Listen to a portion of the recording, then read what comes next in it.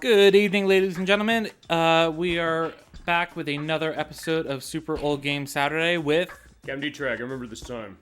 and myself, Crochet Nerd 64. We are streaming part 3 of Shadow Hearts on the PS2. If you remember from last time, or even if you don't. We have video as well below for the other parts. Don't worry, you did not miss anything. We made it to the Samsara Pavilion in the Temple Ruins. Our goal is to get the votive picture of the White Tiger from Master Zifa, who is... Nope, this is Master Zhao Fang. Oh, wait a second. Yeah, Okay, see, Master Zifa you haven't met yet. That is why he's the expert of this game. That's why he's playing this. This is why he loves this game. He knows everything. In fact, when you were just describing that, I was like, okay, I don't know this, which is good. Like, so I'm in suspense. I've been looking forward to this all week.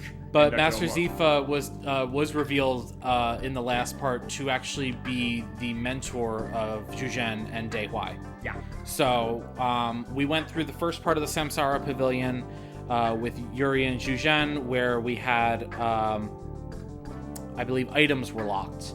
We weren't allowed to use them. Oh, yeah. In the second part, we are going along with Alice and Marguerite, which you can see she's in my party now. Also, I did not make the same stupid mistake I always make in my playthroughs, and I remembered to take the pedometer off of somebody and put it on somebody here. Ren, you want it on Marguerite here for why? Well, either one of them. I'm putting it on Marguerite just because she had a free spot. Gotcha. But I want it on there because the step count only goes up while you're in areas where they're considered dangerous, meaning where enemies spawn.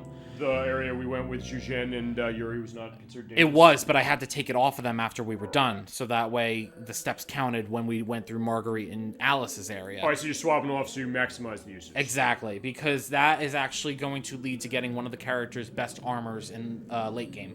All right, and I can't wait to see it, because as I said, remember, I haven't played this game, so this is all new to me. I'm loving this. I've been getting a sense in my mind, I've been watching the last part to get a sense of what's going on, reminding myself that, loving all the parts we've had of this game so far, and then just getting a sense of where's the story going to go, what's going to happen. We're going to what he calls intermission for the midpoint of the game as we were getting a tent. Might take a little bit longer, but we're getting there. We're pushing. He's pushing through. It's like, hey, that's going to be his idea, because you said we want to get there, the halfway point. Perfect, cliffhanger case for getting us ready for 2023, because we're in the last month of 2022. I cannot believe it's been the year's gone by that fast. Yeah, no joke. As you said, like, the time is going to fly for games. Yeah, it definitely is. Till we got to this one and keep going with it. You know what I'm saying? So in this part, it was actually said to us last time, we are not allowed to use skills. Okay. So that means that Alice, who is your white mage essentially and relies heavily on skills, is more or less useless. But you said also last time that you can use items still, yes? I can use items, but I mean, Marguerite is going to be your primary damage dealer in this. It just sucks when you have multiple enemies like this in this group, and you can't use any sort of like AoE attacks. Okay. So right now I'm fighting against, I believe they're called Raging Spirits. Yeah, I did say on the screen. And they are light-based enemies. So the nice thing with this is, while you're controlling Alice and Marguerite, you do not have to worry about Malice accumulating at all. That's great. And the other bonus to it is you can actually kind of farm a little bit here. I don't really have to right this second. I'm not really in need of anything. I can double check just to make sure I'm not making a liar of myself. But the soul energy that you accumulate while you're in this area will still actually go towards what you have. And it'll go towards like your totals and everything. So you can still build up. So it is a good element to that. Oh boy, it's actual Shadow Hearts time. Indeed it is. Kaz22, so good to see you tonight for part 3 of Shadow Hearts. We are getting to intermission tonight. Looking forward to playing this. Hope you've been doing well, and feel free to let all the memories and insights about Shadow Hearts flow. Anything else you got game-wise. As we do on this program, one thing I will mention briefly, we're also getting started on something that Twitch is doing next week, because the Game Awards are coming up, and actually, to that in relation to this game... It's because you're a trendsetter. Yeah, goddamn right I am. Well, we are. It's like you're a trendsetter on Shadow Hearts. I thank you so much for that. The Game Awards are next week. Yasunori Mitsuda did the music for this, was involved in the music. He's up for nomination for Xenoblade Chronicles 3, but Twitch said, hey, to celebrate this on December 5th and through 7th, up until the 8th, which is when the show is, they're going to have What Games Week. Actually tagged the video that way. WUT, which is the idea of games that are underappreciated. But I was saying when I saw that email come through, I asked you, I was like, hey, did you see this? Like, yeah, I did.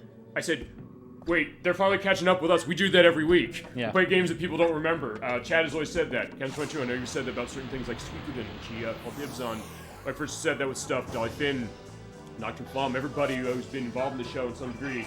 I would say nice, or Ken22 saying, nice, deserves that win. We'll see what happens as far as the win is concerned, because I believe with the Game Awards, it usually is a vote-based thing, I think, as far as like online, but I don't know necessarily what it is, and also for that matter, as far as with this year, is it going to be leaning on other stuff? Usually the thought is like, hey, are the Nintendo things going to get, I guess, winning? Usually, or it's like the Oscars. Usually the thought like, hey, you might know where the Oscars are going to go. Like there's a certain kind of project they'll go for. Because actually last year with the Game Awards, the best game one was It Takes Two. It got ported to Switch recently. It didn't look like a great port, honestly, as far as how it was running. But that being said, that was what they picked. But other people had said to me like, hey, did you play this? Did you agree with that choice? They like it, but I don't know if they necessarily say that's the year. But I mean, it's one of those cases where the nomination might be more the award than anything. We're on that before. But really, anything awards based. Yeah. So it's a popularity contest when it comes down to it. I guess so, but see, it's funny because I'm a big one as far as movies are concerned. Although weirdly enough, when it comes to going to the theater for movies, there's only 3 movies I went to the theater for this year, which were Coda, which won Best Picture last year. I'm strongly against that. I did not like Coda at all, surprisingly. I thought I would really get into that. Sonic the Hedgehog 2, game-wise, of course, and Adventures in Sharon, which was licensed by Martin McDonough, who made, I referenced 3 billboards that set up in Missouri when we played Majora's Mask. The guy who made that. That's probably the best thing I've seen this year, but usually I used to go to everything every week. Yep. But it's like, actually, I've kind of focused more on this show, really, as far as the setup is. So in that way, like, okay, fine. And when certain big things come out, I'm going to go, like when The Whale comes out, which is... Oh, yeah. I thought that came out already. It premiered at the Venice Film Festivals, premiered at a couple film festivals. It is a limited release. I think they're expanding that across the month for Oscar consideration, because the thought is that, hey, they're going to give the potential of Brendan Fraser winning. I'm not stepping over anything, story or anything, because as we're seeing Alice running along. No, the only thing I wanted to mention is even though you can't use special skills in battle, you can still use them on the menu here. Mm-hmm. So, nothing story-wise, though. Yeah. Master Xiaofeng's still around to sell you items if you need them. You really don't need them. I was going to say there, also, I saw there, I was like, I need some money. It was like, oh, wait. At first I said, what was that going to be? But I said, okay, fine. You can buy stuff, or you can sell stuff. Yeah. I like that they say that in the dialogue, it's like the Super Mario RPG thing of like, hey, you could say like something simple, but they kind of give it a little bit of flavor that way. Yeah, the flavor text. Mm-hmm. It's definitely fun. I have 2 of those in my inventory already. I'm gonna buy 1 just to cover my ass. Leonardo's bear? Yeah, it prevents instant death. Okay, that sounds like it'd be very useful. Uh-huh. I guess because we're starting to run into cases. Wait, no, we had that last month. You ran into an instant death attack, didn't you? Uh-huh. I was gonna say that. I remembered that part. In that case, yeah, 20% off, my friends. So I got that. I have some Thera seeds in my inventory just in case. Some mana seeds. A couple of pure seeds. I still have the pure leaves I need to work through. But now we're getting into the point of the game. Well, we were last month too, where sanity is not so delicate, so to speak. You still have those characters that have very little sanity going into battles, but it doesn't have to be so closely monitored anymore. When you say sanity of characters, is that the idea that there's certain characters? Will they go maybe to something of their characterizations as far as the idea that they might be maybe more nervous as like how they would come off, and then that has an effect on battle, or just the idea that they kind of pick a random way of running it? No, so the sanity points in battle, once they deplete, then the character goes berserk, and you have no control over what they're doing in battle. So I guess then for this, Alice is of 6, Marguerite is of 10. I guess maybe the thought that Alice is not as seasoned for some of the stuff. I think it's just because of the way her character is presented as like a, the innocent kind of priest-daughter kind of deal. Sure. So and understandable given what we've seen so far, but also as we've seen, understandable why she would want to stand up and say, no, I'm going to do something with this. So you do see that growth of her and everybody in this game so far, which I've loved seeing. Yeah, and honestly, even though it's still at 6, it's manageable. Like, it's not, I don't know if you notice, like, even though Marguerite and Alice are not the strongest characters I have, we're still taking these enemies down pretty quickly. Yeah. Also, you just said you have 21 years of experience on this game this month. Actually, 21 years of experience since it was a December release for this, it was actually in 8 days. So next Sunday. Yeah, we are. See, that's the other thing. We celebrate an element of anniversary because we did that a couple weeks ago with the Magic Quest starring Mickey Mouse. That was basically the 30th anniversary. We got a couple games doing that with next year. We got Tekken 3. I know I mentioned that last week. It's gonna be one of those. Castlevania Run of Blood, I know is gonna be another one. And there's sort of with Bomberman World, which is gonna be in July. I first want to see that, and there's gonna be a setup for that franchise, which is 40 years next year. I can't believe this has been out for 21 years already. I know, it's one of those things. I think a lot of people I know have said that. Even people in the comment in the chat have said this, saying like, they thought of maybe they're feeling old that way, but just the idea is, you're right. Maybe this is the idea of what Twitch is doing with their initiative, and us saying like, yeah, please send residuals here, friends. I was 11 when this came out. I was 15. I was gonna turn 16, like right before, actually a couple weeks before this, or a couple weeks after this game came out. Yeah. But still, you're right. That idea of kind of remembering that idea of where gaming was, where it's gone, and also coming back to something like this. And in your case, saying how well is it held up in your end, but also me looking at this saying, I want to drop $150 on this. Honestly, just what I'm seeing. If they don't re-release this, and please somebody re-release this or remake it or something. We were getting a lot of remakes coming along. Oops, we love the show. We mentioned that. So they do. I mean, we've sometimes said things like the next week's like, oh, we're giving you this. I would like to run into the other enemies in this section, and they just haven't shown up yet. What are we looking for? I think they're called puppet guards. Okay. But they just haven't decided to make an appearance yet. Yeah, I mean, eventually, I guess. I mean, we're truly trusting RNGesus right now. Yeah, I mean, I asked you last time what the element of RNG is on this game. You're saying it's not really much, really, except for, I guess, the appearance of the enemies. More or less. Generally speaking. Yeah. I guess what would you say as far as RPGs with elements of that, maybe best and worst, or things where it stuck out in a really good way or not in a really good way? It doesn't bug me. I mean, you know, there's no reason for it to really matter in this game. You know, unless you're trying to fill out like the bestiary, which I am trying to do, but you know, in terms of like farming, I noticed that it becomes more of a slog, and like that's when it becomes annoying in the game. So like if you're trying to get a certain material or like a drop from an enemy, that's when it becomes a real pain in the ass. Well, we were mentioning it off screen with Kingdom Hearts because I was showing you some of the things just like, hey, I didn't see as far as the play, including the Phantom fight. Right. I forgot how insanely close I was on that first run of that boss, but we were also talking about the synthesis thing, which is the one thing I didn't finish off completely because the drops on that are insanely hard to get. Yeah. Which is why I gave up on it too. Well, I mean, here's the thing: is like I always want to show enough of it, and it's like when we were running the case of, I guess, going that game to 100%. I mean, I don't know if that's not 100% exactly, but we did show what I was in. Look, chat was not complaining. Like, person wanted to see that said, yeah, like I get why that is to it. So it's like, yeah, we're giving it enough of that element as much as we can. So that makes sense. All right, I'm back on track. I got lost for a second. How is map on this as far as, I guess? It's a short area. It's a very short area, but it's, you know, I'm following my guide again to kind of keep myself on track. Also following the items, I guess, in this case, because you're seeing, like, okay, there's a box that didn't open, so you can use that as a bit of a landmark. That's exactly it. I mean, hey, it's, I guess, easier than what Emetics and I are doing with Parasite Eve. We're getting back attacked. Oh, yeah, having to draw out the Chrysler building? Yeah. By hand? That's funny, though, that we're doing that. Or not just funny, but just also unique. It's like, I don't know if I've ever done that. It's like, I'm learning how horrible of a cartographer I am. Megs is great at it. I think I have the picture of one of his maps as the thumbnail of the last part. I'll come back to that end of January, by the way. We'll finish the game then, I believe. I just get Iabray set up so with BP and stuff, so like I'm not dying to the not mimic box. I really wish that I could use special skills right now. Because... Especially in with a back attack. Oh, right. Then I just want to, like, encounters like this, I just want to end them quick. Okay. Like, and special skills will do exactly that, especially with Marguerite's grenade. Right. Like, that'll just take them out real quick. Yeah, I mean, fair enough. I guess for something like this, it makes you realize just how much you miss something like that when it's gone. Because I know one of the games you're going to be involved, you and Surrender Antonio next year, we're going to be doing a game that I know Brooks really wanted to see, Super Mario Sunshine. Yeah. That's a case where You said you hadn't played that, or you have like a little bit of familiarity as far as having seen it, if not played it. I never played it. I own the GameCube copy as well as the one that came out on the All-Stars collection for the Switch. Yeah. But I have never once played it in my life.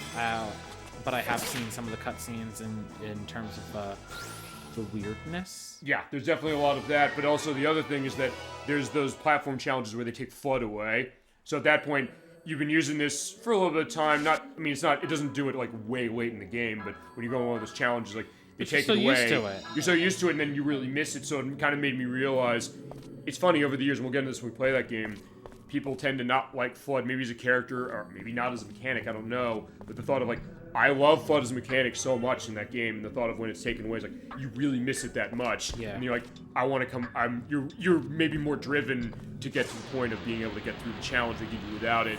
Right. You kind of understand like, okay, this is how we played Mario 64 with it, and here we have our Puppet Masters. Puppet Guard. Okay. I knew eventually they'd show up. I think we can play that with the Puppet Master, I believe is a part of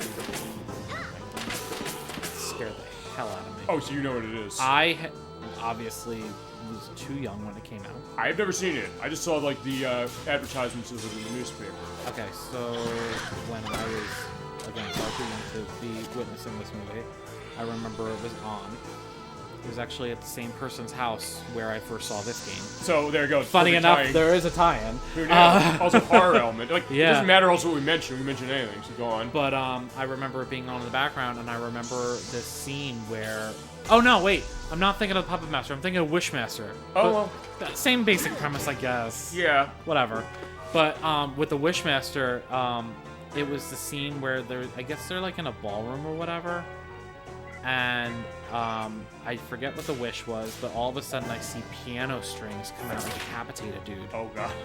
And first of all, I did not know piano strings were that sharp. They are. I mean, I have family who is familiar with that, so you have to have that stuff set up for that. Had no idea that they were that sharp where they could actually do that. It's like garrote wire, basically. So that's like terrifying to me. Sorry. No, I get that. And like to see that as a kid, I'm just like, cool. Hey, Trauma, how you doing? I would say also, like, as soon as you see pianos, like, get that shit away from me. After we were playing Looney Tunes Space Race for the Racing Showcase last week, there was one of the remote controls you get. It drops the piano on, and it drops the bust of Mozart down. It was like, I got out of the way of it at the time. It was like, so I guess I was, without knowing it, just kind of avoiding that element. Like, yeah, the piano's gonna kill me. Although in a cartoon like that, it's like just it's funny that way. It was like then when you go to something like that, it's like no, it shouldn't be. It's like the killer piano from Super Mario 64. Yes, I guess we got to do that when we get to that game.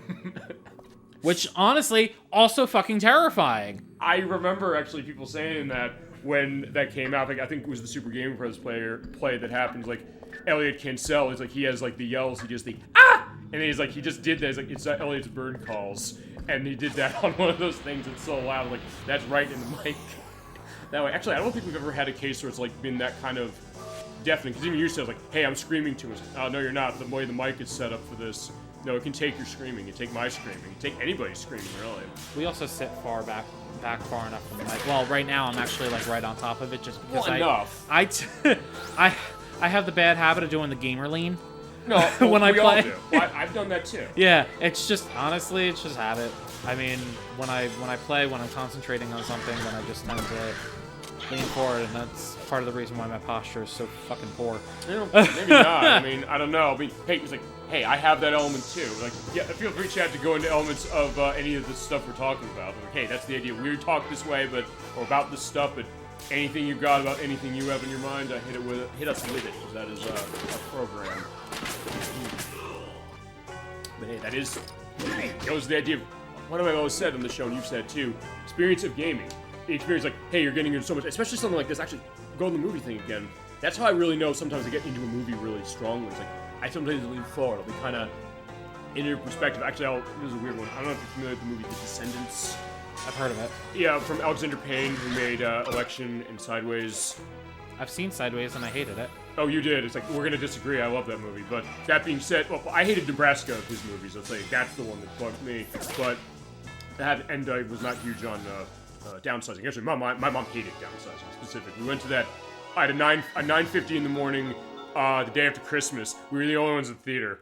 I remember, and then we did not make much money anyways. Like, I liked it a little more. I was like, I hated this movie. But anyway, going back to that quickly, in the sense, there's a scene that's where I got so into that movie.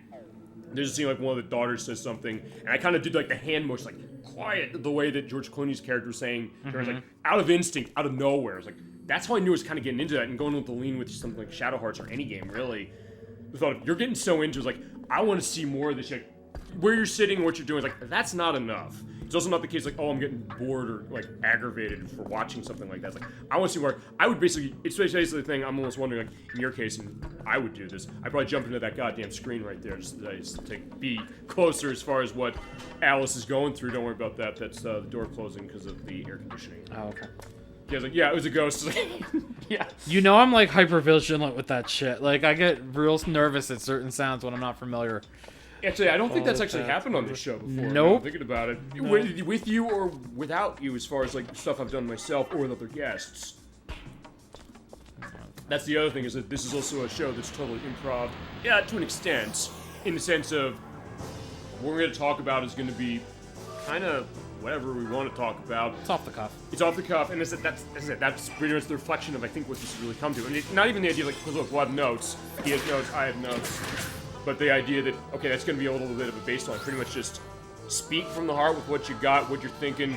Maybe even just random reactions to the weird shit I'm saying. 'Cause that's usually what this show is sometimes.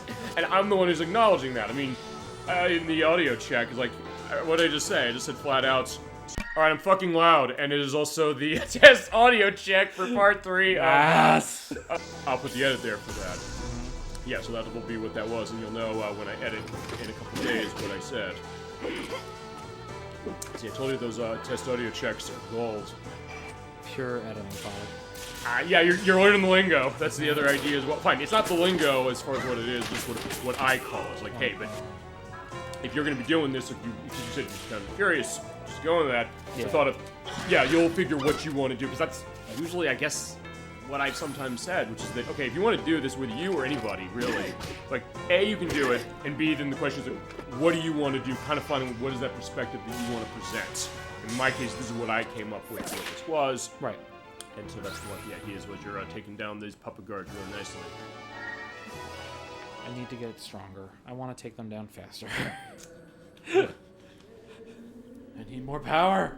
Yeah, all the power, yeah. Just I power, need to unlimited power. See, there is...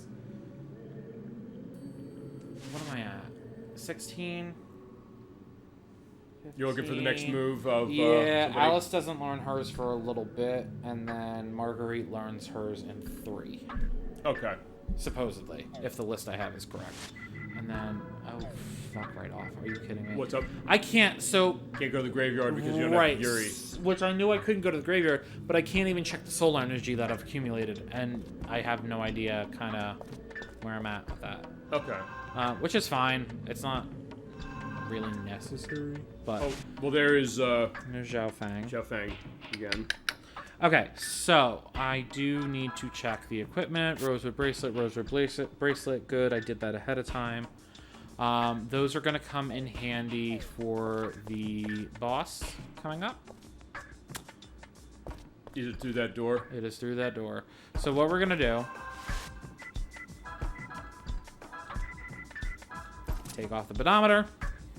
Alright. Because I'm not a fool. We're going to actually put a Western belt onto her to pop up her attack power a bit. Okay. Unless there's something better. Am I right in thinking this boss is something you have to fight with only those two? Yep. Okay. Which isn't bad, because, so like I was saying, because it's just these two, they essentially scaled down the enemies, I feel like, to make it a little bit easier. You're also prepared very well as far as items and things. So Yeah, well, I know what's coming, yeah. And then honestly, instead of wasting any magic or whatever, pop a 10. Fair enough.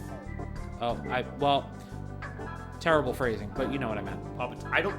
Is that a euphemism or something? I don't know if it... It's dirty. Oh, okay. I'll look... Pitching a 10, popping a 10, yeah. Well, pitching a 10 is real. That you have to do that when you go camping. It's yes. Okay. It is a euphemism. Fine. Then again, what isn't a euphemism? This is true. Actually, it's funny. You can make anything dirty with the right kind of mind. It's funny. My brother once said this. He was in college with some friends of his. He just kind of came up with these weird, I guess, proclivities. Let's put it that way. Flashing light warning there will be indicated when we edit. Well, before that, as I always do when it's a case like that. But he's like, we just came with these weird things nobody would ever be turned on by, and it was pretty hilarious. He was just telling me what it is as we were seeing. I guess something with this guy talk to the hand. Who is this? This is Baigu. All right. So, again, strictly attack. That's all we got. There are some items that we can use on the ring. This will double the hit area, but the indicator will sweep at half speed. This will double the attack, but the indicator will rotate twice as fast. Same thing here. Wait. Oh, that's all allies. This is one. This is... All our allies' hit areas are cut in half, but attack power doubles. This is just the user. So, I mean, I could throw, like... I could throw a black tortoise fang on her. Wait, how do you usually run this? Honestly, I just sit there and go through it, but fuck it, why not? If I can speed it up, okay, I'll do it. Because there's really no point in dragging this out. And according to the guide that I am looking at, he has roughly 380 HP. Okay, he's very fucking weak. I was gonna say, that doesn't seem too bad. No. So Alice is obviously going to be your support rather than your main attacker, but she can definitely help the process. Every little bit will help, I guess. A little, yeah, definitely. He doesn't do a shit ton of damage. So let's see how this is, because the indicator is going to sweep fast. All right. 2 out of 3. And you didn't even say like a miss when you. But that's good though. The damage I was doing was you go. fucking great. That's about a third of it right there. Yeah, so I can take him down pretty quickly just by using that item. And I'm not sure how many turns it lasts for. Okay. But it'll tell me when it wears off. I like he's very polite, I guess, to some degree, like doing the bows, like, okay, that's not exactly that. This is palming me to the face. Pretty much. I mean, we were talking about the Mario stuff. Yeah. Nice shot on that one. Yeah, nice shot to the face there. I think like the boss in Shifting Sandland in Super Mario 64. Although in that case, like 2 hands. He's already shaking a little bit. I guess so. I do like the design. Just look at this. Like the multi-eyes, but also the idea of what it's got with the hand and everything. Yeah, it's like a Hecaton share from Greek mythology. Yeah, there you go. And maybe that was what they're going for. Maybe. Well, I mean, maybe they're mixed, because they're mixing stuff. It seems like this game, so it's great. Anything macabre. That's what worked for them. Done. Yeah, right in the eye. I love how they actually Done. did the cut right there. It's like, right as she shoots, like, yeah, no. Yeah, I only needed one more hit, and that's what I got. Yeah, she hit right in the center. So good shot to Marguerite. All right, so that's good. All right. We'll get some levels up. Useful.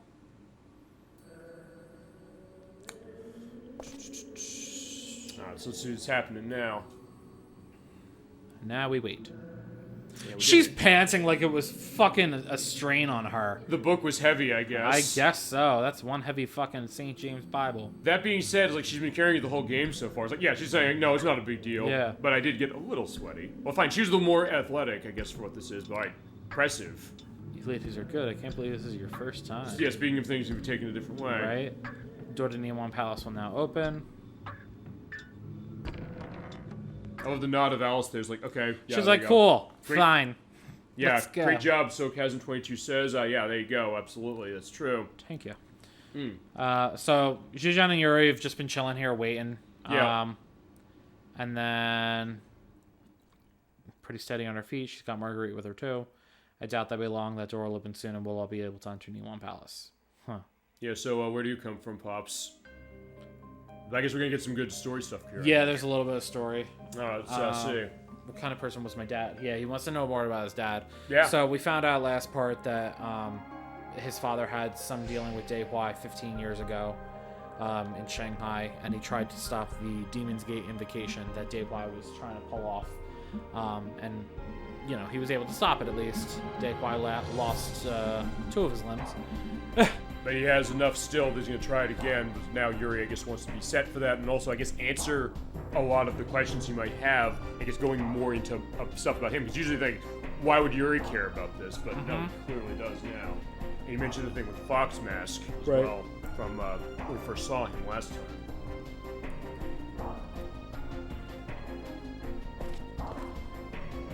First one was Japanese army operative, right? So that we know. And he was distrustful of him because of that? Yeah. I don't know if that has to do with anything between the Chinese and Japanese Maybe. stuff. That would make sense for that. The unrest. Yeah. They got into fights too, but what he really liked was he would rally against any injustice. Yeah, he was an altruist. Yeah, pretty much. And I guess still going with what Yuri is that eventually, like, he'll want to do something. If he's set to do something we saw last time, he's gonna do it to the end. Right. He often wonders some way he could build a truly good country with his own two hands. Was he a good man, though? Yes, that's what he just said. I guess so. Yeah, absolutely. A true friend to me and a better friend than I deserved. Ooh, really? Yeah. Yeah, see, here's the thing. All these little things now I'm paying attention in a sense. There's something gonna be coming back. I see you say that. That's sweet.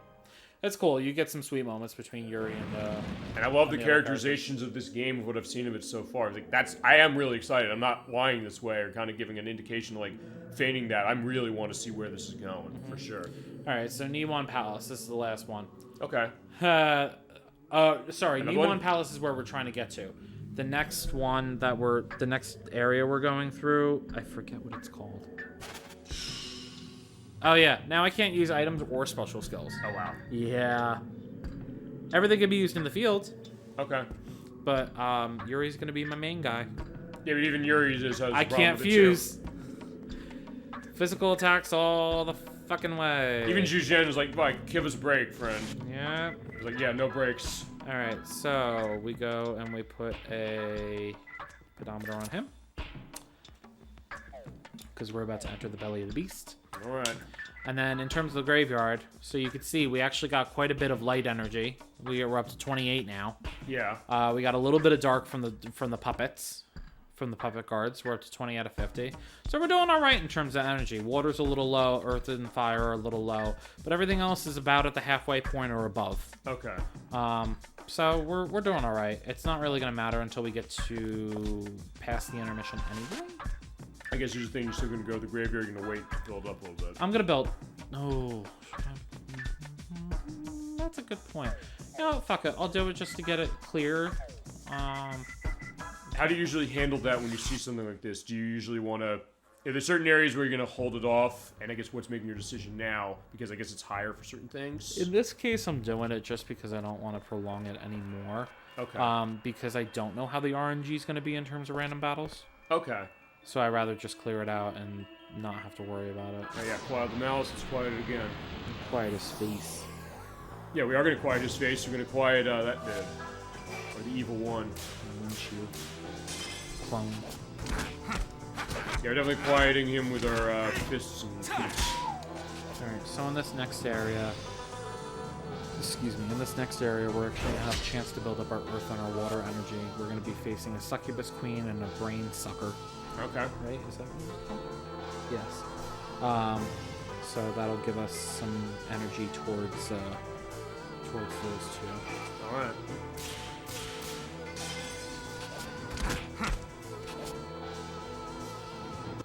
I love that music. I'm really getting into it. I have to. Yeah, it wouldn't be this. It's just one of those things that's so easy to make fun of. I've gotten so used to it though too, but it's also one of those things when I hear it's like, okay, fine, I'm kind of in battle mode now, and I'm loving hearing that and getting ready for God. Oh, the musical shifts are fucking fantastic. The music shifts and the music of this game I'm loving, absolutely. I told you you'd love it. This is what made me fall in love with this series. The music, or just the idea of how it's operating this? The mood, Relevant, the really. mood definitely, and then how the music contributed to the mood on top of it. Sure. Yeah. Now it all kind of blends together in the best possible way. All right, and I was gonna save. Okay. Jiang Palace is where we just were. Okay. And then we're about to hit. No. Dan Tian Court is where That's we are what now, we right? just went through. Yeah. So I'm going to see what this next area is called, because I don't know.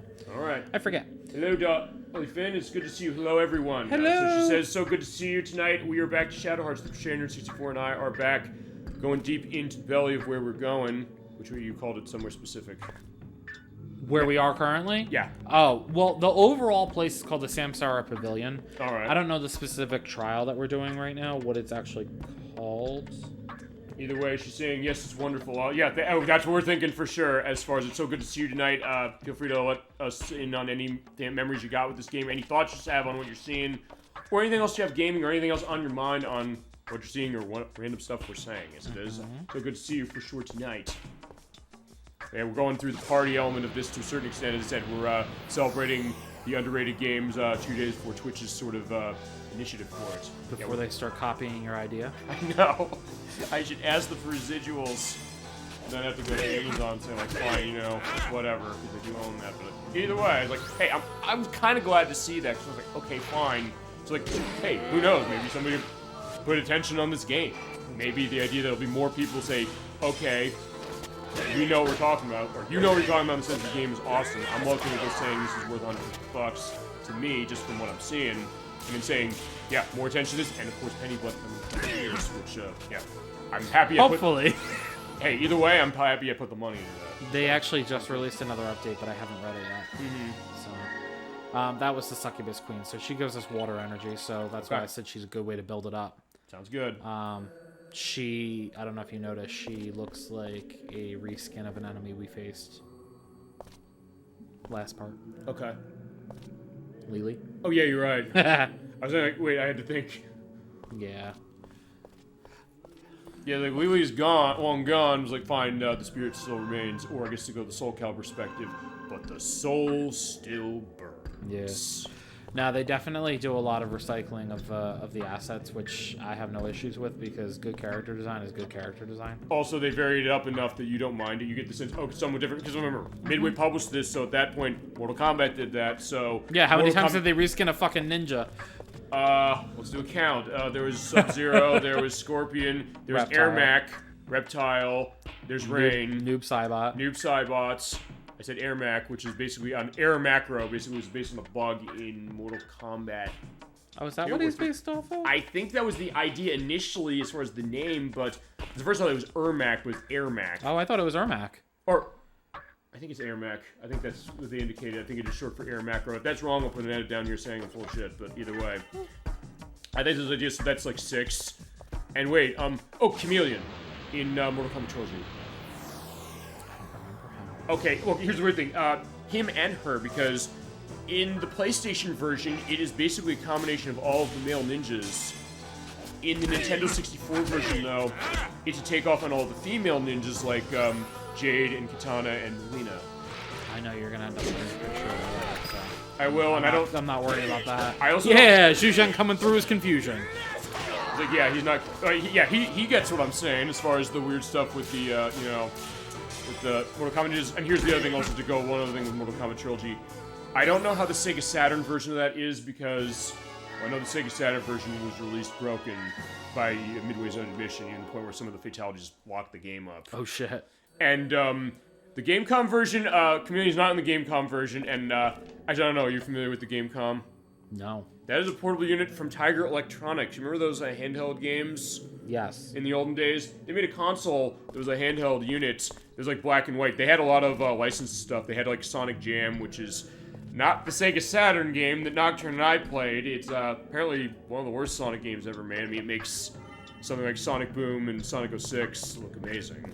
They put Mortal Kombat Trilogy on that, but actually, Scorpion and Sub-Zero are not in it, really enough. And there's like 10 sound effects, and it's very weird how that game is, and I hear it's not that great, even by the standards of that system, because actually they have Fighters Megamix from the Sega Saturn on it, where it's doing like 3D on the Gamecom. I'll have to show you some weird stuff of that. Like, it had online, weird enough, at units, in that you could actually hook it up to a 56K modem. Into a portable unit, weirdly enough. So way before, like, the Wi-Fi stuff of DS and, all these other things. Yeah, that was what was going on. Oh, how far we've come. Actually, also there's a version of Resident Evil 2 on the Gamecom. Oh wow. To the point where actually there are going to be 2 cartridges for both the campaigns, but they didn't make it. I know, I just saw... Okay, fine. You're looking there as far as, like, getting the enemy you want, the Brain Sucker. Yep. Yeah, looks like the Froggies. Yep. But then also the thought of, like, wait, they put Resident Evil 2 and they're going to have 2 cartridges on that for the Gamecom. That's so weird to me because, like, the N64 was able to do it on one cart. Yeah, and actually it was revealed years later that it actually didn't need to be on 2. It was actually, I think, a weird thing with production as far as the disc for it on the PlayStation, to the point where when it came on the Dreamcast, it was only on 1 disc. GameCube was on only 1 disc. And as you mentioned, Nintendo 64. Talk about miracles of your porting. The idea of getting that thing running on the Nintendo 64 and adding unique content was not available. Right. Yeah, which I guess when we get to Resident Evil 2, I don't know. Should we show that one? There's so many versions of it at this point. I mean, it is easiest to get far downloading the PS1 version of the PS3. There's also in the Dreamcast version, which just costs a lot of money. There's the GameCube version that is based on the Dreamcast version. The extra stuff that's in it and unique to it. That costs a bit of money, not massive. It's not Resident Evil Code Veronica on the GameCube. I mean, having the Dreamcast, but still. Or there's the remake now. The remake, yeah. Oh, which is phenomenal. I don't know if you've seen it. Oh, of Resident Evil 2? I've seen it. It looked awesome. It's so scary. Actually, it's also the other thing that apparently, because I remember Darth Vader just came and he's like, I'm mad about the fact that Capcom is doing a cloud version on the Switch only. It's like, quote, they should die in a fire. But from what I understand, they did it right. Apparently it runs well. Even in the cloud perspective, we ran in our element of cloud gaming not being great on Switch, to put it mildly, with stuff like the Kingdom Hearts stuff, with the Switch? Well, I'm trying to think of the only other cloud games on that. Actually, a lot of them seem like the kind of weird stuff. Apparently, Resident Evil 2, they apparently did it well for the remake. Because that might be how they do it on Switch, but then again, hey, you know, they can port something like Nier Automata to it, they can port the Doom games, they can port Witcher 3 to that. So the thought of it, but apparently they did that well. So, yeah, actually, in that case, since it's like remake and original, we have reason to play both, technically. Oh, and he's a lottery member, apparently. He is a lottery member. This is the only time that you really have to talk to him in order to like get through the lottery members, because I don't know for sure because I've never missed one. I think if you don't get him, the next one doesn't reveal themselves. Really? I think so. So that's why I never missed him. Do you want to fact check that one for the edit, or should I? I'll check it. Well, because I was going to say, honestly, that takes a quick Google search. It's also because because remember, as you said, like I don't want to go into spoilers too much myself. What are we going for? Yeah. We're gonna go for the red like we usually do because that's top prize. Okay. His ring does move at a normal pace, thankfully, and it's not too difficult to get. I just fucking missed it. Oh, you did? That's okay. I actually need tissues. They play a role later. Meowny sorries. I was like, so yeah, there you go. Meowby, you can try again. Meowby, I can punch you in the face. Yeah, they got, but give him the ticket, and he's like, yeah, give me the ticket, then I'll let you hit me.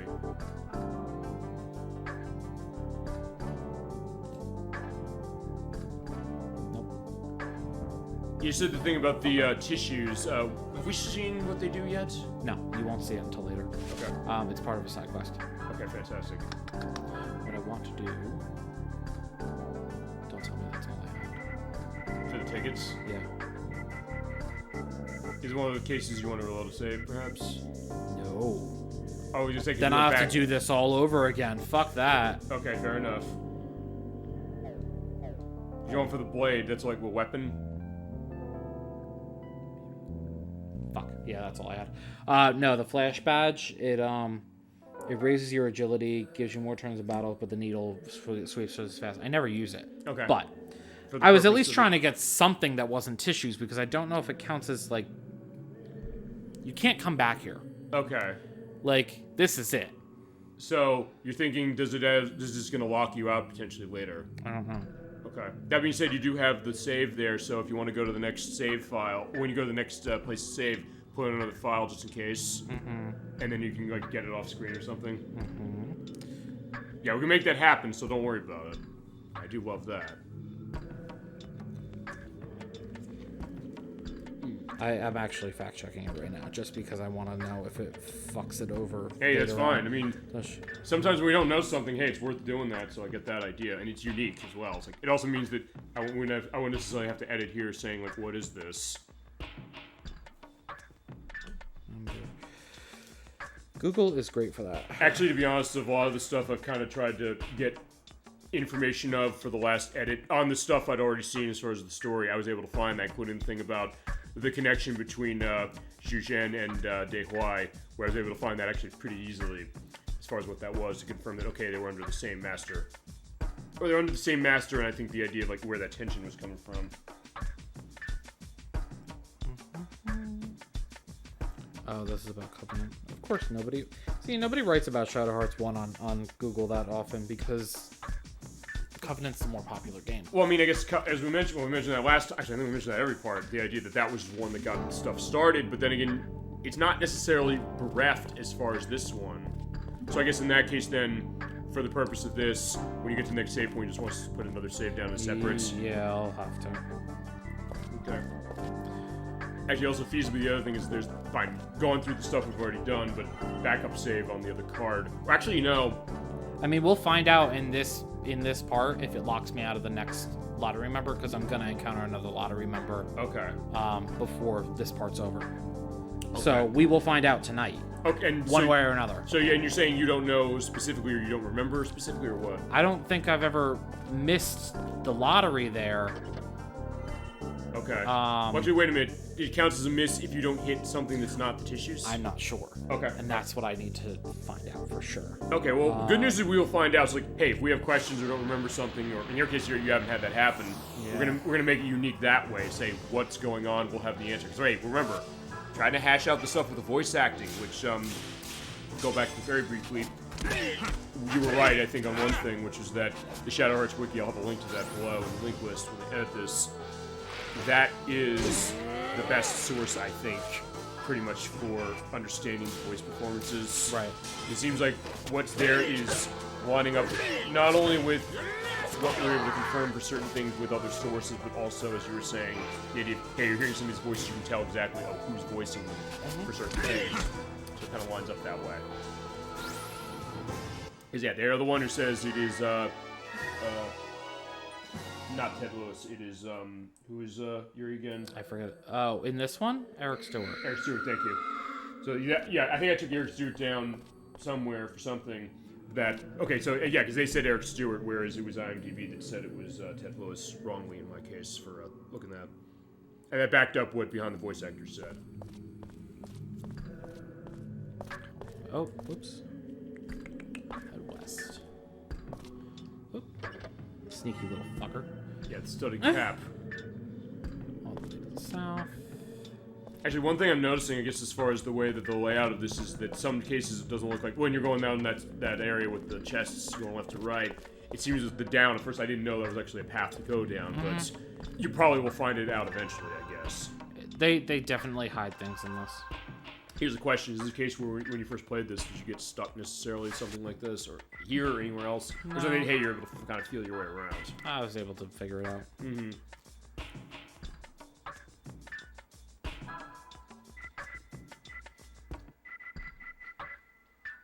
Oh, goddamn. What's up? Again with the fucking pocket watch, and I don't have it on me. Whatever. Oh, for us. For Yuri. Oh, okay. You put it on. It's on one of the girls. Okay. Yeah, I don't know who. Whatever. It says by Leonardo's Bear, but I'm pretty sure I have. You have one, yeah. I think 4 of them. Oh, you got that many? I thought you got the one, but like. No, I got 4 because I picked one up. I didn't remember. I would have ended up with 4 anyway because this next boss actually drops one. Okay. I'm gonna have 5 by the time I'm done, and I only needed 3. Which is good. I guess you'll be able to put that in for money. Yeah, I can sell a couple. And here's your save, and I guess actually also here's the other thing. If you want to put it on the other card on top of that, that's one thing. Well, fine. That's a good idea. The other card, and then also okay, fine, because yours is that one. But remember, that's the file you put on. So okay, so we're gonna do. That's the file you saved to already. That's the one we've been using. Right. So we're gonna keep this one. We're yeah. Gonna save. Wait. Don't overwrite that. Don't overwrite it. Because that's the one you had before the lottery. So I think what you want to do is put it there. I'll tell you another thing, which is also. You are correct. For now, also go back and go into card 2. Right. That's fine. Don't worry about it.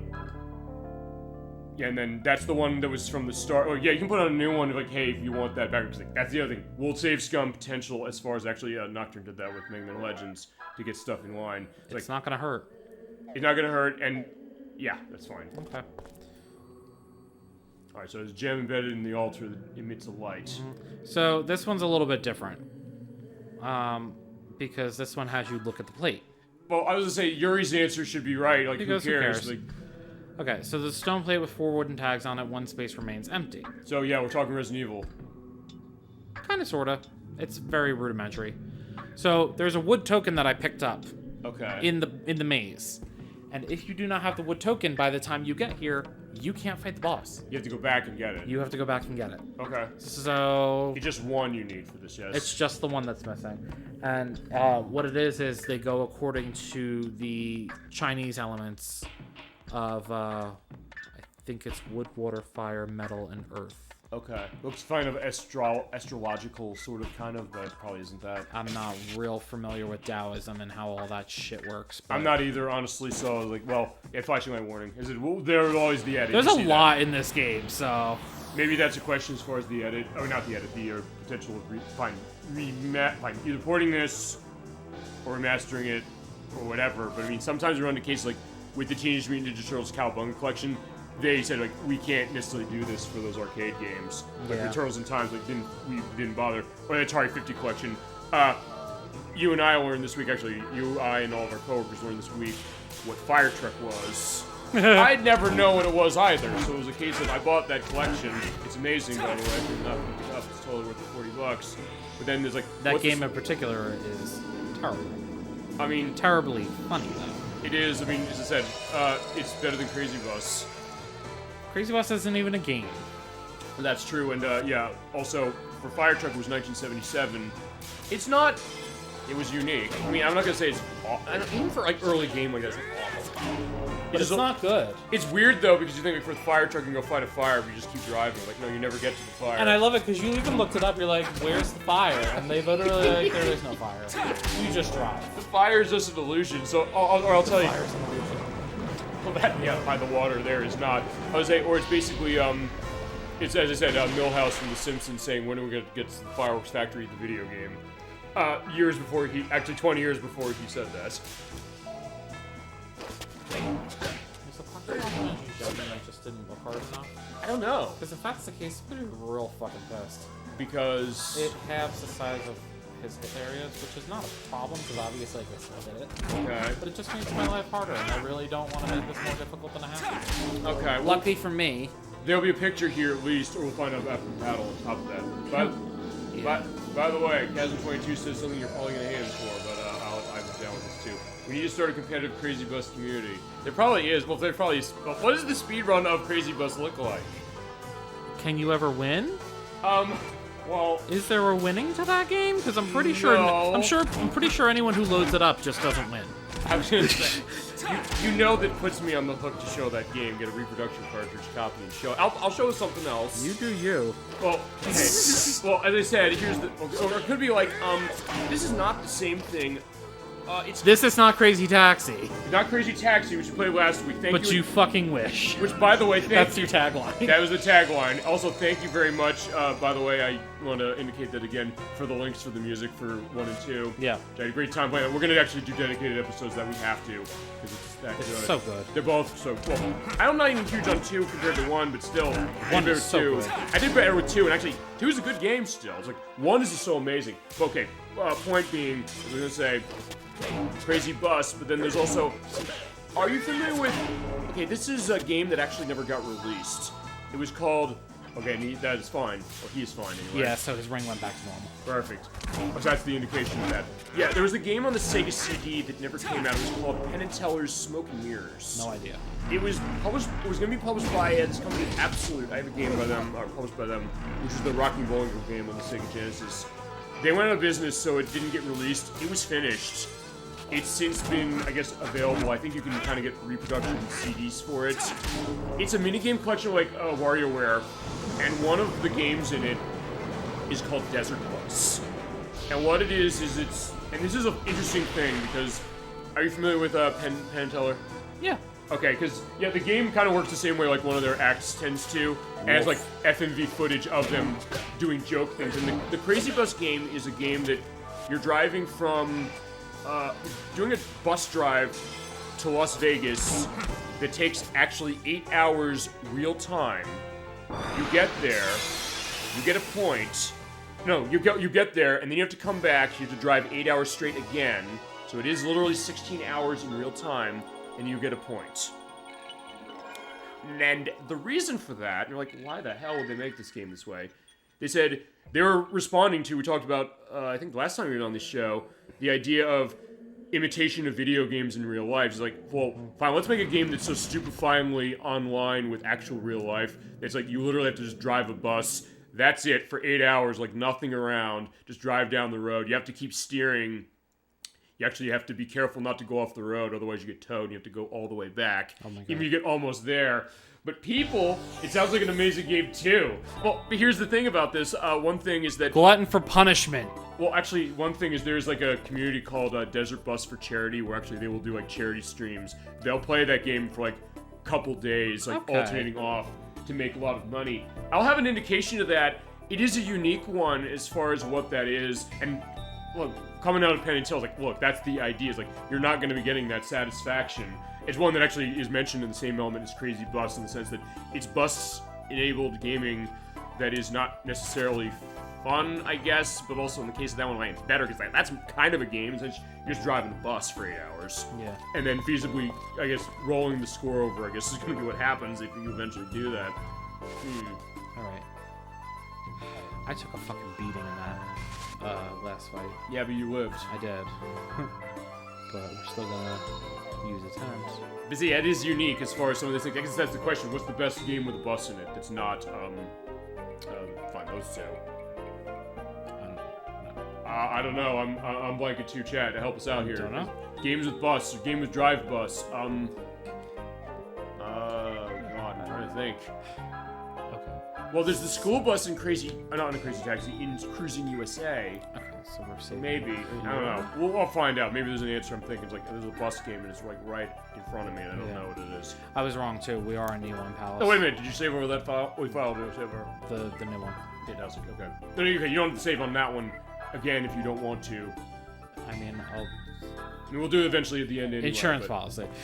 But we'll do it at the end anyway, so it's either way. Like, hey, if you think that's going to stop you from getting Weird shit has happened, so I'm not testing fate. And I've mentioned weird shit as far as the game. We are out. And there is, just, I have to say her full name. Do you remember it? I know the Kawashima part, but I don't, yeah. Lieutenant Colonel. Lieutenant Colonel's like, thank you. Sergeant Kato's like, yeah, they're late. The train is late. Yeah, Sir Lieutenant Colonel Kawashima, or Shima, there you go. Hey, Sukatani was right. I don't think we've seen Sukatani yet, have we? We have. Alright. Sukatani was the guy with the shaved head. There's a bus simulator. Or, question, statement, Dolphin? Desert Bus. Okay, so yeah, there's that, yes. Yeah, that's what Desert Bus basically is, to a certain extent. Actually, I mean, I know there's, like, the Densha to Go franchise in Japan. I think there might be, like, a bus take of that potentially, too. So maybe something like that. But yeah, feel free to go into that more, Dolphin. We'll be happy to go into it as we're seeing what's happening here. Like, oh, suddenly... He ready to fight. Yeah, here's Sukatani right here. Alright. Attention.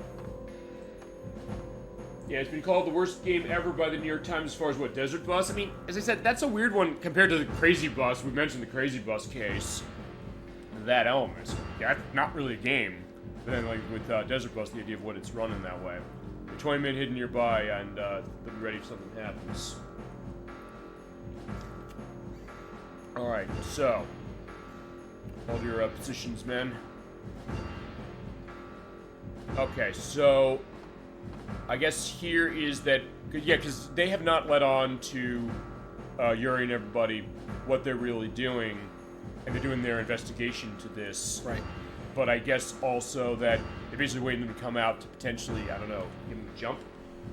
So the Japanese army is also trying to get their hands on the votive picture because they're also trying to keep Dayquai from doing the Demon's Gate invocation, but they're going about it a completely different way, and I'm pretty sure that they have different motives on top of it. Yeah, fair enough. Because, you know, they're military, so of course they do.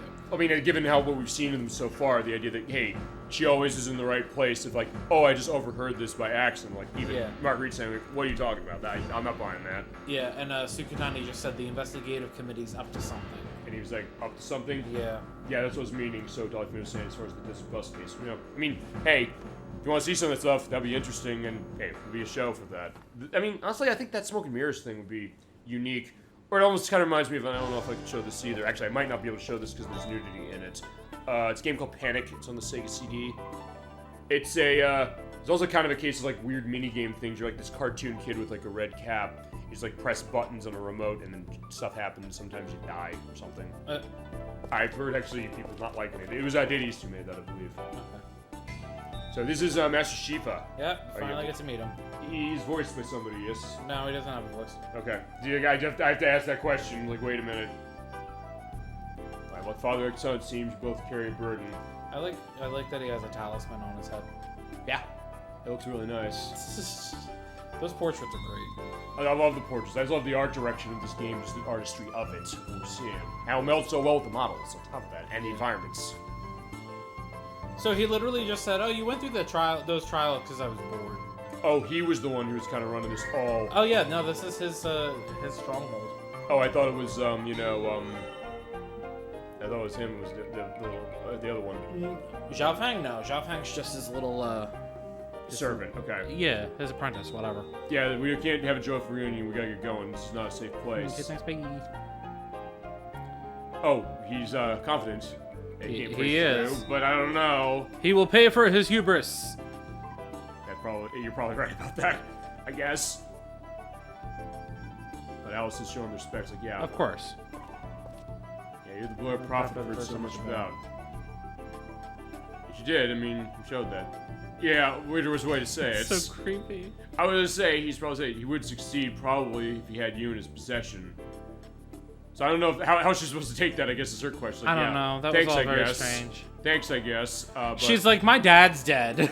Yeah. So it's like, yeah, here's the thing, I guess, about Alice, she's, I guess, a good wordsmith or words element of that, saying like, yeah, let's change the subject right now. Yeah, right. Just like moving on. But are the sons of humans not also human? Yeah, they technically are. Real philosophical. Oh, absolutely. The motivated of vengeful hearts.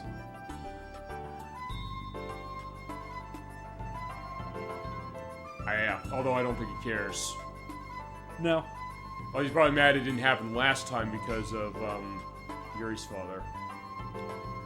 He doesn't even know what would happen. Okay. He just wants to do it, I guess, just for the purpose of it. Oh, I want to give you one last thing. Actually, how does he think of the talk? I guess he's fine. Oh yeah, you said the votive picture. That's what we're coming here for. Yep.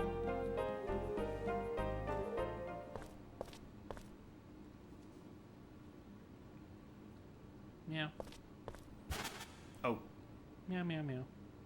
I was saying, you almost sound like Henrietta Pussycat from Mr. Richard's Neighborhood a little bit. It's like, well, we mentioned that game. We mentioned that show enough, and there's not a game specific to it. It's like, fine, I guess I'll bring it up every opportunity I can get where it makes sense. Or I remind to it. Oh shit, he's here. He did break the seal. Maybe.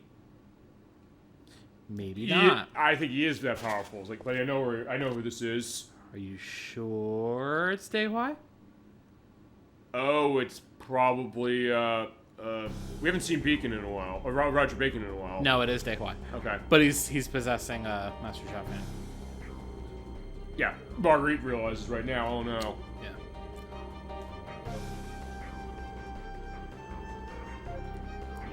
Bastard, what have you done with Xiao Fang? Yeah, he corrupted a little boy. Yeah, that crime cannot stand. But honestly, it was a good bet. If it's not Dayquai, it's Bacon. If it's not Bacon, it's Dayquai. We haven't seen Bacon in a while, though, so that's going to be an interesting thing when we get there. Bacon's doing his own thing right now. Yeah. It's going to come back. I know that it's not... Yeah, we're going to get an understanding of that. Yeah. Healing Talisman now, and I guess the one on his head doesn't count.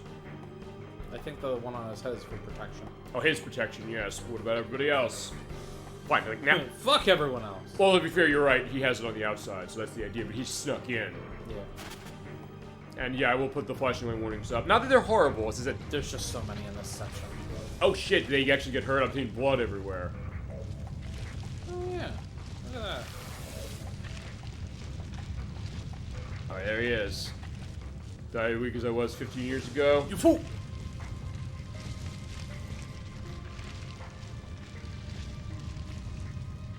All right, so yeah, he does want her, but oh, he got her.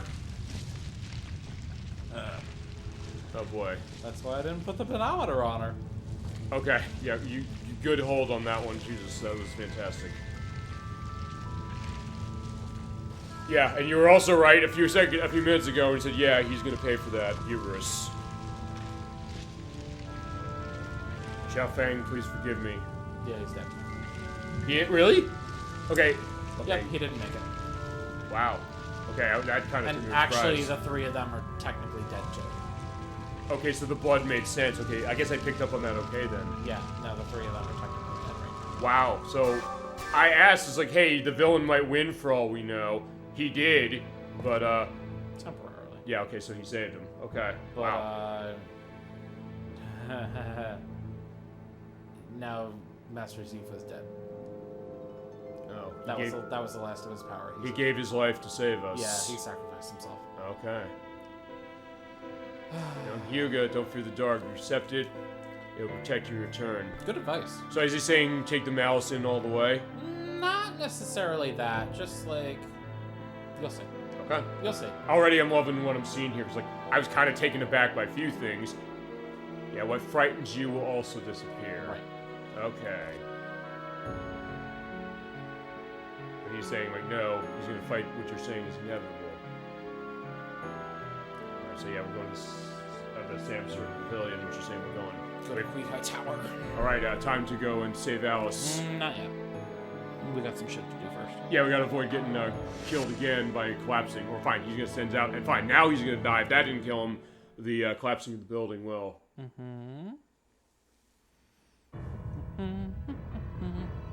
Yeah. Meanwhile, outside.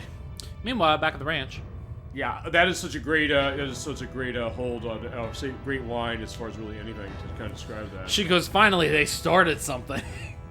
She goes, they're fucking shit up. Let's go. It's also like, yeah, like now, yeah, I got my action. Move case. out. There's a battle going on. Let's do this. It's finally ready to go. I think it's gonna be news. Yeah, take troops underground on to be careful. I love this track. Yeah, you're right. I just wanted to sit for a second. No, yeah, absolutely. And remember, because of how we're doing the audio in this, yeah, you'll be able to do that as well for. It just pumps. Excuse me. It pumps me up. Like, it's such a good track. And then the use of bells. Yes. In these tracks is the best that I have ever heard. It is unique as far as how that sound is. It fits so well with everything. I think all the music I'm hearing fits well with whatever situation it is, but you're right, that unique element of taking an instrument or something that you wouldn't think, would you apply that necessarily to much? How often do you hear bells in soundtracks? Not much. I mean, the only game I can think of at the top of my head, we did Christmas Nights on the Sega Saturn last year, but that made sense sort of, but even then, yeah, I mean, I don't know, I can't really think of many off the top of my head. Well, I mean, maybe Banjo-Kazooie, but that's also going to Christmas thing as well. So, like, technically this is an unofficially Christmas game. And those are jingle bells. These are, like, actual, like, hand bells. Yeah, the hand bells, yes. That is unique. I mean, so it's like the choral bell element for sure. Alright, so we're headed back to Shanghai, which is where Kui High Tower is. Before we even move, because if we move in any direction too soon, we're gonna kind of be biting off our nose and spite our face. The pedometer was on him the whole time. Yes. Good that we had it. Yep. Sorry, what are we doing before we go? Leonardo Bears. Yep, it's... If I don't do this, I'm fucked. For the next area we're going to? For the next battle. Okay. Which is right here. Oh, okay. That's why I said if I don't do it now, I'm kind of fucked. Alright, where do you think you're going? Guess who? This is big. Oh no, it's Woogly. Woogly. Yeah, isn't this a bead, yeah?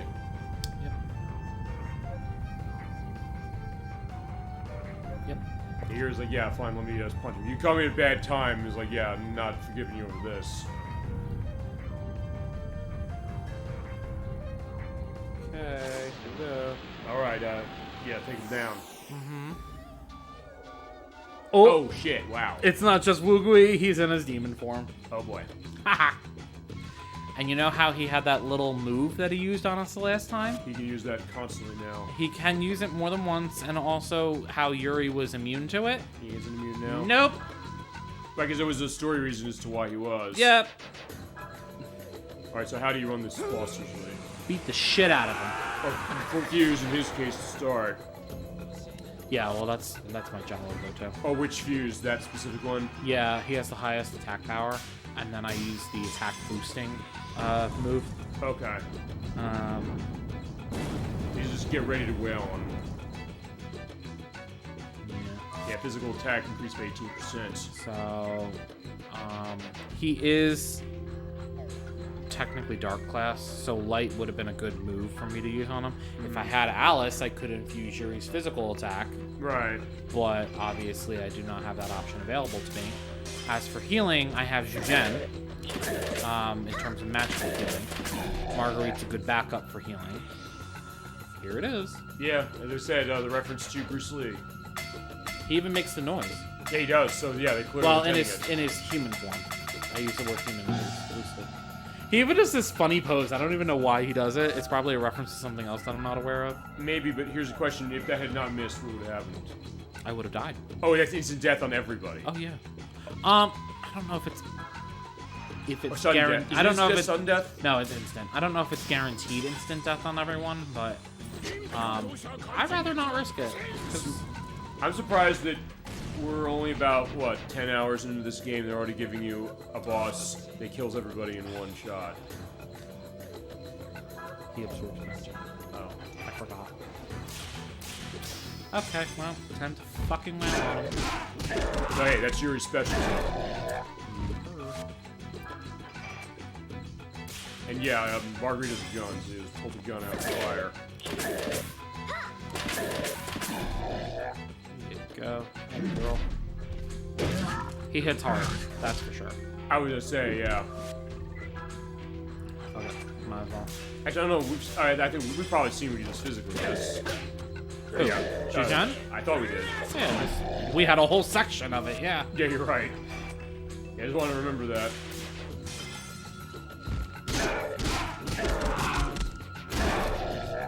He's got about 840 health, roughly. Those numbers are not, like, hard and fast. They're just estimates. I don't know what the actual number is, to be honest with you. I'd assume that Shadow Hearts Wiki will go into it. Yeah, maybe. I don't know if every place has something different, so... Maybe, but it seems like that's the most reliable thing for a lot of the stuff in this game. Not just the thing with the voice acting. It just seems like everything. Everything was like, we had questions of, like, I didn't remember this as far as what we saw last time. I referenced there a lot to get a sense of that. And it seemed like it led me right. Even the thing with the fact that the game got the date wrong. Right. So yeah, we were right as far as that. They had the 15-year thing, they listed that wrongly. But I wasn't able to find much as far as the Japanese version to back up if it was listed that way in the Japanese version. I don't see much play. I don't think it was. Or if it was different. Actually, I don't even know if I found any footage of the Japanese version, like on YouTube or anything like that. I have only ever seen screenshots of any of the Japanese play any of these games. So I've never actually seen any like recordings of it. Actually, question, you know if the Japanese version is less expensive than the US one? No idea. Okay, because I know that Nocturne and I are going to be playing Mega Man X4 next week. She does have a Japanese PS2, so it might be maybe something you could get an answer for. She doesn't have that game specific. I don't know if she's played it. I don't think she has, but that might be a potential because I know there's stuff Japanese-wise she want to run that way for PlayStation 1 and 2. So maybe because we sometimes run on that the idea that region cases where a game costs less for one place than it does for another, and it seems like with certain things, they might be cheaper in Japan. The House of the Dead game, the original one, on Saturn, is way cheaper for Japan. It's like under $50, where it's over $600 for us. Holy shit. Because it was, released. And it's a shoddy version from what I understand, but hey, $50 for that, not even, like, there you go. And that's why Saturn stuff is something you import usually. Unless you're Chasm 22, because yeah, Chasm 22 is a treasure trove of American Saturn stuff that he's holding on to for sure, for dear life. And good job, you got him. Mm-hmm. Yeah, and I get some dark energy.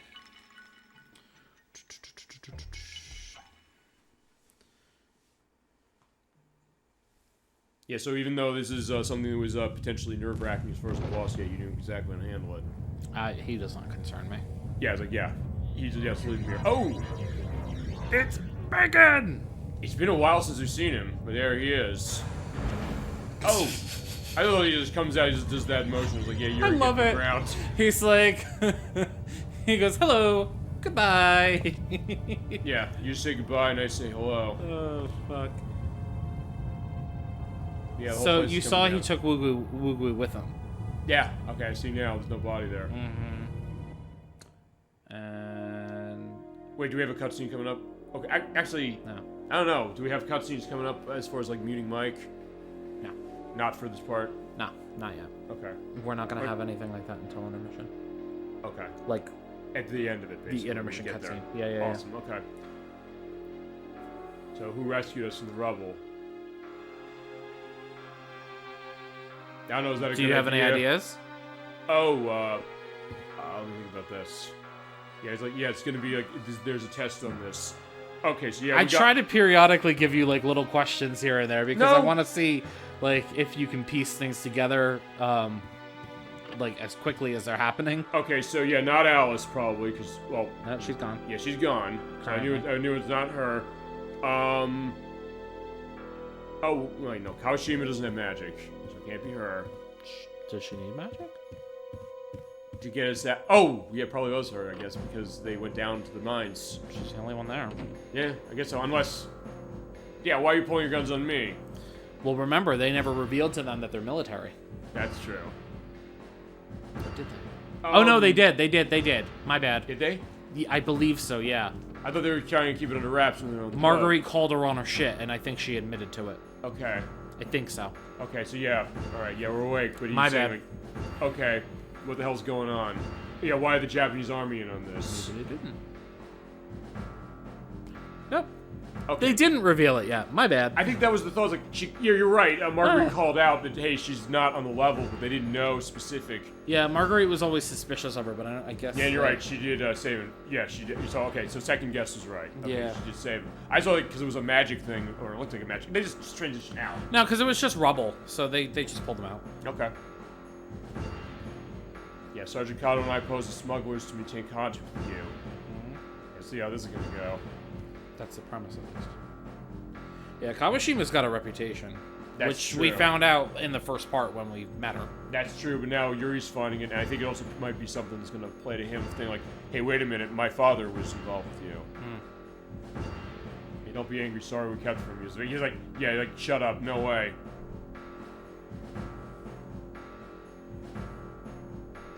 Yeah, she's got a point. At present. Yeah, even she's saying that, yeah, no, not right Put your now. enemies right this second. Even Jujen's like, let's be diplomatic. We have to. It's like, we don't have a choice, we need to get Alice back. Sure. But also, that's probably why Yuri is going this way. Is like, if something happens to Alice, they could be doing something to her and we don't know about it. And yeah, Marguerite's like, yeah, it was, well, fine, I don't know if she knew specifically. It was like, yeah, there was something there. If only I picked it up, I would have killed you without thought.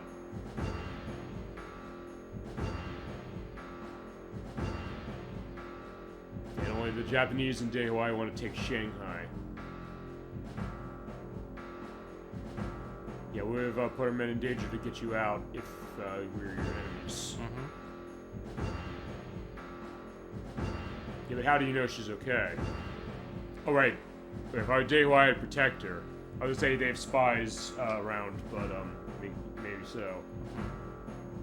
It gets ready for the valorization lever over there, you know, a secure location, so I guess that's where we're going. Yeah, Kui Hai Tower. Alright.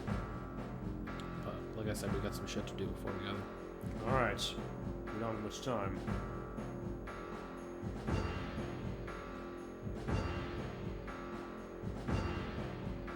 Yeah, since Zhujian, you're familiar with this, what are we doing? And can we collaborate on this? He's bothered by the fact that everything's so matter of fact. Sure, I mean, I guess he's not used to that, of what we've seen. It's like, yeah, we may as well be your damn puppets. I mean, it's not wrong. Yeah, he's not. Yeah, but of course you said Kato sort of has the hots for her. It's like, hey, you know what, at least putting her in a good light, saying, you know, she was praying for your safety, she waited, wanted you to come back, she sent us out to get you. Even though, yeah, she was keeping tabs. Yeah, but, you know, fine, I'm gonna come clean. I did use you. Basically, in some ways, I guess she's understanding, you know, like, being able to get what she wants, even if it means, like, being diplomatic in one way, saying, fine, you want what do you want to hear, right? Yeah, but I want to join you. She's like, yeah, let's cut the bullshit. Let's team up for our common goal. I mean, that's it. They literally have a common enemy, so there's no reason not to. Right. I need to make it a staging base of the army, but it can't be done with him around. And to Dei's your element, we gotta get rid of him together. Yeah, your army is strong enough, so why don't you just send the military in? Yeah, not with the magic stuff, I don't think we can do that. I was gonna say, these things take finesse.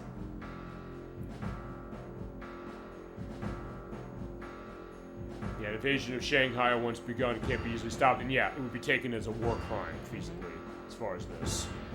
Not to mention the collateral damage go. And it's funny because it shows the other growth of Kawashima, because, like, usually it's like, does she really care about that necessarily? But it seems like, yeah, she clearly is that way. But even Zhujian is saying, like, yeah, I don't want to do that. So yeah, the Chinese-Japanese conflict element is coming full force. Yeah, you definitely see it more as the story progresses. At least throughout this part. Yeah, Yuri's like, yeah, I'm taking a bit of a stand on this one. Yeah, fine.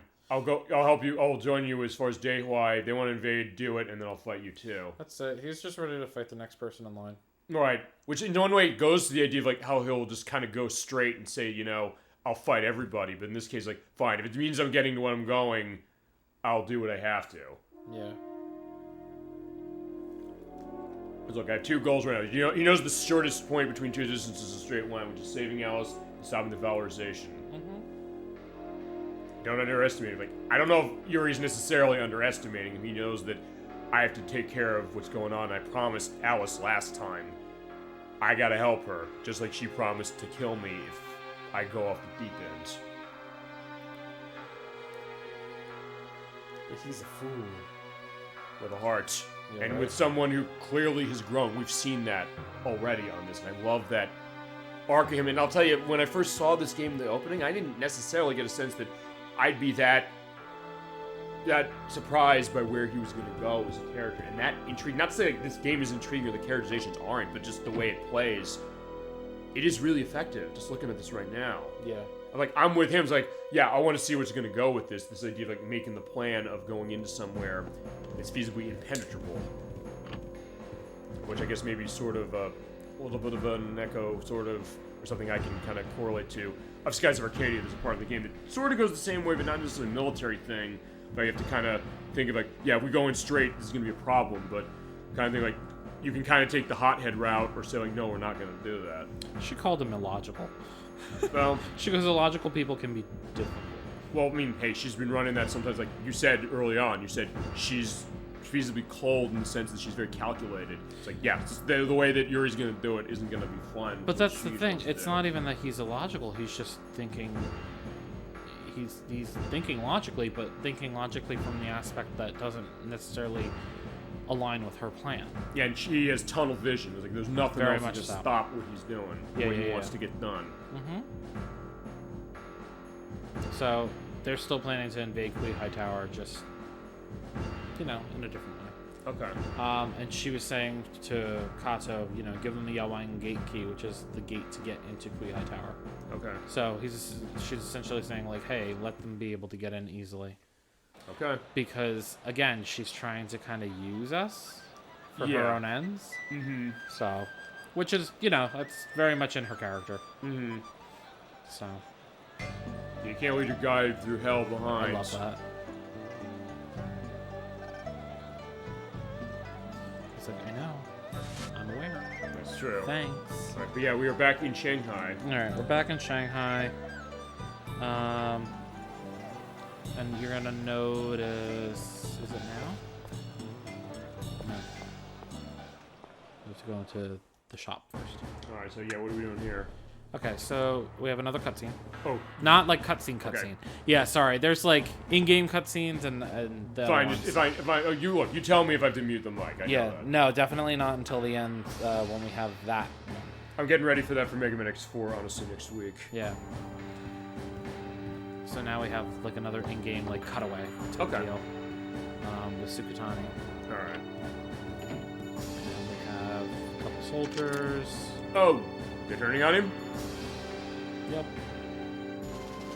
Yeah, what's the meaning of this? Oh, just wait. Fucking Major Kutsugi. Is this the first time we're seeing him? Yep, and he's a dickhead. And I believe he's voiced, is he not? No, he's not. I keep saying that, and I keep saying, like, no, they're not. Like, wait, I feel like I'm doing something wrong. Like, see, it's weird. When I mention that, I feel like, wait, did I do wrong in not taking down the voice acting? Like, wait, no, they don't have one. No, pretty much all the characters that are voiced, almost all of them, we've met. Okay. There's a few that we're not going to meet until later in the game, but I think maybe there's only like another 3 or so. Yeah, I think so. So everyone in like Asia that we're gonna meet, who's voiced, I think we've already met. Okay. So yeah, remember how Sukatani warned Kato that the investigative team was like up to something? Yeah, they are. This is that. I heard her whereabouts reported the moment you located her. So basically, it's like spying on top of spying, basically. Yeah, there's some double agent shit going on. Oh yeah. Yeah, right? He's like, no, I haven't found her yet. Yeah, which you know that's not true. Yeah, but... Kutsugi knows that he's fucking lying. Yeah, direct order from the Imperial Capitals. Yeah, any subordination, yeah, you're probably gonna get shot. Yeah, Kawashiba's being charged with treason. Because nothing says a bimmy like a bloody head on a fence post.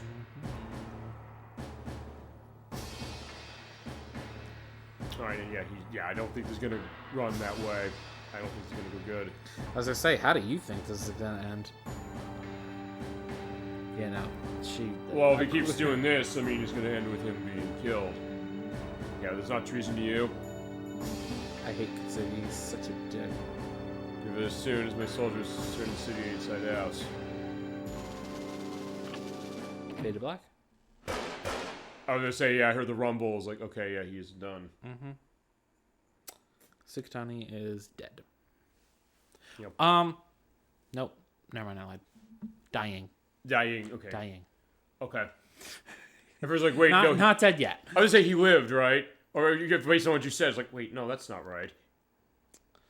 So we meet back up with Kuiha and Mr. Zhen. Okay. Yeah, you retrieve the white tiger? Yeah, I don't know if you want to know. No, we did not. And that's what happened. Way to look on the bright side, Jen. But we still didn't fucking complete our goal. Well, that's right that way. Fair enough to him, but it's like, well, something's going on in town a little differently. Yeah, no, there's... Yeah, the plot is cooking. The plot is heating up. Mm-hmm. But you could see the build-up to, like, this intermission point. You said the idea of just build-up, how this game is handling build-up just in general, even before it got to this point. Yeah. And you're totally reflecting that correctly and intriguingly, for sure. See? So, yeah. Destroyed every entrance except for Yaowen Gate. And that's where we gotta go.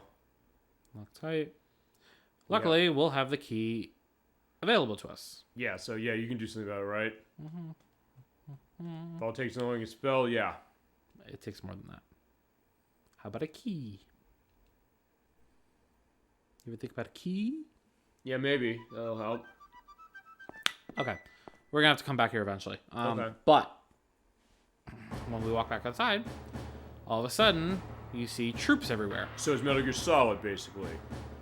Well, if we get caught by them, we're going to get, caught. There's no stealth or anything, but just don't walk into them or talk to them. What happens if you do that?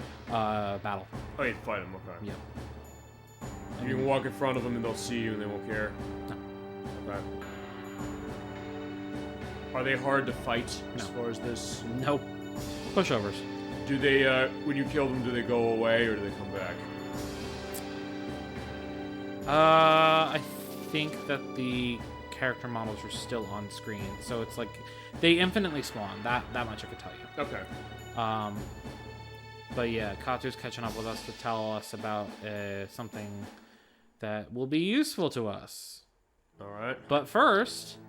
Oh, yeah, first he's dead. Oh, you're right, he is dying. Okay, it goes back to last time when I asked you, like, you said he's dead, but he's still breathing. But, like, yeah, he's not living through this. Dying. Absolutely. Kato, you've come. Who did this to you? Kutsugi. Major Kutsugi. He's after the Lieutenant Colonel. Listen carefully, Sergeant. I hid it. The precious item. I hid it in the boat. Tell that to them. That's really good. I'm just not letting it go. Yuri's party, right? Understood. Alright, so yeah, he's sending a medic, but as I said, depending on where you hit him... well, fine. It's also 1913. Yes.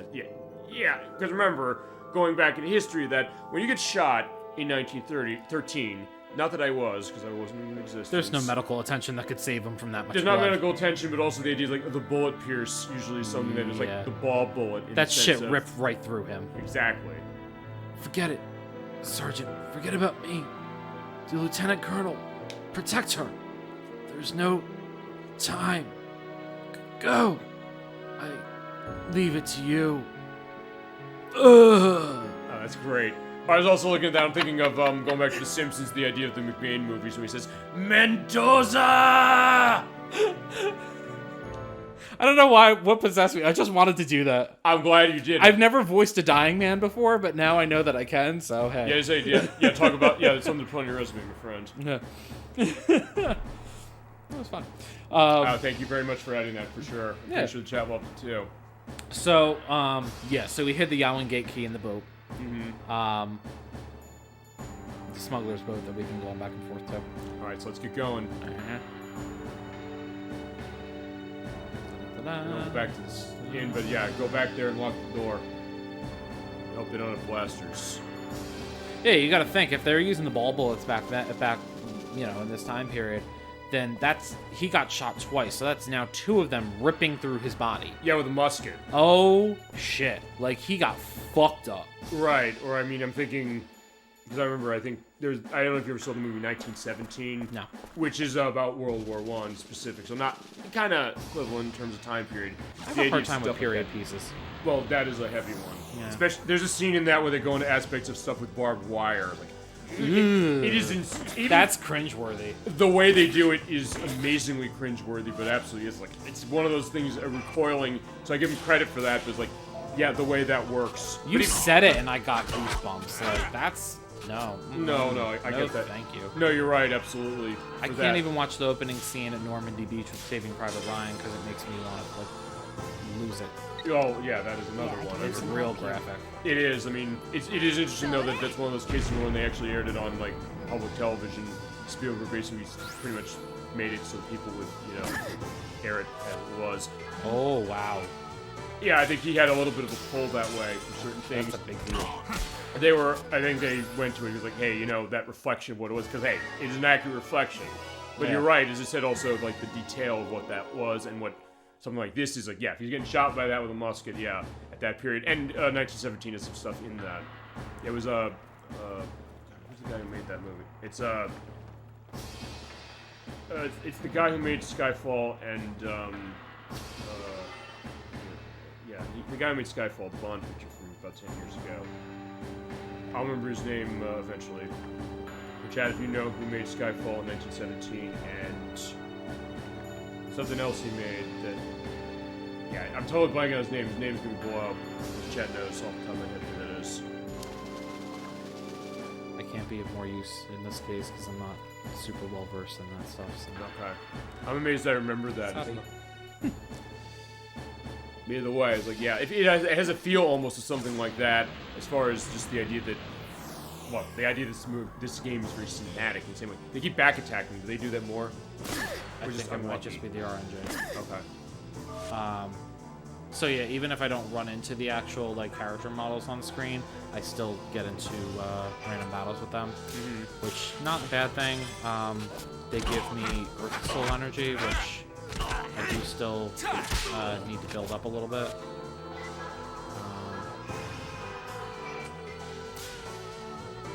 Good old AoE attacks. There you go. I miss them when they're gone.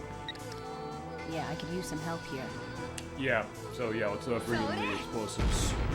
Yeah, if you thought that people wouldn't survive with a musket shot, yeah, the shrapnel. That's a grenade. That's a 1913 grenade. And apparently he's surviving that. I guess fine. Zhuzhen can survive the bullet enough. I'm not questioning either. I'm just saying the idea of that. You're right. Yeah. Suspension of disbelief comes into play at that point. Yeah, but he's like then the grenade thing's like, yeah, you're right. Oh, you got a life sucker. I got a life sucker. What is that? That is a new move for him. That is. I don't really know what it's just deals damage to one enemy. This is like it takes their health away and gives it to you or something. Nope. You don't get a move like that until we go to the next area. Okay. Oh, so this game has a move like that. It does. I saw the name and I thought, wait, maybe something like that. Yeah, that's what I always thought too. It says life-draining darkness, but it's not like... It doesn't give you health, but it can inflict silence, which is cool. And then the other thing too, each of the moves actually has an elemental affinity along with it. Okay. Which is something that you don't really know about unless you like look into it further. You mean look in the menu? Yeah, like unless you look in here, you're not gonna know. Like these are both water. Well, I'd say the Aqua Edge makes sense maybe just because of the name, but the grenade, I would have thought maybe it's not necessarily water. It's fire. Until you said it was. Yeah. And then Scout doesn't have any sort of affinity to it, which, I mean, whatever. It's perfectly fine. Oh, so you can actually run directly into them and they're fine. Just don't talk to them. Actually, it looks like Yuri tried to punch him as far as his animation. I just ran into him. Okay. I'll look back at that because I'm curious. It looked like as he walked, it seemed like he stopped briefly and then punched him in the face or tried to. So we can see how many steps I have so far. Okay. How many we want to run? 10,000. 10,000. Yep, okay. we're at 2,900, which is a really good amount to have this early in the game. Okay. Well, but I hate that you can't press circle to cancel out of this, so you have to hit I don't want any. Okay. Give the office. I'm gonna use a 10 really quick. I spam 10s like they're going out of style. Well, you have a ton, so may as well. Yeah. I'm also gonna throw a quick save on.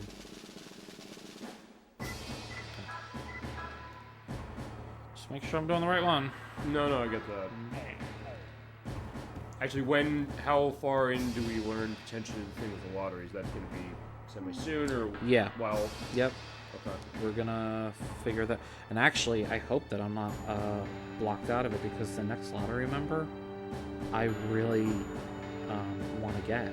Okay. Well, here's the thing. Also, is that because it's important. If you are blocked out of it, since you were seeing what's going on, there's nothing stopping you from off-screening that, and then providing that as far as like we'll do the start point for the next part for that. Yeah. No, it's not a big deal. Oh yeah, Kutsugi. Yeah, I get what you're saying as far as him. He's a dickhead. I expect to see a mannish woman. Which for the time period makes sense. But you're like, yeah, he's totally rubbing it in. It's like, well, no. Yeah, it's like you actually look beautiful. It was like, yeah, you know what? Fine. Well, in this point in time, how many females did you really see in the military? Like this, not much. Early 1900s? Probably not much as far as that. Yeah, you're the new dog took your scent. Especially in Japan, where they're so. It's the focus mostly as far as men for the military, usually. Yeah. So yeah, you're right. They said you're all the same, Shanghai just for me. But yeah, my father's not gonna stand for this, or her father sent them. Oh, he decided to pull a coup here. Like, yeah, we're taking it. Yeah, forget. Oh, he killed him. No. No. No. Oh, he. Someone from the Qing dynasty. So okay, okay. Either that actually happened, or he's saying that because he knows it's going to play on the Japanese-Chinese relations. They like, hey, why would you toss out his Japanese daughter for a Chinese daughter? So they might be playing a bit of a... Were dynasties only present in Chinese culture? No, I think both. Okay. But I mean, but just the thought of if you're saying that element, I think it's both. Chad, if I'm wrong, correct me on that. But I would think that hey, if he's saying that specific to the perspective of saying that hey, she's Japanese, right? Yes. So the thought of like he's gonna adopt a daughter who's not of your nationality, right, as a sticking point potentially to her, if that's what if he's right about that. Well, so you got to think too. Kawashima's also trying so hard at doing all this because she's trying to gain her father's favor.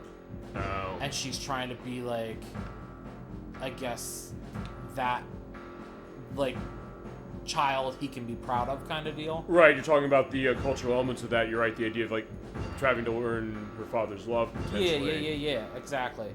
So that's part of it too. So what for him to say it, he's like, oh yeah, you know, your father doesn't care about you anymore because he adopted a new daughter who he's raising. So right, which I mentioned, I don't know if it was on this game or if it was on Majora's Mask, Odin Sphere on the PlayStation 2 as well, that does something exactly like that. Right.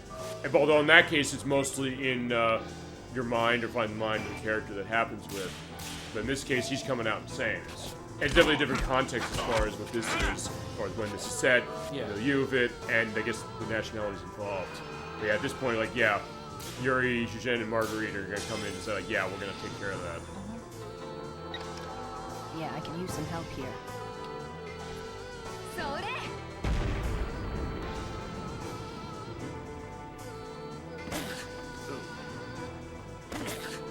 he's already pushing back on. I would say knockback me. That's pushing back in between rows, yes? Yeah, it doesn't always work. So I can show off Life Sucker. Okay.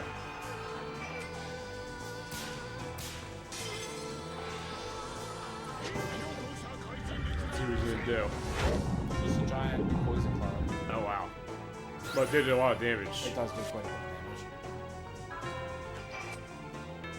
Definitely really effective when you're facing off against the same thing. Okay. But Yuri's like, yeah, I don't need that. I can just pull my fists and beat it out. And one thing I guess I'll say also I am liking, I guess, as far as Yuri's a character, is like, yeah, he's the character or a person who's going to know that exactly what he wants and do what he has to do to get to it as quickly as he can get it. But at this point, he's saying that, fine, he'll change his whims or his perspectives of what he's going to do kind of on a whim a little bit. And I like that idea, the idea of how he's going to quickly kind of take action almost the same way his father did. He follows his heart. He follows his heart, and is that even though he doesn't know much about his father yet, the idea is that you can see that connection right there. Yeah. Already what we're seeing. I love how Kutsugi's like, you won't get away with this, and we never see him again. This is the last time we see him? This is the last fucking time we see him. Really? Yeah. Okay, that's surprising. Oh, but Kato got hit in that battle. Yeah, I think one of the soldiers knocked him out with a gun. I don't know. Okay. Sarah, thanks. You have to take care of the soldiers yourselves. Maybe you came back for us. Mm-hmm. Yeah, but Margaret's saying, like, fine, no, we just stopped by to say hello. I like that. Playing it off. Pretty much. Maybe keep me anyway. Maybe I'll even post the side next time. Maybe, but you take care. You're going, right? Indeed we are. Huh. What? The music they're playing here, I don't remember this. And it's very strange that it's playing here. Anyway. Is there somewhere else in the game it plays? Yes, but it makes more sense in that location. Okay. She'll sob and cry if I don't rescue her. Well, he's right that way, but it's also... Well, maybe, maybe not. No. She's stronger than that. And he knows it, although I guess he's kind of reverting to old Yuri in a little bit. It's a false bravado that he puts on every now and then. Maybe he's putting it on because, like, hey, fine, I came in and saved you. Mm-hmm. Like, she goes, I'll pray for you, and then he walks away. No, really, I'll be praying. Like, yeah, so she's honest about this. You see that character arc with her, and we haven't really been involved with her for a long period of time. And even Kato's kind of surprised, like, really? Yeah. Oh, look who we have. Oh, wow. Is this where you're saying the thumbnail potentially is going to be? No. Okay, you'll know. So that's I will tell you. Actually, I think I asked you. I said, like, you have thumbnail ideas. Like, I know exactly what it is. Yep, this one I know exactly which one I want to use. If I didn't know better, I would say this one. But Nope. then again, because this is a good one too. Even like right there, the struggle she has in her eyes. Nope, there's a better one. Okay. So this is part of the inside of Kui High Tower. Oh boy. So here's the thing. He's talking about testing her power just a little. Uh-huh. He is going to ask a series of questions. You have to answer them. You have to answer them, and if you do not answer them correctly, you do not get a side quest that opens up. I was gonna say, this looks like there's an element of Metal Gear Solid that does something like this, and actually, if you do it wrong, you get the bad ending. We didn't when we played it. So... But okay, that's interesting. So, Yeah. yeah, they saw Metal Gear Solid apparently doing this, which I'm glad to see that. Okay, so, Well, this is actually a common theme in this game in Covenant. Okay. Because there's a whole torture thing in Covenant, too. Oh, okay. Yeah. Actually, it is in the third game, too. There's a torture thing. And I guess we'll see if... I don't know if Kadelka is something like that. For all I know, maybe it does. So.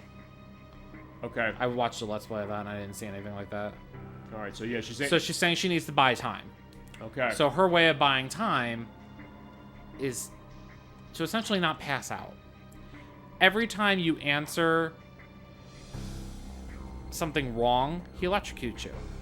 If he electrocutes you too much, you pass out. Therefore, not buying them time. Right. So what do you tell him, quit it, you dirty old man? Actually, how do you know what to say right to him? because I've played this so many times that I have the answers memorized. It's the first option each time. Okay, here's my question though. Can you feasibly, I guess, deduce this from the idea of, because he's saying like, right, I love stubborn girls. You can't tell unless you just trial and error it. So I was gonna say you can't tell based on the character motivations. Okay. I mean, you might be able to if you really like read into it. But... Okay, so it's like, yeah, let me go, you dirty old man. He likes that you're struggling. So what it is you want to get him to walk away from the machine. So like she says, "What's it? Just get away from me," and you see he walks away from the machine again. Okay. If you answer one of the other two, he electrocutes her. Okay. So you want to get him away from the machine so he never electrocutes her. So any electrocution, it causes that to happen. Yeah. Which, as I said, that's exactly what Metal Gear Solid does. Yeah. Except in that case, you actually have to press the circle button repeatedly. I think I remember that part. Yeah, I didn't know actually when I played it. I told you I kind of did that, The other answers are funny as hell, though. She goes, "But you're the sexy." See, here's the funny thing. You think on the characterization, you're like, fine, if you sweet talk him, he'll do it. Oh, but now she doesn't say anything. Yeah, no, I ignored him. You know how beautiful your profile is. Yep. So that's it. I opened up the side quest, Okay. which is actually really important to get an item that I'd like to get to break the game this early. Okay. He goes, "Where is Wugui anyway? I don't think he returned to Kowloon without telling me." So he actually tells you what you open up. Okay. I like that we're getting a bigger view of Dehuai here, because I mean, you're right. I did notice the idea of like the limbs that were off. He's got Actually, a claw we sort of saw it, but now we're kind of getting a better view, or more of a view. Okay. All right. So that's done. Yeah, good job that This way. is the outside of Kui High Tower, Okay. which we are actually at right now. So what I'm gonna do, we're not gonna go in just yet.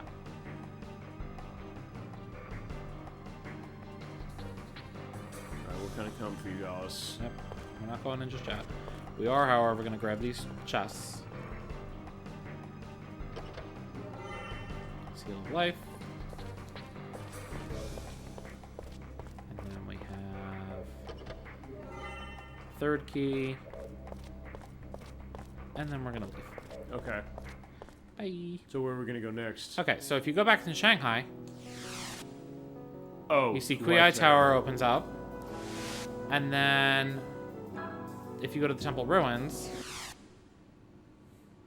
Wait a second. No. Yeah, the place is collapsed. Did I do something wrong? I don't know. What's we expecting to see? Ooh, quiet. I don't know. Were you expecting to see another place pop up? Yeah, there should be another one that pops up. Did I fucking do it wrong? So I guess it's one of those RPGs where you have to talk to somebody or have something happen and then it opens up specifically. Normally answering that question without him electrocuting you should open it. Okay. So that's why I'm like, did I fuck something up? If you choose the first option all 3 times during analysis scene with Dehuai, you've... Oh, okay. I know what I did wrong. I didn't do anything wrong. I did it right. Okay. But I have to go to the boat. Oh, to find the and key? then set. No, not to go. I have to set sail from the boat. Oh, right. And then that opens up. Okay. Gotcha, I was like, wait a second. I got what I needed. Okay. So, what I'm gonna do. There's actually a few things I can do in Shanghai first. All right, what are you thinking? There's just little things. I can get another lottery ticket, which I'm gonna need. Okay. And then in that case, I need to not fucking lose it. Yeah, you need to find, I guess, the idea. I don't know if you find the other lottery member position here. It's not here. It's actually in the side quest area. Okay. Right at the beginning. So we're doing that side quest next. That's Yeah. Because otherwise it locks me out. Gotcha.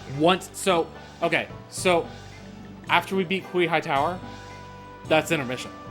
Oh. That's what I mean. I was gonna say, okay, so that's where the rest of this is gonna That's go. what I mean. So we're taking care of all the shit we need to take care of in Asia before Kui High Tower. Okay. Yeah. That's perfect, because the first thing, like, wait a second, we're not even 2 hours into this. Like, you said, like, this is not going to be something that we're going to be running through really quickly. So I said, It's okay. not, because Kui High Tower actually takes a little bit. Okay. It depends. Honestly, it depends on my luck. It depends on how RNGs work. It depends on a bunch of different things. Mostly luck. Okay. So... Yeah, lead us. The whole point of this did that.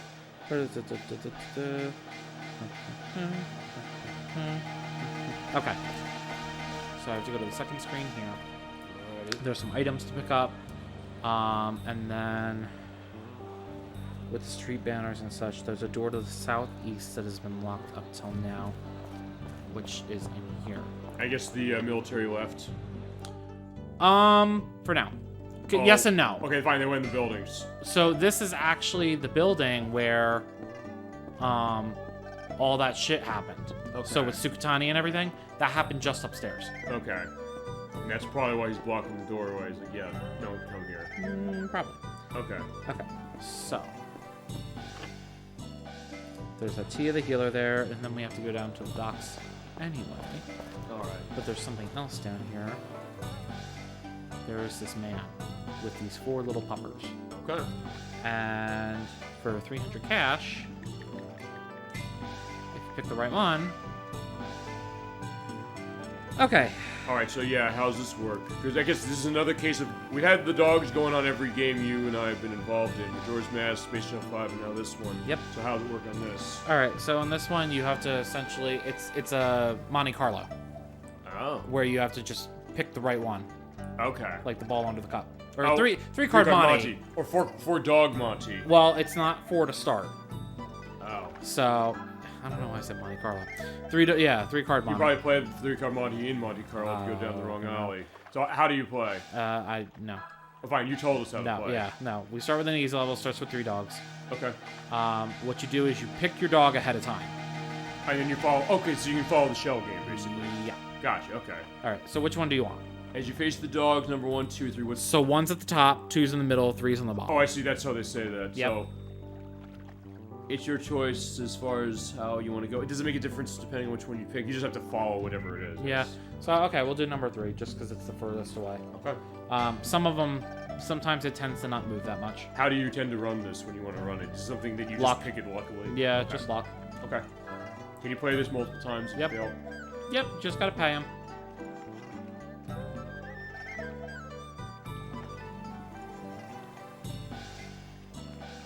And I already lost him, so which one is it? Oh! I lost him at the end.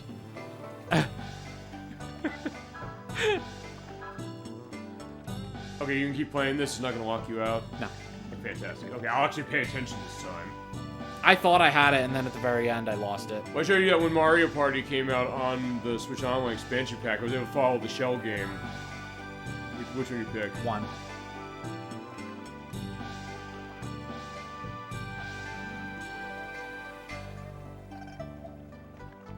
He's the first one. Nope. Oh, he's not? Nope. Oh, you're right. Okay. He overlapped. It was like, that was what happened. All right. That's why I wanted to do it. There's Okay. my lottery ticket. Is there benefit to... What's the benefit of going for the higher ones? You get a couple items. Okay.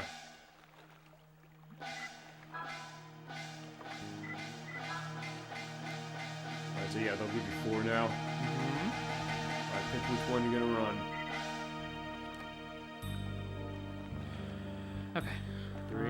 No, we'll do 2.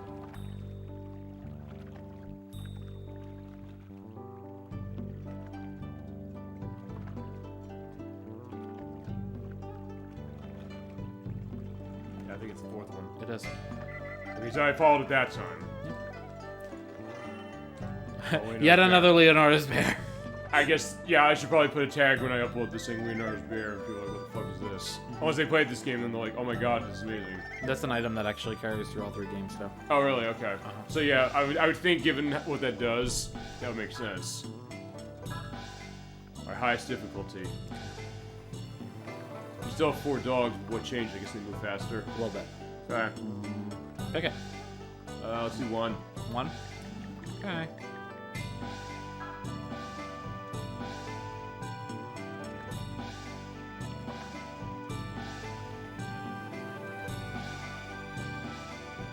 Good pick. He barely moved. Alright, yeah, the monkey paw. That was a good pick. Okay. Okay, so I'm done with him. Can you play this again more, or is there no reason to? There's no reason to. Okay. What does it give you if you do play it again? I don't know. Never tried it. Oh, he doesn't give you anything, but it's free. Ah, cool. There's literally no point. Okay. So yeah, that's sometimes the idea of finding out something like that. That's fun. Why not? You can share your luck with the dogs. All right, let's keep going. It'll sink so forget it. That is such a area line, sort Okay. of. And now we're at Callan Fortress. And that's where we're So, going. well, yeah. So what I want to do, save, Okay. save, save, save, save, save, save, save, This is a save. tough area for this. No, it's a tough area for this fucking lottery member I'm going to run into. Okay. So here's hoping that A, I'm not locked out, and B, that I can get this within a few tries, because this is... The ring moves faster than normal. Okay.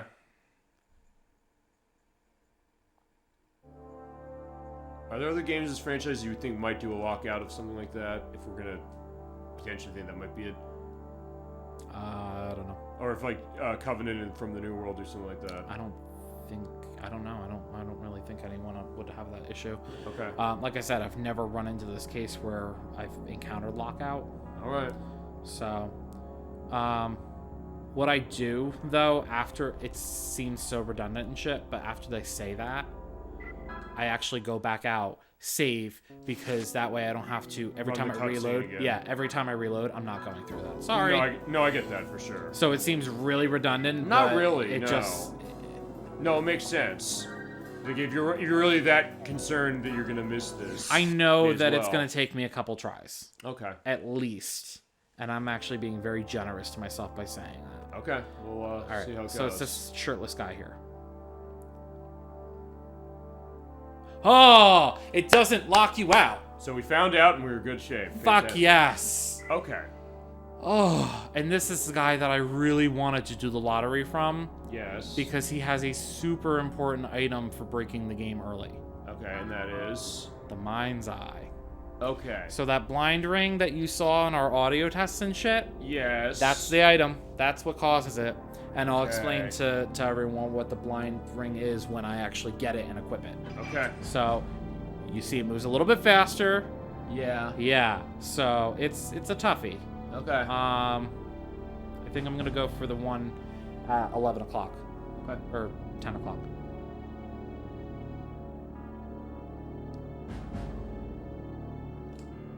I missed it. Yeah, I knew I missed it. Okay. So, whoopee. So, that's why. Well, actually, we haven't shown this yet. We haven't shown loading file. Yeah. And it is quick, it seems like, as far as basically just go back to where it was and say, oh, right, back here. It's pretty good. Because it's funny, I would think that sometimes with something like that, you'd think you'd have to go back to the title screen. There's some other games I could run into, like, hey, if you're doing save scumming, it's going to take a long time. Yeah, no, this I load right in. So that's why I knew it wasn't going to be an issue if I had to reload. Okay. But I have to reload a couple times. All right, we'll see.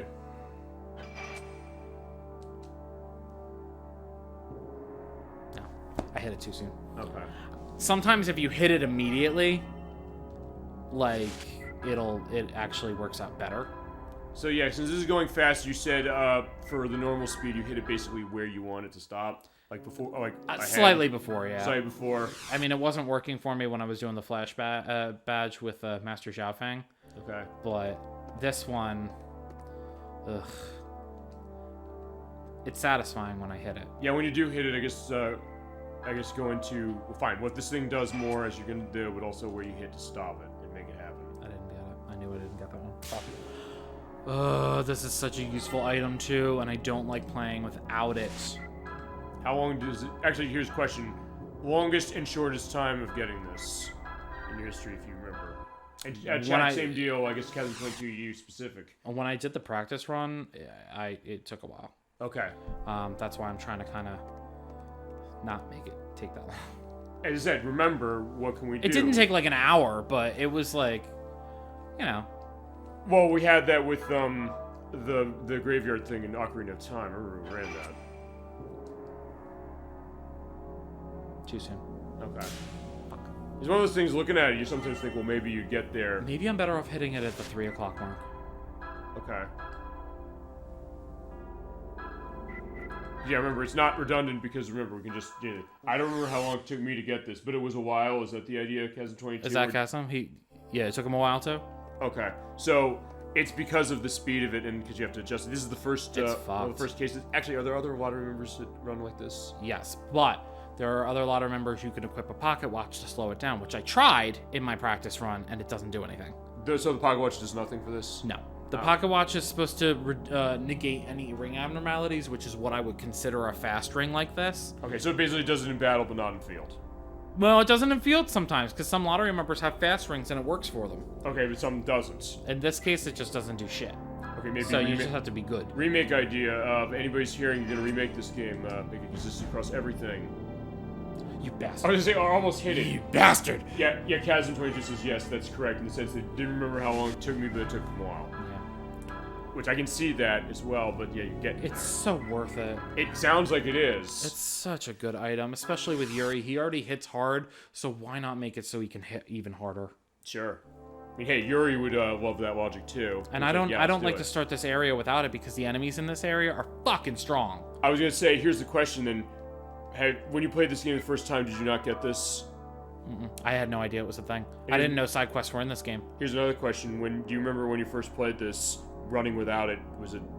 Because I asked you on the difficulty, you said, we get this to bust the game, I guess, and other stuff too, but...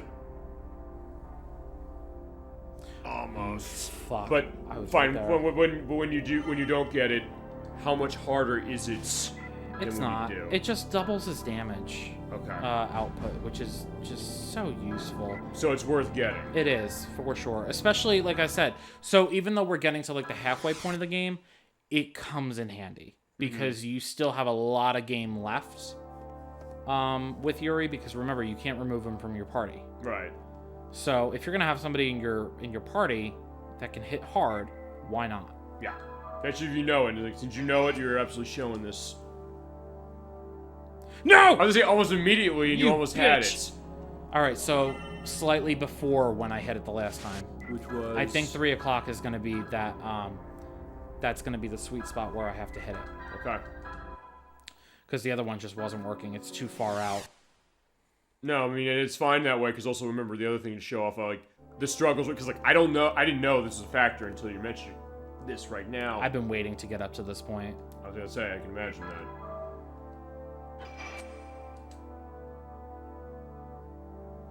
It's too soon. It's either too soon or too late. Like, so it's basically, I would think, like, right after it starts moving, like, a little bit. Yeah. Sorta. Yeah. It's like I gotta wait, like, a second and a half. No, I get that. As I was showing you earlier with the Phantom from Kingdom Hearts, the idea is, like, what happens with that struggle, and then you get to that point, you get it, like, you feel like you're top of the world. That last little sliver of fucking I know. health. I'll put the link into the finale of Kingdom Hearts, or hell, the whole play below, just so you can see that. If you missed the Kingdom Hearts play, it was a great play. There you go. Me referencing that gets it. So fuck yes, and it didn't take that long. And down below will be the specific count. So pretty good. All right, good job. So all right, probably want to save that. Well, wait. Okay, yeah. Tell us what it does. Okay, so this is hit area turns invisible, but your attack power doubles. Awesome. Because the item, you know how we have the little like pictures and stuff? The item's literally a fucking blindfold. Okay, so yeah. Nice. So Chasm22 says, thank you very much for that. So, alright, yeah. Yuri's, remember, Yuri is so confident in his abilities as far as fighting. He's like, yeah, I just put the blindfold on. Well, you look. So his physical attack goes from 67 to 72. That's pretty good. Like, that's a pretty large jump. Well played, so Dolly Finn says, great. Thank you. Yeah, that's the other thing, because remember, what happens when it comes to a struggle, and then you overcome it, it feels very satisfying, not just from you as far as playing, but also watching that, because you realize, okay, understanding that perspective of why would it be something that struggled, but then also why is it so satisfying. Okay, at this point, it doesn't matter what stage Yeah, I was gonna say, so now that we know, fuck it. And knowing it's half the battle, G.I. Joe, is the idea. So we're back on file 6. Okay. And then I can, overwrite this. Yeah. Okay. Glad we were able to learn that too, so I guess that's the other thing, because I've sometimes said this, even with a game I've been playing for years, sometimes something happens with it that I'm not sure of either, so at that point I can kind of learn something. We actually, going back to, look, I said, I think, I don't know if I said it on the test audio or if I said it tonight on this, thank you again for the lend on Rush 2049 for last week, but I said, with that, and go back to the Dreamcast Racing Showcase we did last week, which is, I had a great time doing that show, I learned stuff about the other ports of that I didn't know, thanks to you, because I had the test recording stuff and then the video I took for this, and I compared that against the Mid-America Treasures 3 ports, where they differ between systems. So I was like, wait, GameCube, it runs worse, Xbox runs better, and then for like another game that was also in that Hydro Thunder, GameCube runs better and loads better, and Xbox runs and loads worse. Wow. It's one of those weird cases, like, I'll tell you, when we get to that collection, I'm tempted to maybe show off both versions, potentially, just because of that. Although I guess that's going to be a question, because one thing, I'll put this to you as well, because I think we have some downtime here a little bit. Yeah. Which is, I've told you that we have the annual shows, which are the Thanksgiving Showcase, the Disney game the weekend before the Thanksgiving Showcase, of which one of the Kingdom Hearts parts was 4, and then the Memorial Day compilation program. We'll take a look at a compilation. So Atari 50 could be a case of that, although actually with Atari 50, I think I need multiple parts on that actually to cover everything that's in it. There's a lot of games. There's a number of games in it, and also the background, which is absolutely fascinating. So I don't know, any suggestions on any of those fronts for any of those in chat, you as well, anything you want to see as far as a showcase show, which is genre look, or a group of games in one show like we did last week, a Disney game of some sort, There's so many Disney games. Or ones specific. And then also, what? Oh, you don't have Game Pass, do you? For what? Oh, for the Xbox One. Ooh, I can get it. What are you thinking? If you have Game Pass, you can do Disney Dreamlight Valley. That might be an interesting one to show. That's like the Animal Crossing take on that. Yeah. And they've since released. And by the time we get to next November for that annual show, they'll have added a lot. And it's on, because you have it on, what do you have it on? I have it on the Switch and on the PS5, but I play it on the PS5 just because it runs a lot better. Okay. Everyone wanted to say there's so many things wrong with the new Pokemon games released in terms of performance. And there is, but when you compare it to a game like Dreamlight Valley, where it's literally like Animal Crossing and it's supposed to be considered a cozy game where you're not really doing anything taxing on the hardware. Well, I mean, I don't know. And it runs like that. Well, I don't know what's it doing on the hardware, and here's the other question. There's so much slowdown and lag, it's ridiculous. That's on every system, or is that just on... It's just Switch. Just Switch. Okay, so that goes to the question of Switch... It's Switch hardware. Switch hardware. You know what, fine, I'll ask you this, because I don't know if we've gone to this. Oh, I went into my rantings of sorts on Pokemon Scarlet and Violet. Yes, you did. Sort of in front of all of you, and also on last week's show, as it was... They did put a patch out this week. It does look like it's fixing certain things. Yes. I noticed some things last night, but when I was playing. Right, and also I guess in your case you played this only with that specific patch as far as it. Yes. Edwack, who we also work with, he had it. Well, he got it first, like a lot of people, and had just the. Well, fine. There's technically 2 patches because they had the day 1 patch to put the online in because they didn't put it on the card like they did with the Pokemon Gen 4 remake from last year, which I had a problem with. Amongst other things. But I mean, look. For fuck's sake, that game didn't even have the opening cutscene. That one last year. It's like I'm sorry. I'm not gonna be okay with that. I find it funny. Sorry. No, for that one, it's like, well, but here's the question. Like, I guess it goes to the idea like a game not being finished, shipping it out. But okay, point is that there is the 1 patch, there's the 2nd patch, and they say they're going to do other ones. Is that I'm taking a little bit of a believe it when I see it take, but still, that goes to the question of one of the questions on that Pokemon game, and actually, whenever a game on the Switch comes out that's problems with how it runs, which, to be fair, Pokemon Scarlet and Violet is not the only game that's like that. There was the Gran Turismo trilogy last year. Yep. There was WWE 2K18, I believe it was. I remember I was attempted to pick that up for a Bad Game Thursday case. As far as like, you would not believe how that thing was. There was Arc Survival Evolved, which actually the people who made the Gran Turismo trilogy patched, so it actually runs better, and it was in like 4 years specific. So I guess here's a question to chat and also to you, specific.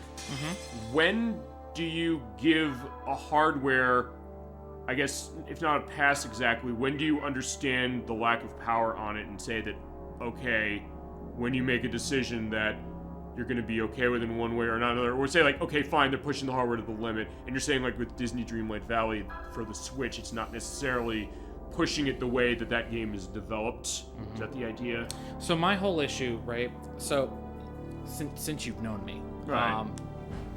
You know that I didn't really notice like frame rates and stuff like that in games until I met you and our mutual group of friends. And it says it's kind of a half element of I'm sorry, but also welcome to. Yeah, I'm sorry, but you're welcome. No, you're welcome to. But I mean, look, certain things that'll bother you in a game or not bother me in a game. They used to not bother me. It depends on what it is. It might be different for you. There's certain things. Right. Like, hey, everyone's got a different threshold. I get it. Right. No. But it used to not bother me when stuff was like 30 FPS or whatever. And now if something runs below 60 that isn't meant to run below 60, I notice it. Right. And it is the most irksome thing to me to see it where I'm like, that's not supposed to be that way. Well, we brought that up, and actually it's interesting then because we're playing this game. This is 60 FPS running on this on the PS2. And which is amazing to me. Which is amazing. I'm amazed in that. I don't know how the other ones, but we'll find as far as the other ones. Let's say they run. Good job on that cache. Final Fantasy X ran at 30, but it fit for it. But you're right, it was always going to be 30. That was also very close. Yeah, I needed the discount on those though, because I only have 10 grand now. I was gonna say the idea of us talking about frame rate elements, but here's the thing. Like, there's cases where I'll take 30 in some ways when it's consistent. Actually, stuff like Nier Automata, I mentioned that, or Nocturne's a huge one on that game. It runs at 60 on the Xbox One and PS4, and it's basically the same on Series S and X and PS5. Right. Understood. And Nocturne has it on PS4. She's ran on a PS5. She said, I want to see if there's a difference. Like, well, it ran really good to begin with. On PS4, it's not really much of a difference. It seems like it's a little better, but still running well. It runs at 30 on the Switch, but like, okay, fine. Given how that's operating the Switch, but also how they optimize it, there's slowdown in places, but I get why that's running at 30 on the Switch. We mentioned the impossible port concept of the Switch with those Doom games. The way those Doom games, even though I love the ones on the Xbox One, that's why I have both of them. The modern ones, the 2016 one, and then the Doom Eternal.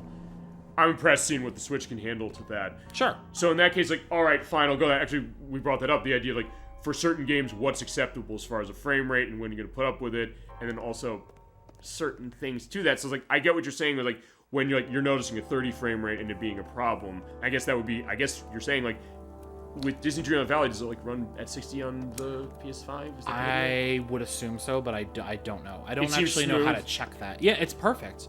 Well, I mean, I don't see any slowdown whatsoever. I mean, I think that's really what it is. There's kind of this smoothness as far as the movement, and I think that's, I guess, maybe how I've kind of gotten a sense. Because, like, looking at the, even just some of the details in the background, like the way the smoke's coming out of the stack over there, it seems like it's kind of going. I guess here's the way I was mentioning the movie thing. Oh, the Ennial? Him just boosting his attack further. Yeah. As if he needs it anymore. Yeah, as if, Yuri's going to be a killing machine when we're done with this. Mm-hmm. But, I mean, because the thing about that. Okay. The way I think this is like movies almost, because with movies they run at 24 frames per second. Okay. Which is not far off from 30. So maybe that's how I get the sense of it. In fact, I remember when the Hobbit movies came out, there was a way they showed that. They ran it at 48 frames per second. They're like, hey, this is weird. Or I went to see a movie that is horrible, but one that technically was interesting. Gemini Man, directed by Ang Lee. It was bad, very bad. But here's the thing, the thing that what Ang Lee did as far as like the text, like he did this also with a movie called, what was the name of it? Billy Lynn's Long Halftime Walk. He showed it with specific projectors, with a specific IMAX 3D perspective that ran it at 120 frames per second. That seems excessive. Yeah, I mean, it looks like real life. I went to Gemini Man's because actually when Billy Lynn's Long Halftime Walk came out, I think they were like, I don't know, 10 theaters in America that were equipped to show it. It's like when Star Wars Episode 2 came out, George Lucas shot that on digital film, and only 19 markets or 19 theaters had ability to show it the way he shot the movie, whereas now it's something standard, but as opposed to like celluloid film. Right. But with Gemini Man, it looked very smooth, almost like you're almost like watching a stunt show or it's like something on television where it's like normal movement, I guess, when you look at people that way. It still felt really weird. It was tech that, in terms of the movie's bad. The acting isn't good, the story isn't interesting. It's like, it's technically impressive, but it doesn't really amount to anything. Right, fine. The opening of the door probably isn't at 60 FPS. So that idea being that's how I can kind of tell maybe where the movement of like frame rate is. More from an eye thing, if not like having a connection saying like where it's gonna go. I think that was intentionally done just for mood effects. Probably. Being where we are. Mm-hmm. By the way, isn't this room lovely? Yeah, it is the torture chamber. One of them. One of many, I guess. One of them. Yeah, on the shelf is a piece of paper with a drawing of a plant growing out of a pot. I got the room key from inside the door. All right, so yeah, we were raiding a room. But yeah, no, going back to that and talking about, how everyone's got a different threshold and everything, it begs the question where it's kind of like, well, at what point do people perceive different frame rates and even the fact that there's people who perceive colors in a different way. You have people who have color blindness, but even people who see colors, in a normal way and don't have like the red blue color blindness or the red green or whatever it is. I know there's like multiple different types. Yeah.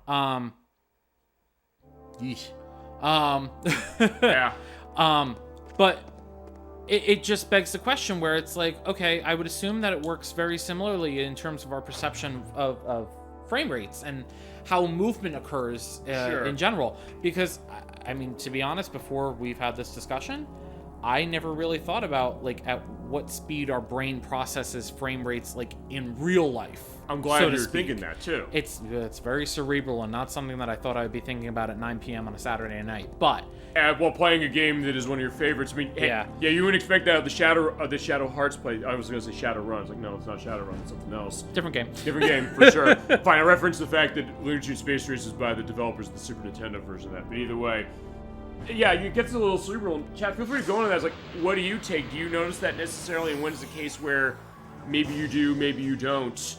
Because, I mean, it's going to be different for a lot of people. But actually, I didn't even think that, the thought of how we perceive. Because I guess then in this question, until I and others maybe, I don't know, gave you the perspective of that or ruined you, however you want to look at it. Well, jokingly. A little of both. A little of both. I'm not going to lie. I'm going to take ownership of that. Yeah. How do you think you necessarily perceived something as far as that? You just say, like, okay, fine, I just noticed, like with this game, for example. You just noticed, oh, he's stones. In a word, yes. Yeah. We ran that with Soma in the story as well. That only cures paralysis. Do I have anything that cures petrification?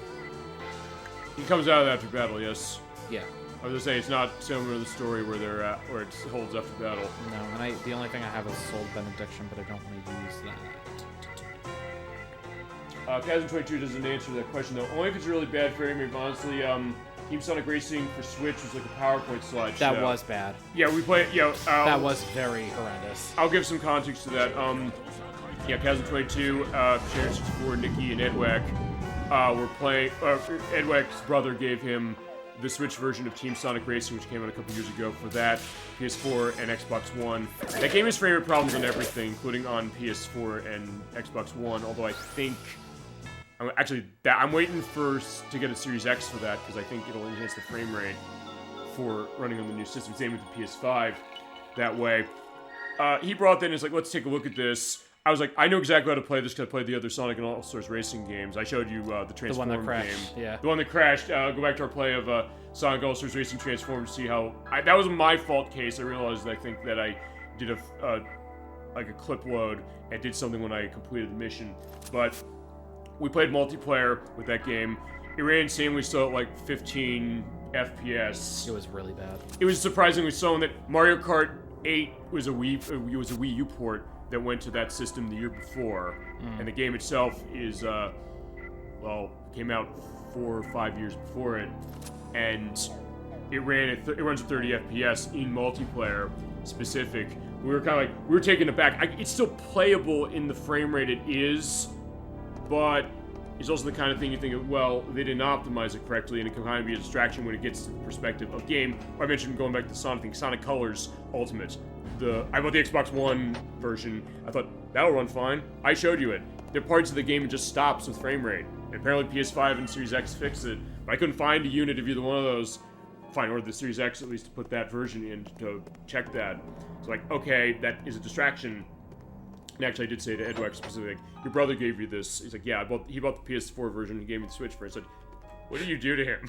Really? Like, what did you do to piss him off? I was like, I don't know. I mean, it's like, no, I don't know. Maybe he gave him the PS2 version of Sonic Heroes. Oh, other thing. I know you talked about. Wait, did we talk about mirrors? We talked about something. Yeah, a little bit. I'm in George Mask, I think we talked about No, that. in here though, if you look. Oh, yeah, you're right. Looking stylish, Yuri. Pure reflections. That's cool too, because it's also, as I mentioned, PS2 game. Well, PS2 doing it, but actually no, because we saw that in Parasite Eve. Because in Parasite Eve, because it's the same thing in the sense that it's a pre-rendered background that has a reflection like that. Where it was like, hey, they just will pre-render this thing to have it there. There's the detail that way, but they have the detail reflecting off. It's really nice. How in the hell did I not run into like a bunch of random battles this time? This is one of the areas I wanted to hit random battles because I want to fill out the bestiary. Okay. Also, I don't know. Luck or not luck. Yeah, like in this case, it's unlucky, and I don't know if I'm pronouncing that right. I always said bestiary. I know some people pronounce it bestiary. I think it's bestiary. I've heard that word. But yeah, the other one sounds very wrong to me. It's funny because this is actually one of the enemies that I had a hard time running into on my practice. Okay. So I'm glad that I hit him up. Yeah, Namita. Yeah, he's wind-based. Ooh, nice. Yeah, just shoot him. Oh yeah, you're shooting the air. It was like, oh no, I have to go now. My planet needs me. No, Namita died on his way back to his home planet. That never gets old pulling that one out. That's not just me who's pulled that, as far as Was it just me though, or was the dialogue for a lot of that episode very cringy?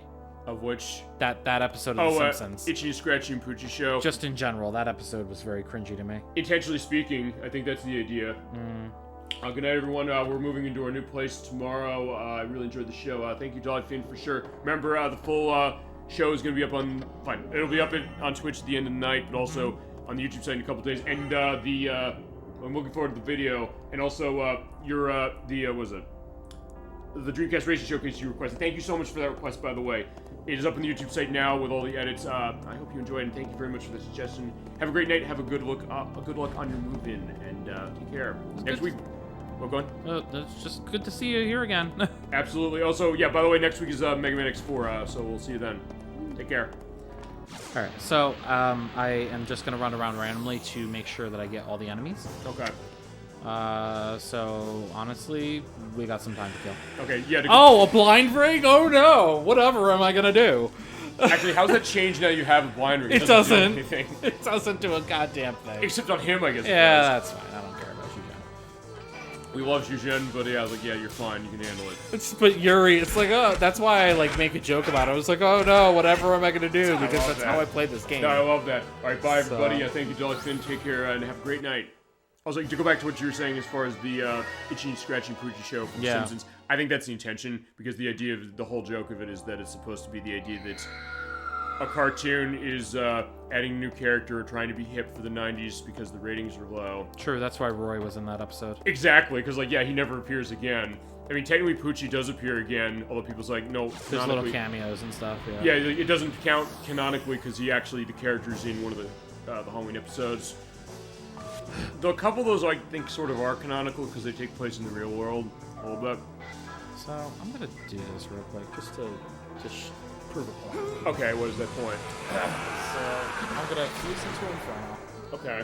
Which I told you already has increased attack power, right? Yeah, I was gonna say, you're probably gonna Yuri has increased attack power now with the blind ring.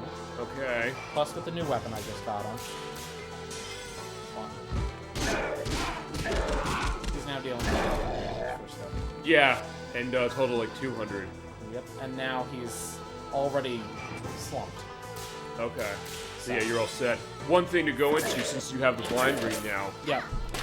That basically is meaning that you pretty much have Yuri's ring memorized. Yeah, it'll change slightly with every weapon, but not enough for me to not know it. Okay, that's impressive now I'm thinking about this, just because the thing, like, okay, fine, you get the rhythm down so much, you know exactly how that's laid out. It's like, boom, boom, boom, as far as, like, how you hit the button. Yeah.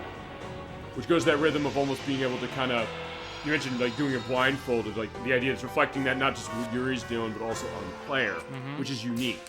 Well, you know that I do have an affinity for rhythm games. That's true, me too. And, I mean, you saw Space Channel 5, I'm pretty okay. You did a damn good job on Space Channel 5 that, I still can't get over that, Yeah, sniping. But that's what I mean. Like, it's just, I'm good with when it comes to, like, the different rhythms and whatever, like, how I can pick it up. Which is interesting, and I mean, it shows, clearly. And I like that as well. Snipe, that is new attack for Marguerite. Yeah, we're going to show it on the next battle. Hopefully it's a new enemy that I have not encountered yet. We still have 1, 2, 4 that we have to encounter. Okay. And I have a back attack. Motherfucker. Wait, it was a back attack? No, I thought it was. Okay, you'll say on the screen if it is, yes? Yeah, I lied. I don't know, because I don't know, is there... I don't think there's any RPG that has that doesn't have an indication that, but does it anyway. You can also get a side attack in here. It's like a pincer attack where they get from both sides. Okay. Alright, so hit the enemy's vital point with a sniper rifle. Alright. It's actually quite amusing. Let's take a look. Okay, so I got the hit on that one. It wasn't necessarily the Yeah, best. I can use some help. If you get it perfect, you can one-shot. Uh-huh. Like, you can do a one-hit kill. Oh, yeah, it looks like she was off a little bit. Yeah. I don't know, is that part of the fact that it was a hit target? No, it's just the animation. Okay. It's the same animation. So now the attacks that were introduced like way in the beginning, now they're regular attacks. Okay. She's ain't knocking him out. There's no way. That's why we have to. Oh, he's slumping though. All right, Zhujian, you earned your spot. Well, you know, absolutely. We cool. Well, that's that idea. If you're ready to go to whatever else you want as we're doing this. Yeah, honestly, like I said, we got some time to kill while I try to get these other 4 enemies. At least now I can build up soul energy a little bit. So essentially, it is unintentional farming. No, that's fine. It's like, it doesn't matter for the purposes. It goes back to what you're saying. I want to go back to that. That was actually a very brilliant observation you went into as far as the perception of a movement that way. I think I'm just fascinated by that. That's how my brain works. No, I love it, but it's something unique as far as how that is. And then just kind of honestly, I'll tell you, I never really thought that idea of it either. As far as like, okay, why is my mind thinking that? So like, I'm just looking as far as a movement and thinking like, okay, this is what I know. But as I said, you're also pulling to certain things you have a background to that as well. So that way it works well, and it also makes something unique in the sense of, because I don't know if I'll say this, like, it's one thing is that like I sort of joke as far as the raging thing with not fine the Pokemon game, other stuff too, but then also the thought of, well, wait a minute, I will kind of sometimes sit back and take a little bit of a look to that, saying like, okay, what is it? I mean, and that's where I'm kind of fascinated with that thing with the Pokemon game, or that one anyway, the Scarlet and Violet, because I said, okay, first off, this is something that we hadn't seen Nintendo run into a case like this before, kind of a little bit of an unfortunate nadir of the perspective they have games that they release with problems and then they fix them later. Actually, it's funny because one of them was actually the Mario and Rabbids Spark of Hope that I didn't know this until just today. They just put a patch out for that, came out about a month and a half ago. It fixed a bug that basically meant you couldn't do an 100% completion on the game. Oh, shit. Which, interestingly enough, was what the bug we had with, well, actually, we played Gran Turismo 2 for the Dreamcast Showcase. I had a way with that Gleam disc to actually take the PS1 game, put it in the Dreamcast, and run it. And, yeah, go back to that play if you missed it. That is, you're like, how do we do that? I went in. It was, I held that one close to my vest as far as it. But that game also, it launched also with a bug like that back in, it came out in 1999. Yeah. And for that one I found interesting because I don't know how you are in collecting, we also get into this.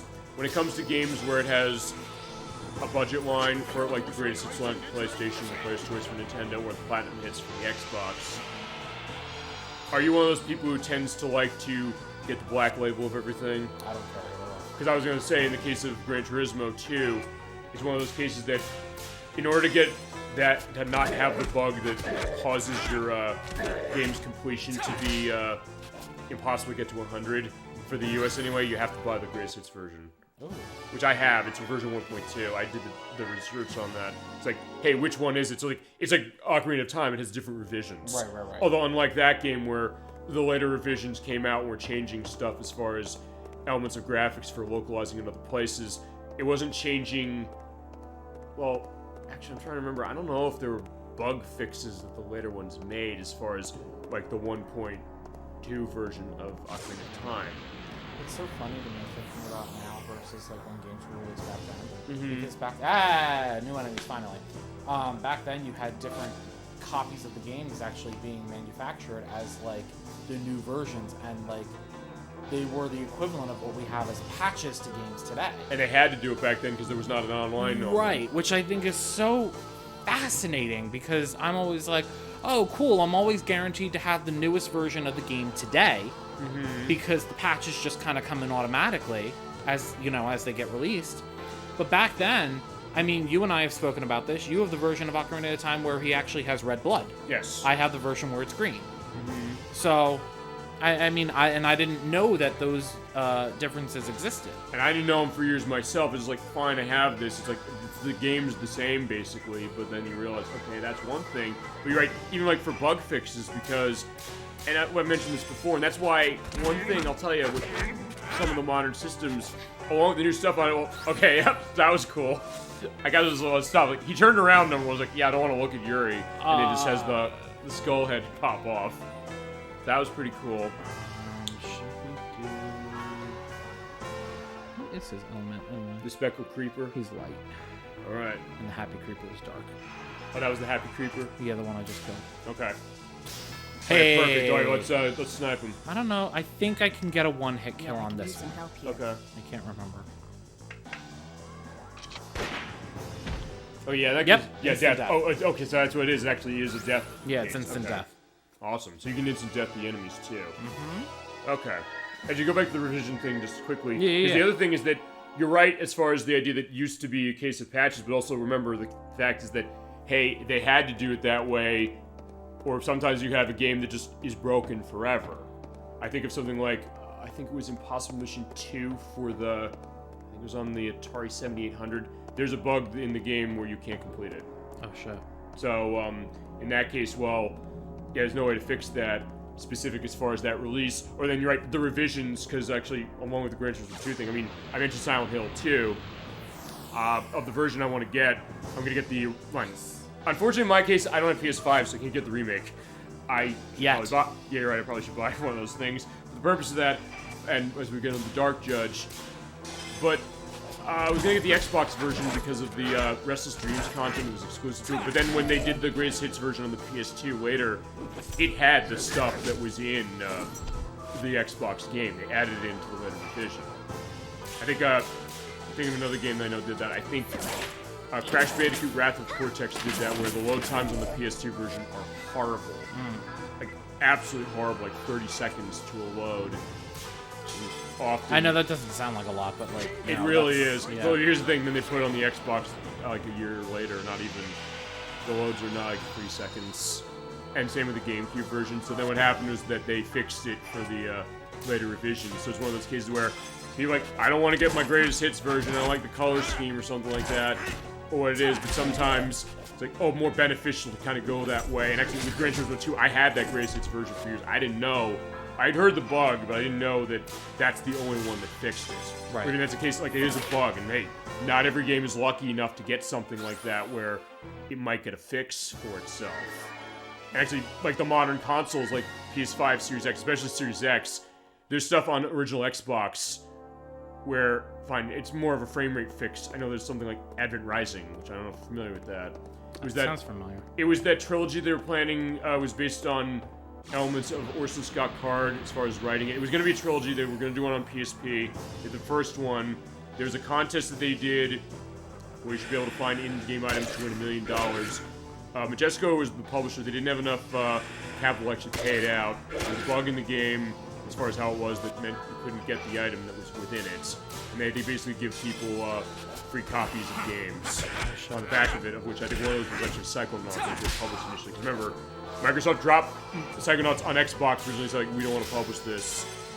Then Jessica picked it up, it didn't sell well, but then years later, then Microsoft said, fine, we're going to pick it up, we're going to publish it, and now we have Double Fine, who made that game and made a lot of the stuff of Tim Schafer's, because he runs that company. But with, they made Advent Rising backwards compatible on the Xbox One, so that means the Series X will take it as well, or the Series S if you do a digital buy.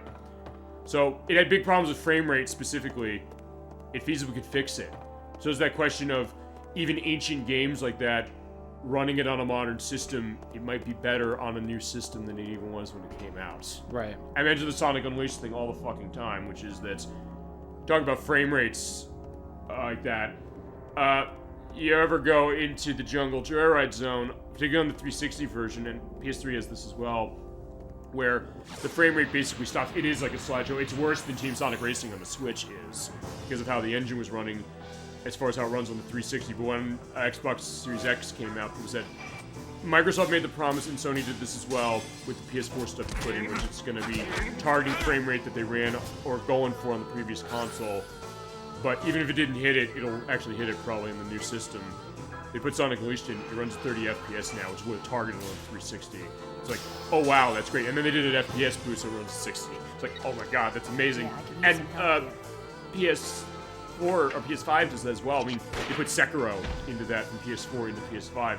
There's issues with frame rate in Sekiro, but it runs pretty much flawlessly on PS5 from what I understood. Yeah. It's maybe one of those things that, in your case, since you said you had PS5, I would think that you might want to just take stuff from your PS4, put in the that maybe like did this run with problems, put in your PS5, see if it fixes it. Actually, Nocturne and I are going to do it at some point. She kickstarted Mighty Number 9 in the PC version, but I told her this, she's like, I'm kind of fascinated by that, so she actually downloaded the PS4 version. It was on sale for like $2. It's like, I want to run that on the PS5, see if it fixes issues with frame rate with that game, and that game has some big problems with frame rate. So, I don't think we've tested that yet. We can talk about that next week. Like, I might ask her, like, hey, before we do the show, we want to take a look at that. Yeah, it could make it better, so, like, if the frame rate is a problem, it could, it might fix it. Yeah, you had mentioned it to me that games on the PS4, by essentially putting those onto the next-gen console, it would potentially fix any sort of issues like with frame rate and stuff. So one of the ones I wanted to try that with was the Sims 4. Because obviously the game is meant to be played on a PC. Right. Or, Mac, whatever. But I have it on, on my console because, That's restarted. Yeah, well, I don't have a computer that can run that kind of stuff. But you have a PS5 that can run it strongly, and then the idea that can help it. Actually, I think... So, I have to still test it. But. I think it might, because I'll tell you... here's another anecdote. I guess a similar case to you is like something where you have tons of DLC for it. Yeah. Rock Band 4, Rock Band General, going back... Because that's actually a... 15 years this year for Rock Band, last month on the 20th. Total, I counted this because I bought Kiss Me Deadly by Lita Ford. This just came out this week. I was like, yeah, I want that shit right now. I have 1,250 songs in my DLC library, including all the disc exports, basically all of them. It does take a bit of time to load, even on the Xbox One X I have.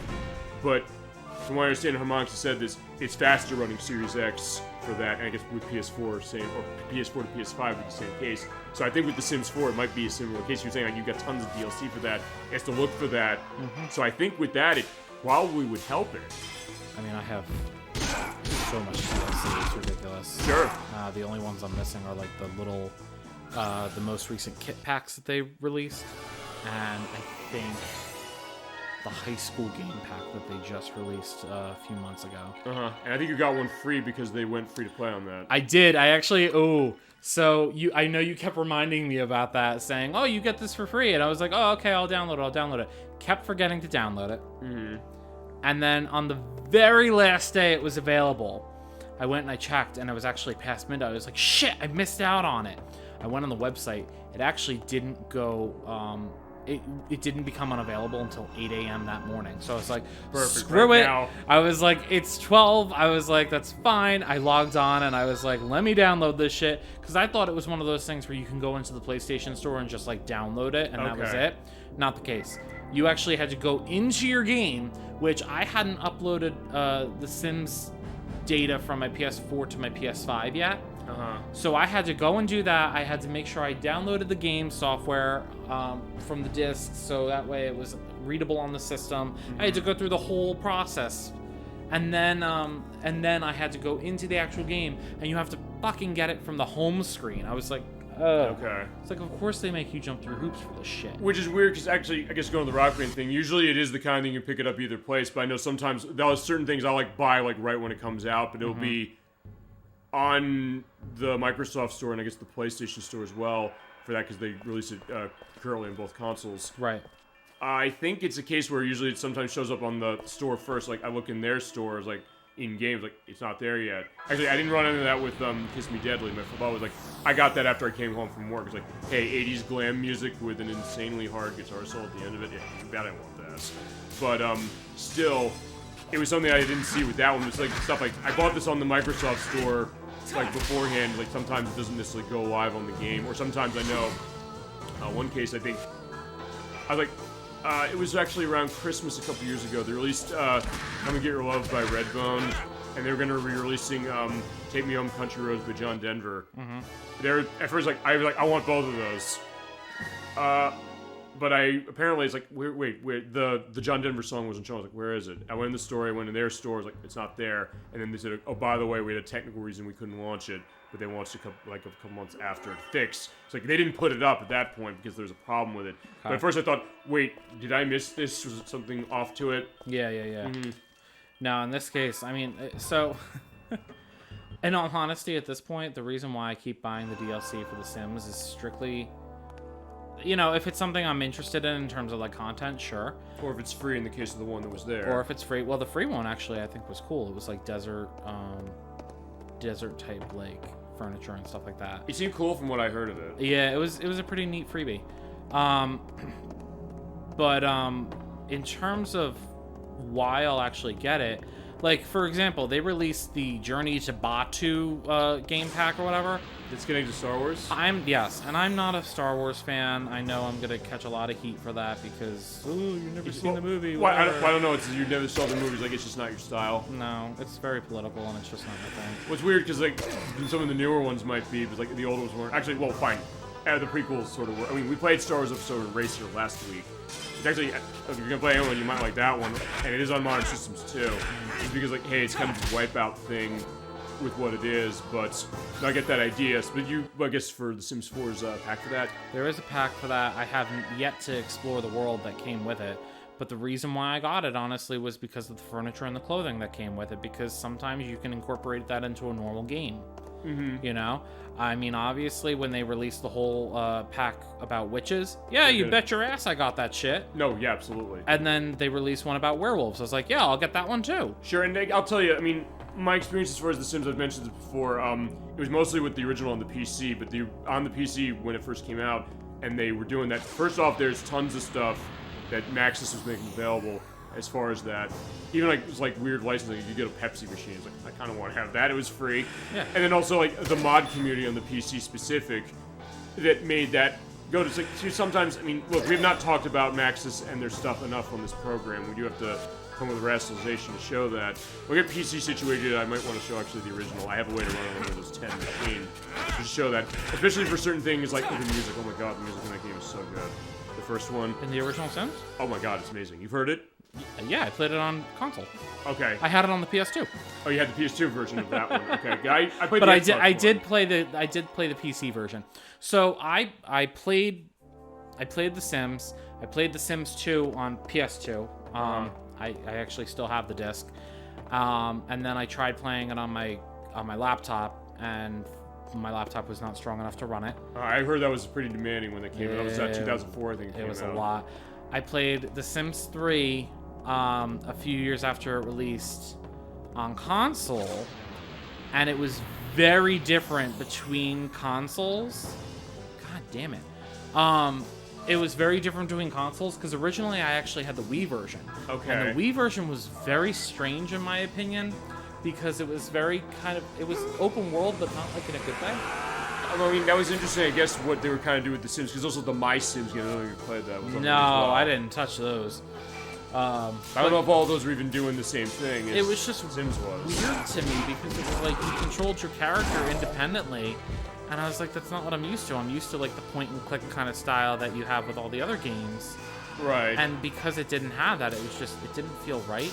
So I found out the PlayStation version had more traditional gameplay, and I traded in the Wii version to get the Switch version. This is probably that case. Or PS3 version, sorry. Well, here's the thing. It's probably, and I know that happened a lot during that era, which is that you had games that were on the Xbox 360, the PlayStation 3, and the Wii, and the Wii version. Usually they said, you know what, fine. We talked about this with the Switch, so good through line this way, which is that since the Wii is not as powerful system as the others, they necessarily said, like, fine, maybe we won't necessarily just try to do a straight port of this, we'll do something different. So, like, fine, we'll do a different version. Like, going back to the Star Wars thing. Star Wars The Force Unleashed. That's on the Wii as well. It's a totally different game, to the point where when they brought out the Switch, it's porting the Wii version. It's not porting the 360 and PS3 game. I thought, Right. Wait, they'll port that one now that's on something for that. It's like, no, they up-res the Wii version for that, for the purpose of it. So in that case, they tried something different, so I guess with Sims 3 is the thought, like, and that's sometimes would be a confusing thing. Always a question people ask me is like, hey, if I have a Wii, and it's games on multiple systems, how much of the original experience from those other systems are you necessarily going to get on the Wii if you buy that version? And it varied a lot. Yeah, so a lot of the times they had to completely almost break the game down and build it back up into a whole different thing. Back attack. I was like, yeah, you could tell right there. They had to like build it up into a whole different thing just so that way it could run on the hardware properly. In terms of The Sims, in terms of The Sims 3, so because they did it that way, so I ended up getting on the PS3, and then they released The Sims 3 Pets. Right. Well, it wasn't DLC. On PS3? It was a separate game. Yeah, I think I remember that. It was a separate game, and I bought it, and I was like, oh, cool. And I was like, and then when I realized, oh no, you have to like redo anything you ever did because it's actually a separate game. Oh, okay. I was like, that's so stupid. You can't carry over your stuff that you've done previously. It doesn't like, read that you have saved data from the other Sims game. It doesn't do any of that. So wait, that's really shitty. So wait, was an expansion on the PC? It was an expansion on the PC, but on the console, it was a separate game. That's weird. It was so stupid. So that's why when The Sims 4 came out, I waited a little bit, and I wanted to get it on the console. But you also wanted to see that, is it going to be one-to-one? Well, before you go into that, though, yeah. 22 is asking, what are you grinding specifically now? I'm trying to have a red Acre spawn. Gotcha. All right, so go back to what you're saying as far as that. So when when The Sims 4 came out, I was a little wary about getting it because I didn't know if it was going to be like The Sims 3, where it was going to release DLC as separate games, or even if it was going to be a one-to-one recreation of the PC version. Because I wanted a recreation of the PC version, damn it. And from what I understand, I think 4 is the only one that actually is... It's a one-to-one fully creation. A one-to-one. And I love it. Yeah, because, I mean... all of the expansion packs, all the patch releases that have come out, all the free little patches and stuff, the console version has gotten those. And I know it's different with the other ones that came before, because they were totally something separate. They are keeping up with it the same way, and now they're developing The Sims 5. Right. Which now I'm a little bummed because I've spent all this time and money invested in 4. But to be fair, it has been out since 2017, so yeah, it's time. That being said, though, I mean, that could be the other thing, because remember, we mentioned Rock Band, which is the idea that I have songs on that I bought 15 years ago. So, like, well, at that, and it's carrying over into, like, fine, it went over a console cycle, technically, as far as that running. But you're able to import all of stuff. For Sims 4 to Sims 5? I don't know. I can't import any of that shit. Did they say they're not going to have an import? They generally don't. I mean, I guess... For The Sims, they generally don't. So, unless they have some sort of, ace up their sleeve where they're planning something like that, I'm unaware of. When's that coming out? There has not been a release date yet. So, I'm getting the sense they haven't really not mentioned a whole lot with it, am I right? They haven't. They literally... So they maybe just had the Sims Summit okay. recently. and they kind of hinted at it. They didn't really say much of anything. Okay, so I guess EA and it's not technically Maxis, but I mean it sort of is whatever remnants of Maxis people work on it. Shadow 64 has some good ideas. You might want to take pointers from him on the purpose of this. Yeah, he frequents your franchise the same way I frequent other franchises, and as I said, I probably should frequent The Sims more because like I loved the first one. And I even go back further than that, like the Sim City games, like 2000. I have them on the PC. I have them on the PC. I want to show that at some point when I get the PC stuff saturated, which Nikki's going to help to start with that first with the Freight Fish we're going to do. I think that's the version we're going to do, I think, for PC. So, at that case, I can also show that just to get that idea. Because actually, I mean, it's different, for sure, between SimCity and The Sims. But it's like both of those, what they both do, and Maxis tends to be really good at. Yeah. Is basically taking a concept thing like, how is this going to be necessarily something in video games I'm going to be addicted to? But they make it so addictive, they make it so relatable, and something that has all these intriguing elements to it. And even stuff like the music. I mean, I have the music specifically. Jerry Martin did the music for the original. I have that music. It's on the CD. I actually have that on my iPod. It's terrific stuff. It sounds like this great. It's peaceful. It sounds like this. It's this great jazzy score on top of also having like specific radio stations of certain things like joking on, actually like on Sammy Hagar. I was mentioning we were mentioning Final Fight with Mike Hagar, which is a joke I think on Sammy Hagar because Capcom loves them their music references, but still. Kind of something like that, where it has this great variety, but also sounds so great. Almost like I mentioned Mr. Rogers' Neighborhood, maybe the closest we can get to something like that game-wise, because it almost sounds like the John Costa music from that television show. This kind of suburban perspective. I mean, there's this piano piece that plays when doing the building. The one that goes, you know the one I'm talking about. I'll have a link to that below because it is just so beautiful. It's one of those things that I'll have to figure this. As we have our, group party as far as, like, the holidays are concerned for that. I used to DJ that as far as, like, the small group for that. I would mix video game music in, actually. Edwag picked it up. Nobody knew the difference. Edwag picked up on it. I said, I was actually, like, pulling different songs to the soundtrack of Sonic Unleashed. Like, that soundtrack, I swear to God, that's the gift that keeps on giving when it comes to something like that. It's like, yeah, people like that. It's like, yeah, let me pull out the Halaska Village as far as, like, actually, a case that the bells going on for Christmas-like thing. That's a beautiful track as far as that. Or is it like the Empire City? You have like this jazzy thing with like the saxophone and like the harmonicas going on, something like that. Right. So, like, but it's The Sims, like that was one like I was tempted to kind of put in. Just, that's good stuff. As far as like the way that sounds. And something like this too is like, hey, there's some really good stuff in the music. This is great stuff. I'm getting so annoyed that I'm not running into this fucking thing. So it's literally the Blue Ogre reskinned with red. Okay. And it's the last enemy that I need to run into to get into the bestiary. Okay. And it's just annoying because now like I said, this enemy was the one that I had a hard time with in my practice run. Yeah. And now it's happening with the fucking red ogre. Okay. So I'm like, why? This is what I meant, like... But see, now that we're mentioning RNGesus, come on, dude. See, now that we're mentioning it, though, it might be the kind of thing that maybe we get lucky, and at that point, it's going to be the next. I'm just so annoyed because we should have been done with this like a half hour ago. This area is not that long. Well, I guess that benefits maybe for the other areas coming up, or those are going to be longer. There's going to be. Kui High Tower is not actually that bad. Okay. We do have one other little side quest thing, but it actually has some story elements to it. Okay. So, and that's actually not that bad, especially with the build that I have on Yuri currently. Also, you're probably getting levels good, so in that case, I mean, it's not a bad thing because I'm still benefiting. I'm still getting the soul energy. I'm still getting the levels. So it's not like a negative thing that I haven't run into this thing necessarily. No, I get that. But I really, he really liked that. That was one of the enemies with the phallus that I was telling you about. Oh, that was one of them? That's one of them. Okay. We're about to run into 3 more when we get to Kui High Tower. Okay. I can use some help here. But, yeah. Why a sniper rifle is considered magic, I don't know. Well, it's magical, her skills with it. I mean, so, that's the thing with the Happy Creeper and the Speckled Creeper. Oh, fuck. Wait, hold on. Did his arm break or something as far as that picture? He's just paralyzed. I don't know why they use an arm. Or the hands, like, I don't know, like he broke his hand or something. That sounds horrible. I have no idea. Or his hand fell asleep, I don't know. I really don't want to use this move again, Yeah, I can use some help here. Yeah, no, I want to finish this area so we can move on with, some of the story stuff.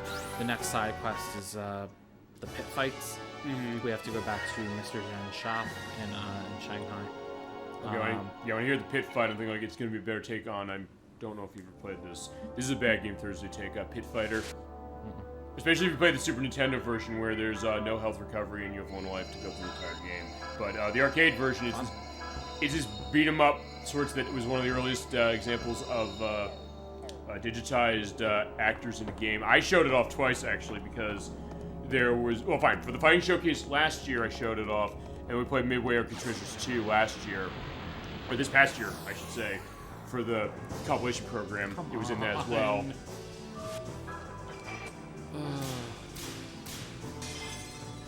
Why can't it just be grass? Yeah, I was just, we could, I don't know if there's something I could do in the editing process to It's not gonna help the bestiary. It's not gonna help the bestiary though, you're right. I need him. Yeah, we need your red. So this is the only area where they appear. In the entire game? In the entire game. Damn. Uh-huh. And then on top of that, also, so the reason why I was so adamant about getting that Mind's Eye 2 for that lottery member, once you beat this area, he no longer is a lottery member. Oh. So that was my only shot to get it at the beginning. Here's the question, are there other cases where you can bypass lottery members, or is it the same thing, you're locked out? If you don't have any lottery tickets, they don't reveal themselves as lottery members. Okay. But I guess the idea is like, hey, if you don't get that, you come back later when you have one and they're not going to be present as well. Well, a lot of areas get locked out later, so that's why it's you gotta kind of get them as you see them. Well, I was going to say also, we've had areas like that before, because I know we had... Most of Asia's locked out right now. Yeah, we can't go back there, unfortunately. Come on. So that's that idea. Run.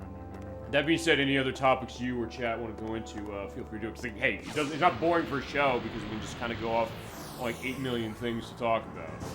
Yay! There it is! And that's all I did. It's just like, yeah, I don't know. The game doesn't want to hear us go on another tangent. Thank you so much. I love the timing of that, my god.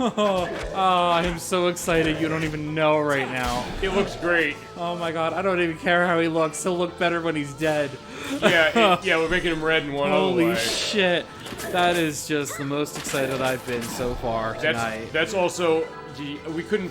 We always say we planned this show, I swear to God, like, we couldn't have planned that better as soon as I said, like, hey, let's talk about another tangent. Like, as soon as I said that, as soon as I finished that word, there he is. Oh my god. Just die, you motherfucker. Thank you. Alright, bye-bye. Okay, moving on. Next. Alright. Holy shit. Alright. 2 levels up. Cool. Perfect. I will take it. It's good, though. So, like I said, the levels do get rubber banded. Mm-hmm. Which is good because we don't have Alice. Yeah. So she'll be, like, severely underleveled if she were to come back to us right now. The levels are rubber banded. We don't have to worry about it. That being said, am I right in thinking we're not getting her back in party for the rest of the night until, We might. Well... We might. We'll see. We still got a couple hours. Alright, so let's, We might. Okay, so we're set. Okay, so first things first, I'm the realist. Yeah, we need a tent now. Yeah, we need a tent. I actually didn't need to, but that's okay. And then what I'm gonna do is I'm going to throw those cute little bears back on us. Also, just so you know. Oh, they are actually bear. It is actually a little teddy bear. Right behind the cabin of the ghost ship St. Mary, runs into death ineffectual, makes a sad face if you squeeze it. He doesn't like that. St. Mary, I don't know, was there another St. Mary besides the one in California? Oh no, I'm thinking of the Queen Mary. Shit. Queen Mary? Queen Mary's the one that's docked in California. It's a haunted ship. Maybe. It's permanently docked, and it's actually a hotel. It might be. But that's a different ship. They're talking about the St. Mary. I don't know There'll what be that an is. edit down here or a link that maybe goes into something like that. Because actually, that's the one thing I've loved when there's been kind of a historical context or something that we talked about. We talked about the idea of, like, what's the perspective, like, preparing a body for a funeral, because, like, hey, we're going to do... That seemed mother wanted to do that with the victims of Lily last time. Yeah. I found a resource that kind of went into, like, what is that going, culturally speaking, as far as China's concerned. It was kind of interesting to see what that was, so we can find something for this, too. Oh, good. All right. So. Oh, yeah, that took almost a full hour. It's not gonna feel that way as far as, you know, how this is operating with, you know... We talk enough about random shit. So does the chat. I think they like that. I think the idea of, like, well, because we could talk about the game. I mean, you're seeing what's going on with the game. We're going into that, but it's being very for what we're going into, and certain things that I didn't necessarily know I'd be going into. I was like, yeah, it's too strange looking. Like, yeah, and Yuri's like, yeah, Oh, let's just do wait this. till we get inside. Oh, I'm. This isn't gonna end well. Oh shit! You're not lying. That was the best reaction. Oh my god. Yeah, I was like, fine. It's looking like, I guess, a what is it? It's looking like a Butcher shop. A butcher shop, also with the when we're talking about the frame rate thing, the idea of like the fan going there. Like, okay, maybe that's for effect too. It is. But yeah, I don't get it. He's a small-time gangster boss. Yeah, there's small-time gangster boss who do this kind of shit, but except he's working with black magic voodoo, which is that's different. It's bacon! I love you. It's bacon. There they are. Yeah, bacon. Yeah. I'm sorry, I can't not say it like that. Like That's the way the to do bacon it. strip commercials. Yeah. That's what it reminds me of. Yeah. I'm not It's bacon. I also not relitigate my my annoyance that it actually is made of bacon now, but like go back to part 1, and I already went into that. But yeah, bacon is behind this. Oh, yeah, I have been saying that since part 1, haven't I? Well, actually, not last part. We didn't see him, so like we're making up for that. No, we really didn't. He wasn't in part 2 at all. I mean, you just recently watched it, so I'm gonna take your word for it. All right, I do wonder if I overdid a little. Overdid what? A little? Suppose this isn't easy, but must find a container to use the vessel of life. Yeah, you found one as Alice. We're taking her back. You're not using her. Oh no, he's talking about Woogly. Oh, we used him as the subject for space. What are you scheming? Everything. This is side quest shit, mind you. And it's story based. Yeah, So basically, you're saying you could miss this. yeah. So here's the question then. I guess then. I did the first time I played it. So yeah, we're okay. That's good to see that way. So we're getting more of a perspective of Roger Bacon, what's going on with him. It's like, so Woogly is freezing, and so yeah, the guy we beat up before, like he's getting controlled. So when you go back to when we were in the temple ruins and we fought the Yamaraja that he turned into, Yes. we killed him. Okay. We killed him. He was dead. That was it. So basically, he reanimated him, Yep. and he's vomiting. He said barf. All right, there you go. You get a better view of the background now. Actually, yeah, no, this is kind of in the parasitive direction to a certain degree with the way that's laying Look at out. that plant. Oh yeah. That is a nice outline. That is a nice plant. No, it is a nice outline. The blood splotches on the ground really add to the feng shui of the room. Yeah. We're going to the Sims thing. Imagine a Sims room set up that way. That would be the best. Okay, that would be the. I've seen them set up that way. Okay. Oh yeah, people have done some crazy shit. I was gonna say this. It would be the. Actually, I don't know if you're familiar with the adults only version of the Sims, which actually is it's called Singles Floated Up in Your Life. Yep. I was like, as a Sims fan, you probably know what that is. Look how much damage. It's beautiful.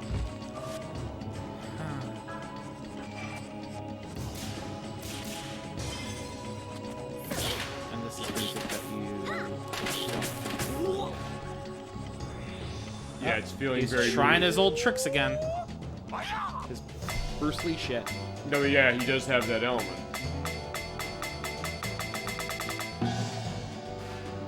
And yeah, I think the pose he does. I think there probably is an element in Game of Death for that. I think. And it's weirdly enough, despite me saying that, I'm not as well versed as far as a lot of stuff. I need to fix that because like I'm a movie person. I should fucking know that. But, yeah, he had a lot of talent as far as his stuff. Yeah, he's a legend and an icon for a reason, and still remains so. Wait, Cursed Puppet. Wait, Yeah. he didn't say his name. He Nope. didn't say his name before. I thought it did. They just refer to him as Chris Puppet. It's not really Woogly anymore, honestly. Right, but I thought I saw him. I don't know. Maybe I was playing for something. They were talking about him as if he was Woogly before the Oh, battle. maybe they said before the battle. That might be Yeah. what it was. Okay. Oh, he has missed. Wait, no, we He's had got it. stretch arms down. I was gonna say, yeah, that was last time we saw that. Uh-huh. Yeah, okay, that part I forgot. Yeah, we're seeing that. Alright, perfect. So yeah. And at this point, I've leveled up so much that like I'm not concerned. You usually are usually this leveled up when you get here. Kinda. So okay, generally Marguerite does no snipe, and Zhuzhen does no life sucker by the time I get to Kui High Tower. Okay. So I'm not mad about where I'm at. I would think that's probably the benefit of what we did as far as that, because then it means that you could feasibly be in a better case to be ready with where you're going. And the next area is not hard. Like I said, this game is not difficult. Or you said right now, because you have that blind ring, you're going to be able to manage this really strongly. And if you're, so literally half the battle is knowing what you're facing before you face it. And I know a lot of people are like, well, they don't want to necessarily look at a guide or whatever. Well, I'm sorry, I like to know what I'm walking into. We've also played this game enough so you already knew that, you got that perspective. Yes, that is true. I also have played this enough where I do know what's coming in every battle. I don't necessarily remember every single minute detail, but a good majority. Okay, so we have taken down Woogly once and for all. Alright. He is no longer. Oh boy. Boop. More difficult than I thought. Yeah, there goes his experiment. Bacon! I should probably just put an edit as far as like the voice for one of those, because I don't know. I think you might have seen some of the things I put like the voice clips, like the Pac-Man death thing for Majora's Mask for the last part of that. For one of those, when I think there's one case we didn't actually say it over his thing. I'll put that in. I will find that. He's gone, but he's like, damn it. Okay, so that was it. What is here? That's it. The story? That's it. What's that? He's covered with knife wounds. I imagine what got him. And he's saying he. I don't see anyone on that desk. Maybe the brain's over there. Is there like an item in? Oh, well, yeah, there is. That guy hanging upside down and inside out. Upside down. You turn me inside out. That's a reference to. It sounds familiar. It's a song. What song? I don't know. I was gonna say I don't know who sings it. I just know it's a song from the 80s. I should fucking know that. That's my fault. So I failed. That's I didn't know. Name below. I'll find it. Don't worry. Okay. Wait, hold on. That's it. That's it. That was literally all that's in the room. There's not an item in there. There's no item, and there's also no more random encounters. Oh. So that's why I was so hell-bent on getting every enemy in here. Actually, do you have the pedometer on whilst you're doing this? Yeah. Okay, good. Yeah, it was on Shushan the entire I time. was gonna say, like, I know you say you always want to have that, so. I would have been real pressed. Real pressed? Yeah, like pissed off. Oh. I've never heard that way. It's new slang. Yeah, I remember those new slang that them kids are using. I would say I am not in keeping with the cool kids are doing. But like, well, fine. That's either way. Like, but hey, I like to learn that. Like, I didn't know the thing about the tent. Like, what is it? Popping a tent? Pitching a tent is really... Pitching a tent makes sense because, like, hey, you're pitching a tent, you have to It's a euphemism for an erection. Okay. Let's... Okay, I've heard the one for that. Like, I didn't hear popping. It's like I don't know. Maybe it's interchangeable. Making my own shit up. It might be interchangeable. Like, hey, remember, my brother used to joke the idea is like, just make something up. It's like, yeah, and then it'll go to Urban Dictionary. I mean, he's not wrong. He's not wrong. And He's that was not wrong. And that was 20 years ago he was Yeah. doing that, so he was ahead of the curve. Oh, man. All right, so we're done with Kowloon Fortress. Woo! All right, off we go. We're going to take a ship. Yeah, it's not sinking on the way back, at least, or maybe it will. I don't know. Maybe the engine will die or something. I don't know. All right, so we're going to go back to Shanghai, Huayan. All right. Okay, and then...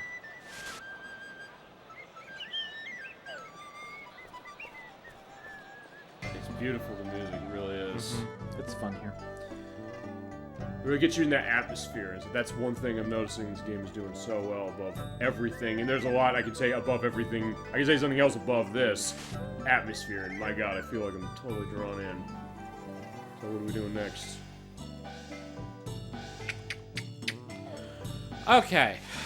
We are going to equip Yuri with... Fuck. We're going to... That.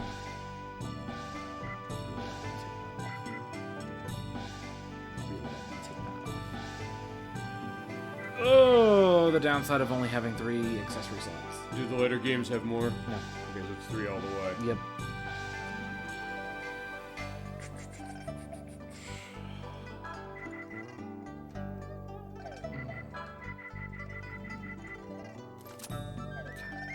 I just want to kind of protect them across the board against status ailments. Okay.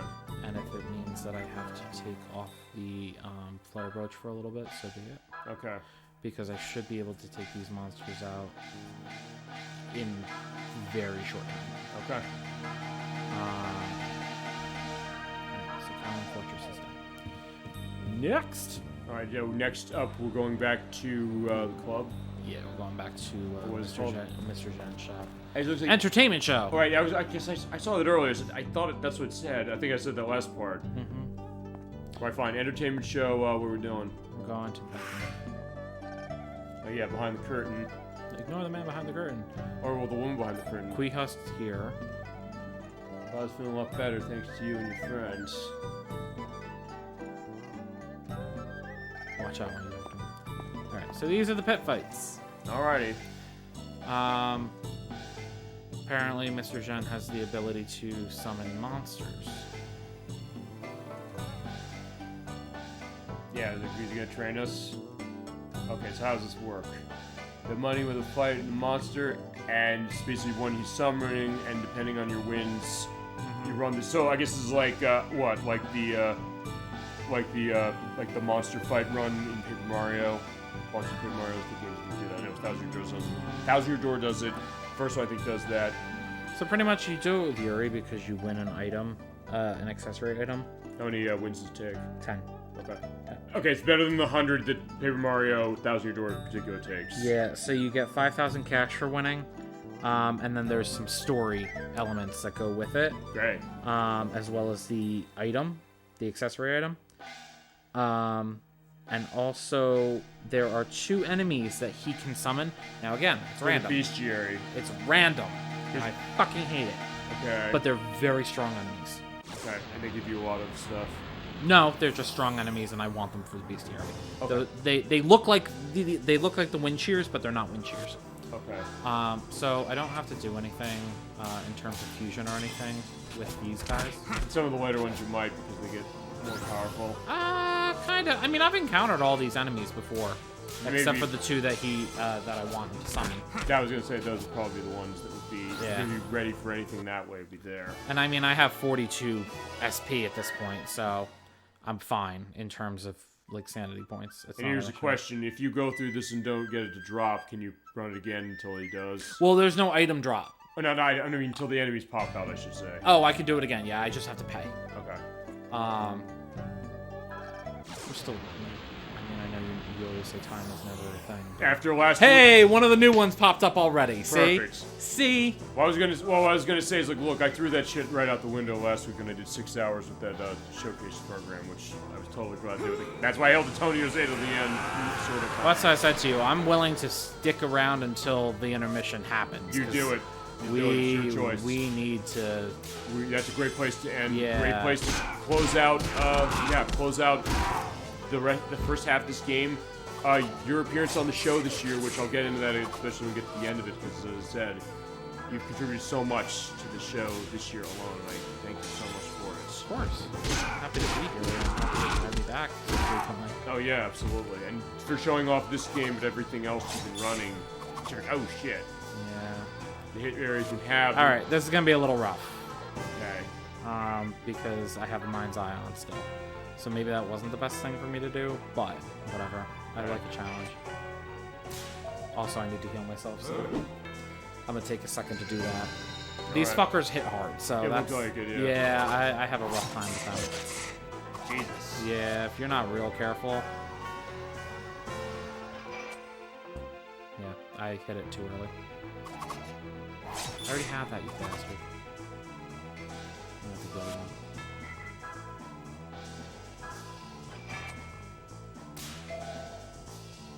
You would have thought that was perfect. Yeah, I was gonna say I'll have to look back at that. That was. It was like right on the line, I guess. Yeah. And there's another one that's just like him. Do you get a game over something if you lose this? Or just...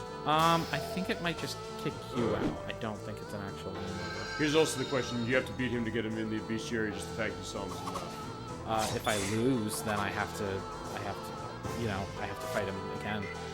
So pretty much, yeah, I have to beat him. Okay. We hit him once. That was enough. Oh, good. Fantastic. I was like, yeah, I didn't want you to lose that one. Only because, like, look, I'm feeling for you too in that way. It's like, if you're saying this is going to be a struggle this way, I'm like, yeah. And I get XP for these fights. Great. Not that, you know, I'm not already over leveled. All right, trial number 3. How many trials? Oh, you said there's 10. 10, yeah. And actually, so if I get him and the other dude, that's already the hardest. Fantastic. The rest of them are fucking cake. Perfect. All right. Yeah, frog gods. Would be. So that's what I mean. I could take them out. Like a lot of the other stuff, I could take out in one shot. It's not a big deal. Oh, and they're not doing. And they don't do any damage. Even when they get strike, they don't do any damage. Well, because I'm so much stronger than them. Right. So that's why I said I'm not really concerned, except for those newer enemies. Mm-hmm. That's where the issue ends up coming in. Is that the earliest you've seen any of those pop up? That last fight. What, the new enemies? Yeah, This is the only place they appear. No, I'm saying when you've run through this before, has it usually been like the first or second battle you've seen them? Or any time you've seen it that I've gotten them early before, yeah. Okay. A lot of the times they do come like 7 or 8. Okay. So maybe is it more likely maybe when it get further on that they'll appear? It's just like, hey, it's just totally random completely. It's random. It's okay. Literally, that's why I said a lot of the stuff tonight is luck-based. Okay. Hey! There you go, perfect. My luck is on fire now. And so is he, so yeah. Alright,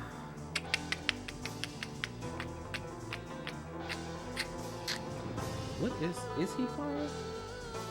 I would say from the graphic he is, but that's not always a guarantee. Yeah, for this game. I've showed you that more than once. Yeah, no, he is fire.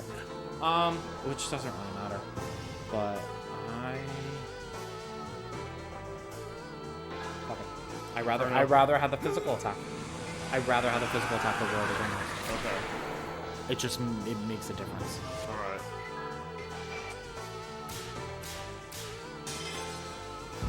Alright, there you go. It should go that way. A few rounds. He hits a little bit harder, I think. Actually, it looks like he hit less. Yeah, well, I don't like to underestimate these fuckers. True enough, fair enough. And I got a nice, so that helps. And a strike, that helps even more. Fantastic. So we're off to a you Flaming fucking bitch. That's you the bitch. one. Okay. It's not gonna. Destiny. It's not gonna be helpful. Okay. All right, so I am gonna heal. The one-on-one fights are tough, just because you have to kind of. It's almost like playing a game of chicken. You have to kind of determine and strategize like when is the best time to kind of hold back and like heal yourself, and then go back on the offensive. And sometimes you never get the opportunity, which sucks. Even that I don't trust. No, I don't blame you. Do the second part. Good job. Nice call. That'll still put me close to full, so as long as he doesn't do another full. You're right, I think he does hit less. That also is the benefit of you getting the levels you got. Yeah, but I think he doesn't hit as hard as the water one. There we go. Good job. All right, cool. So they're down. So that was actually the easier than my practice, because I think I actually had to go through the pit fights a couple times before I got both of them. So it balances out. Here's another question, because you killed them both, you found them both. Did they not appear again? If you do the pit fights again, I think you can. I think they do appear again, because it's a set list of who he can summon. Okay, so I'll put it another way, which is that since you're going through this run now, fights 5 through 10, we're not going to run them again, are we? No. No. Once you get them once, that's it. Okay. Yeah. Perfect. I didn't know, hey, you'll run into him again.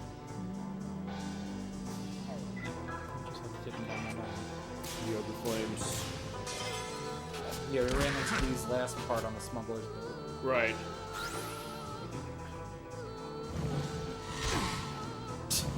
So fucking laughable. Yeah, even Yuri's like, fine, 1. Oh, 1, oh no. Oh, 2, okay, fine. Yeah, whatever you're going to do. This might even do 0, to be honest with you.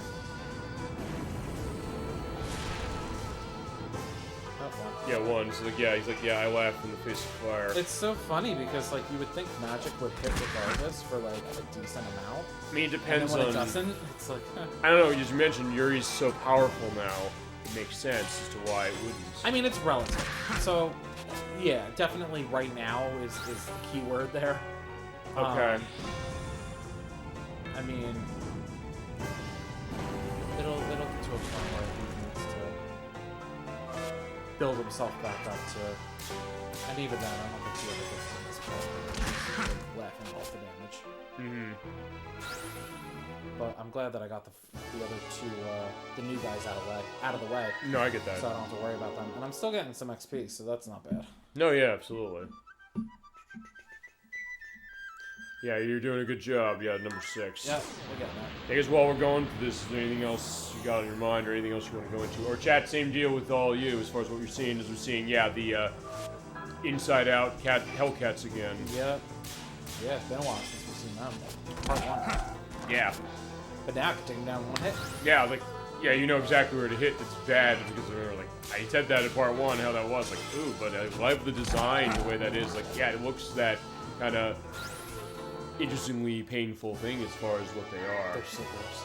Yeah, but in a good way, as you mentioned, like the idea of, and this is, I guess, explaining what you were saying before, which is that, okay, what's the difference when it comes to like the horror element vibing with something like this, whereas for certain other things you wouldn't necessarily go for that, and like certain other mediums or certain other games maybe even. Oh, how is it so working in this one? macabre. In this, what's it? Everything is so macabre in here. Like that's kind of. It's macabre in this, but it also feels like it's something that, in that way, I mean, it's funny that sometimes I run into cases where, like, we'll just, like, see a movie or something where you kind of, it's, like, really violently, like, either cringe or something, or sometimes you'll kind of have this big smile on your face. That was a boss, by the way. It was? In the beginning. Oh, right, bro. Remember that was the first boss that we fought in the cannibal village? Oh, okay. I just took him down in 2 hits. I thought it was going to say, like, this is the boss here, but wait. Hold on. No, that was the boss from the beginning of the game. Yeah, so, yeah. That's how far we've come. No, yeah, that's amazing. At first, first I was thinking, like, that's the boss here. I was like, no, it's just enemies. But, yeah, good job. Yeah, Yuri's not done yet. Nah, that's another boss. Okay. Actually, you said are they all random, or is it just... Okay, so could these appear as your first... Okay, alright. Yeah, and it's nice that I actually still have Tornado as part of my summon list. Right. Because if you remember, this guy is resistant to physical attacks. Okay. So I have his weakness. Thankfully. Fantastic. And it's probably much stronger than it was when I first took him on. Alright, let's see. Wind shear. Yeah, I'd say so. I'd say it's quite a bit stronger. Yeah, we were scared of that before a little bit, sort of, kind of. It was hitting hard the first time. Yeah, now it's not. Now it's ridiculous. Yeah, now I think he's probably gonna die from this. Not quite. But I get another shot. So. Yeah, you'll be fine. So I mean, after those other 2 guys, I have no issues with the rest of the list. They're so laughably easy.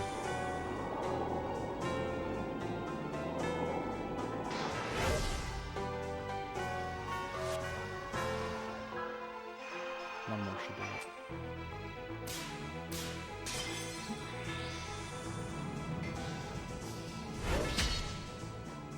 No? Alright. 2 more. I mean, that being said, as you're saying, since it's not hurting you that much, it's just basically just when we're gonna get him taken down. The flying stones hurt a little bit, but not. I mean, we saw already what the other things are doing, so it's like, okay. Yeah. This is enough. There we go. Yeah, when the other ones were taking close to 100, I was like, okay, now I'm in danger. Yeah, I but was looking at that thing. Okay. this one, I'm like, no, I'm fine. There you go. Alright, so that's another one down, and then we have I think left only 2 one more. more. I think it was, yeah, I think you're right, because there was 8, I believe. Okay, so yeah, we have 2 more.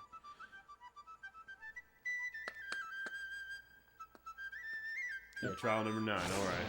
Number 9. Alright, yeah, take it down. White wolf on this.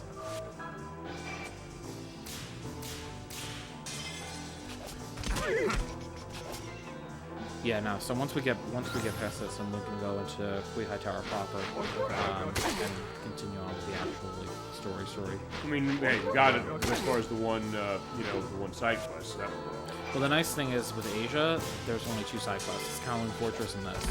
Okay. So it's not like an exuberant amount of time. Just if you want to complete the bestiary and like make sure you're getting everything, that's what takes the most time. Okay. Actually, I guess of what we played so far, is there anything in the bestiary you've missed? Not that I can think of at the moment. I would have to actually look back. That being said, you do have the file that has it filled if you did miss something. I think I have a couple files that are filled. Which is good. It shows how much you love this game, and hey, running that off. Okay, so final fights. It's the final countdown. Yeah, we're not gonna get concentrates for that. No, we won't. So because we're not actually playing the music of theirs. Like we're covering it ourselves. That way. Yeah, I love it. We're thinking the same way. Yeah. Welcome to Europe. That's for sure. All right, so we got the Beast Dog as our last enemy. Let's see how quickly I can take this. I was like the idea that we're seeing Europe in Asia. Like we're not seeing Asia in Asia. No, but we are gonna see Europe soon. All right. No, then it's fine. When we get to Europe, we'll sing Asia's Only Time Will Tell. Or fine, heat of the moment. Because knows that one. This fucking fire attack did 6. I just love that Yuri has like the smug arms thing. It's like, yeah, it's like nothing from the dog here, whatever he's called. Beast Dog. Beast Dog, right. Yeah, they didn't really get super creative with his name. That's fine. I can't wait for Penny Boy. I can't either. Like, from what I'm seeing of this, like, I'm probably gonna love it. Shit's gonna be sick.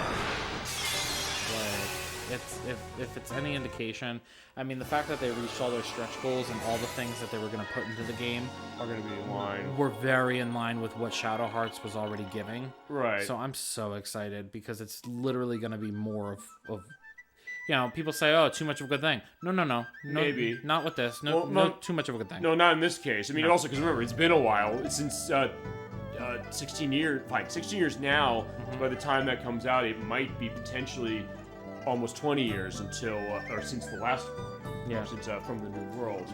All right. So now he's talking about. It's as if we were watching You Know Who. Well, we actually do know who. Bacon? No, it's his dad. Oh, right. Oh, fine. He asks, like, yeah, who's that? Yeah. Colonel Hugo. He's roughed it up in pit fights too. Of course he did. Blood is thicker than water. I hate that they use that there because it's not that. What's the actual quote? The blood of the water is thicker than the. No, blood of the covenant is thicker than the water of the womb. Okay. Meaning that essentially your chosen family is stronger than your family you're born into. I have heard that before. Actually, going back to The Simpsons, there's an episode that actually uses that. Yeah. Specifically, but I mean, I get that what you're saying in the Japanese version was that way. No, I just mean in general. I hate that they use that quote because it's not actually correct. You wanted to explain to go into it further. Yeah, it's just not correct. Like okay. Honestly, that I've heard it so much before. For a lot of the times with like toxic families, they'll use that on their kids and be like, "Oh, blood is thicker than water." Well, no. Yeah, no, I mean certain things. All right, so yeah, Kuihoa, let's. He goes, "Bring me that." That you mean that? What is that? Yeah, that. That. There's so much that going on here. I'll just put that in the tag list too. And be like, why this? We will soon find out what that is. Yeah, it was a rare item. Yeah. Shall I tell you about that day? That day. Yeah, that day where we got that. All right, yeah, do tell. All right, flashback. Alrighty, let's see what's going on here.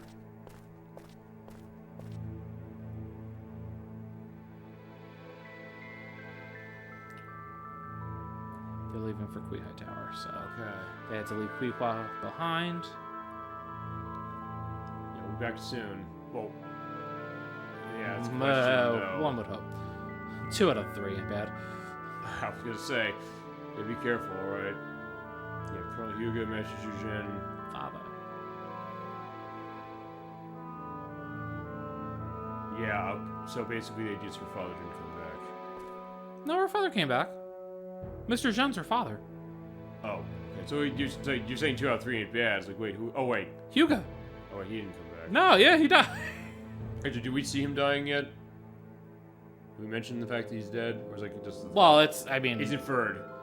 Yeah, I mean, Yuri's seeing his ghosts, so... Yeah, okay, good point. Charming blow of life gave me. I'll take good care of it. Do so.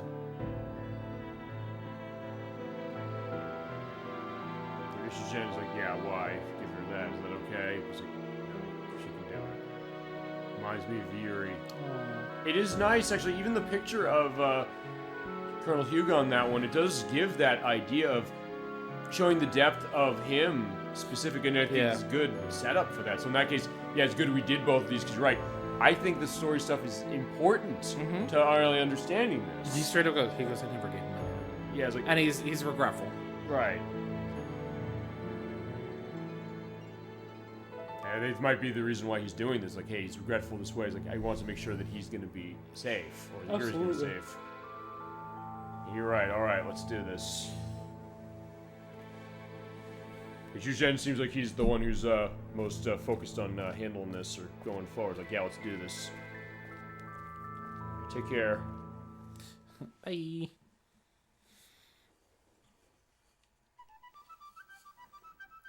And then he went into the tower. But he never forgot about you for a moment. Well, as we saw there, like, yeah, he loved you and his wife with all his soul. Alright, so yeah, what is that? Took hold of this that day. Mother gave his good charm. So yeah, the cross she mentions. So, alright, let's take hold. Ant's cross. Ant's cross. Ant's mother. Okay. Yeah, we thought I'd find a medal from her mother here. Yeah, right? Yeah, indeed. That is what, a key item, or was it do? It's actually an equipment item. Oh, what's it do? Okay, first of all, I need to fix this build. Okay. Because it's going to bug me otherwise. Where's my flame brush? And then this... I can keep that on him. But in terms of Anne's Cross, successful ring restores wearer's SP when berserk. So when somebody goes berserk, it'll pop up with a ring, and if you hit the ring, then it'll actually restore SP. Okay, that's awesome. Who do you want to put that on usually? I don't use it. If it goes on anyone, it goes on Alice. Okay. Because she does have the lowest SP out of any character. And also thinking canonically speaking would fit with her. Exactly. So. It's a beautiful visual here. Yeah, it's pretty. So. Alright. Next thing. Hello. Yeah, I was gonna say, he'll walk into the wall. It's like, yeah, we'll get there out of there eventually. It's like, yeah, he's running in place. Yeah, he needs to be all set and ready to go. Like, yeah, he fought those monsters. He should be able to handle this. No problem going in now. Did it refill? No, it didn't. Refill Did what? it refill my health? No. Yeah, no, it didn't. So. Yeah, these are number 101, 102, respectively. Okay. That's how far back they are. Oh, wow. Okay. Oh, you're right, person. 38, Yeah, it had 37, 36. Oh, you're checking to see if there's something missing? Well, might as well. 33, 32, 39.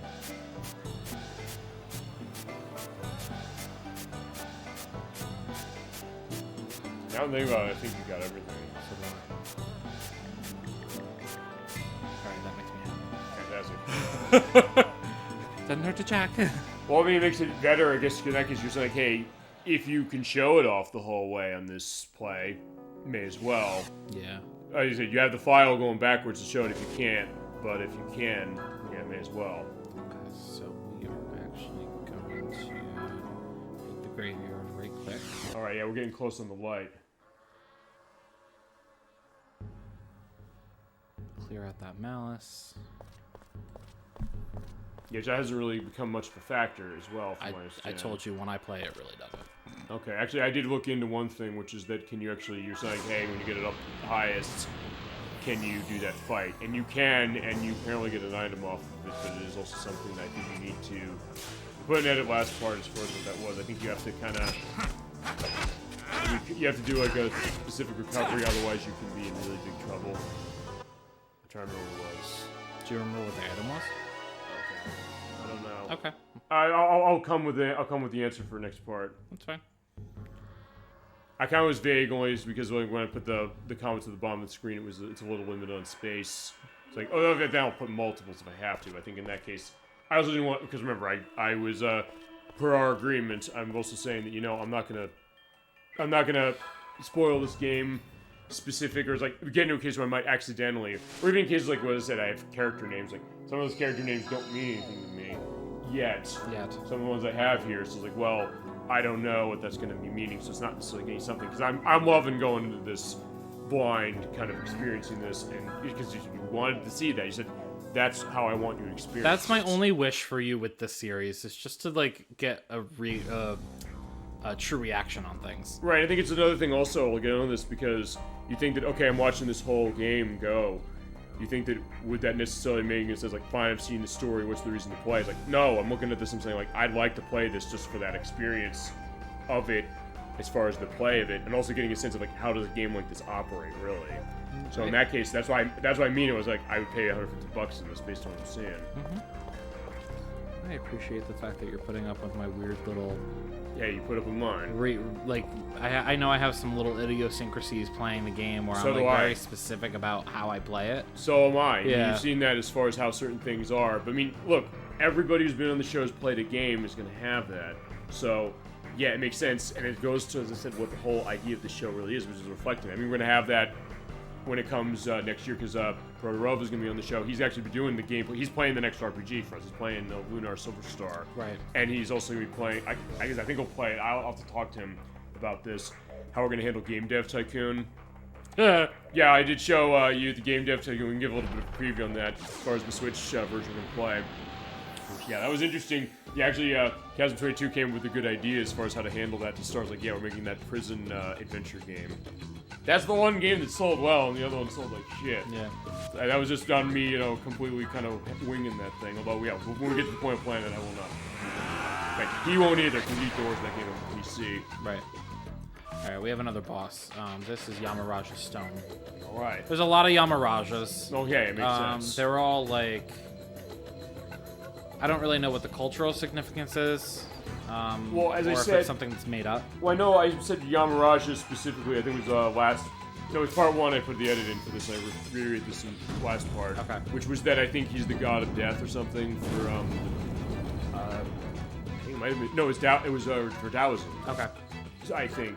Okay. So I mean, makes sense. but different variations. Maybe that's the idea of maybe there's some context to that maybe I was not sure of, which maybe. Because this is Yamaraja Yeah, I Stone. could use some help Okay. here. We fought Yamaraja War. We fought Yamaraja Earth. We fought Yamaraja Wind. Maybe it's all of these things that can cause death to people. I have no idea. Which is funny because he's fire elemental. He's using a wind-based attack. Oh yeah, and it's putting his agility up, which means it's probably going to be bad for us. No. You see, I'm completely unbothered. Yeah, I was going to say.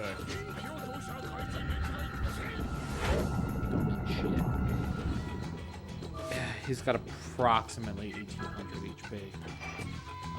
So because he's fire, I put Aqua Edge on Yuri. Actually, going back to what we were saying about what was it? The game dev technique thing, Chasm 22 saying, hey, it was an untapped genre. Yeah, you're right. For the most part, it is. It's very much so. I mean, there's Prison Tycoon and Prison Architect. It was like, yeah, the prison adventure. I said, I want the game based on Oz from HBO, if anybody knows what that is. Because I love that series. That series is insanely dark, but it is interesting. Or I guess, I don't know, maybe Use some help here. kind of. Actually, okay, I don't think. Oh, no, I think there might have been the game based on this. I think there was a game based. Remember Prison Break? I know of the show. I know of the show. It lasted for not very long, but as far as Fox was concerned. But I remember hearing that it was sold up so much that the idea of like that kind of adventure concept. Actually, no, I'm trying to think. I thought there was a game based on that. I'll have an edit down here below saying if there was or wasn't. I know like certain TV shows of that era that did get games on that. I know there's Lost Viadamus, which I believe they yourself made that. I'm trying to think of it. Well, I know certain things like reality shows. We're talking the Wii. There's a Wii game based on Hell's Kitchen. I think there was also like an Iron Chef on the Wii. Well, actually, they do have that where Gordon Ramsay is telling you to fuck off because you undercooked the duck or something. What are you? An idiot sandwich. Or, fine, yeah, not as good as a Jill sandwich. Although there's no Jill in this, so that's... No.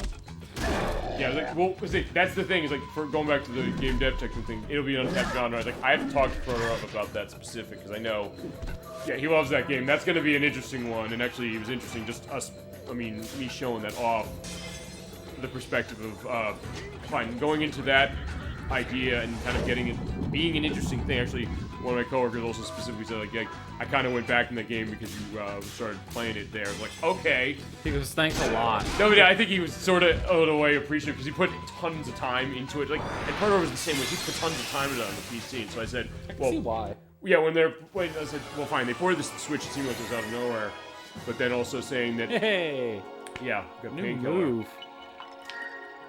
She takes drugs. Marguerite's actually way ahead of where I normally have So what her. is painkiller? Does she take a drug or something? Painkiller is... I have to actually look. I think it heals all status ailments except for unconscious and berserk. Okay. I was thinking of the Judas Priest song, Painkiller. Go back to the Rock Band thing, one of the hardest songs in the second game we had. You know that one, right? You have the drum intro going, it's like, yeah, I have to introduce you to Judas Priest specifically. I didn't say about It's not really my style of music, so honestly, There's some interesting stuff though that Judas Priest does, because like the metal thing was like it even sounds kind of, it has a different. That's more Tony speed. Okay, no, yeah, there you go. I think that would be the idea of that element specific. Like, hey, people understand that, so like I get that. Actually, I used to joke about this. I'll tell this story briefly, but I can't think of a context elsewhere to indicate. Oh, you want to show what this is? Except unconscious and berserk. I was right. Perfect. So yeah, it's a status. It's a status buff. Well, actually, to go into this, yeah, sorry, go back to the thing with the painkiller. Actually, I used to did I did a choir actually when I was in college, specific as far as my Catholic ministry, and actually I was the one who actually, because the one thing I'll say as far as Judas Priest that's kind of interesting is that Rob Halford is the lead vocalist of the band. The man has some pipes as far as singing is concerned. Actually, the end of Painkiller is like a long hold that's like almost a half a minute. Wow. And it's like I used to say, like it's like you have to do a long hold. It's like it's a Rob Halford. I was like, what's that? And it's like you want to tell him who he is? Like, yeah, this band's like. Then they knew who Judas Priest was as far as that was in college. Like I still remember some of my college friends as far as that. Like they did love that idea as far as I was like oh yeah, like they know like oh I know who Judas Priest is because of you. And then just kind of appreciating that idea. It's like yeah, metal band. Like hey, when you talk about the idea, like you wouldn't necessarily expect that kind of a vocal thing or. Iron Maiden, because the vocalist of Iron Maiden, whose name escapes me at the moment, was a trained opera singer. Right. So at that use case, some that help here. and actually there's he is like he does like a long hold string out specifically for a seventh son of a seventh son. So in that case, that idea of okay, where metal goes on top of like being operatic, but also even like the blues element kind of drive on while you're cutting the throat. Yeah, in the tower. In the tower, finally. Well, it's still a good that way. Like, here's the thing: I like that kind of build-up. It's like, what have we said? The idea of the build-up to everything. We said that with the Sea Mother's, dialogue last time. Mm-hmm. It helps that way, and it really creates that. Oh, so yeah, talk about you're telling the story of this game for the play of it in a way that's as effective as the game is doing. So like, hey, if you're thinking as far as how to tell the story of this, the game is going to be laying it out specifically through the build-up. Yeah. You're reflecting it based on how you're playing. I mean, I can tell you that everything that you're going to see in the major cutscene coming up is going to be so worth everything that's led up to it. Okay. And it already is so worth it. it as I'm seeing. So that's something to be said about that. It's going to be wonderful. Alrighty. And I also just love the atmosphere of this tower. We've seen it in the other things as far as the cutscenes as the game so far. But yeah, we're here. It feels like it's real. Yeah, so we have to go up the stairs on the right first. At the top is an altar here, and it has a turtle on it, so that's the black tortoise. Let's put that in. Right. So pretty much the goal is you have 4 altars scattered around the tower, and what we need to do is get all 4 votive pictures in the altar that it belongs in order to unlock all the doors to get to the top. Smart idea. Also, Twitch is saying Hui Huai Tower. Right? Hui Huai Tower is basically the Disc 1 Final Dungeon video game show. Exactly. That's why I said, yeah. So that's why I kept calling it intermission, because this brings it to its logical, like, Disc 1 conclusion. Which is interesting because this is the only. It's only on one disc. This one's only on one disc, and the only game as far as Shadow Hearts itself that isn't is Covenant, right? What's the other game in this franchise is on 2 discs? No, sorry, I wasn't following totally. Yeah, Covenant's the only one that's split across 2 discs. But it's funny because all 3 games have like a disc 1 end type deal. I'm doing air quotes, by the way, when I say disc 1. No, yeah. Because I realize nobody can see me except Well, for you. the emphasis kind of indicated it, so there's something to be said about that. Yeah. So it's just one of those things where I very much enjoy when games have like a very clear like midpoint. Right. Because then it's like, oh, okay, like it gives you something to work towards. Right. But then it's like, oh, but there's more. That's true. It actually is unique when that happens, because actually that's going to be how we handle Shenmue, because I'm going to play the Dreamcast version, because you have it on the PS4, that's where I have it on the Dreamcast too, but I never got far in it. Oh, I was going to say, because, yeah, I never got past this one. Okay, because I'm not going to say necessarily how Disc 1 transitions out is random, exactly. And I don't know how 2 does it, because the only multi-disc version of 2 is the version we didn't get in the US, which was on Dreamcast. Okay. I was like, I got the Xbox version when they came out. And I have the PS4 version. I could have imported the European version. Actually, St. Aspartame did that. He loves Shenmue as well, and he said, like, I imported this game because I didn't want it away. Right. But, yeah, so there's something to be said about the idea of, like, where that structure, where's the element... Well, actually, Parasite Eve, we had that, because Parasite Eve's... fine, we sort of had a little bit of it, like, hey... the virus is going towards the city, or Eve's going towards the city, and then we basically walk off the bridge like, oh yeah, insert disc 2 now. Well, I don't know if I necessarily get a sense of like where's one of the most abrupt disc switches. Maybe we get because even Final Fantasy IX has it pretty clear cut in spots. Right. Kinda. And I guess also just 3 to 4 is a little weird, but okay, maybe that one. I've heard, going back to Perova again, he said the Legend of Dragoon does that very specifically to the point where I think there's like one area where this. These are more phallus enemies. Okay. Well, I mean, clearly. Well, there. Yeah. We can show that. Don't worry. Yep. Well, good, because we're already this far in. Yeah, I don't think... Actually, I guess to go back to that, I mean, it's interesting because when it's come to the potential of nudity on the show, it's never actually been male nudity, It's usually. not bad. I mean, it's...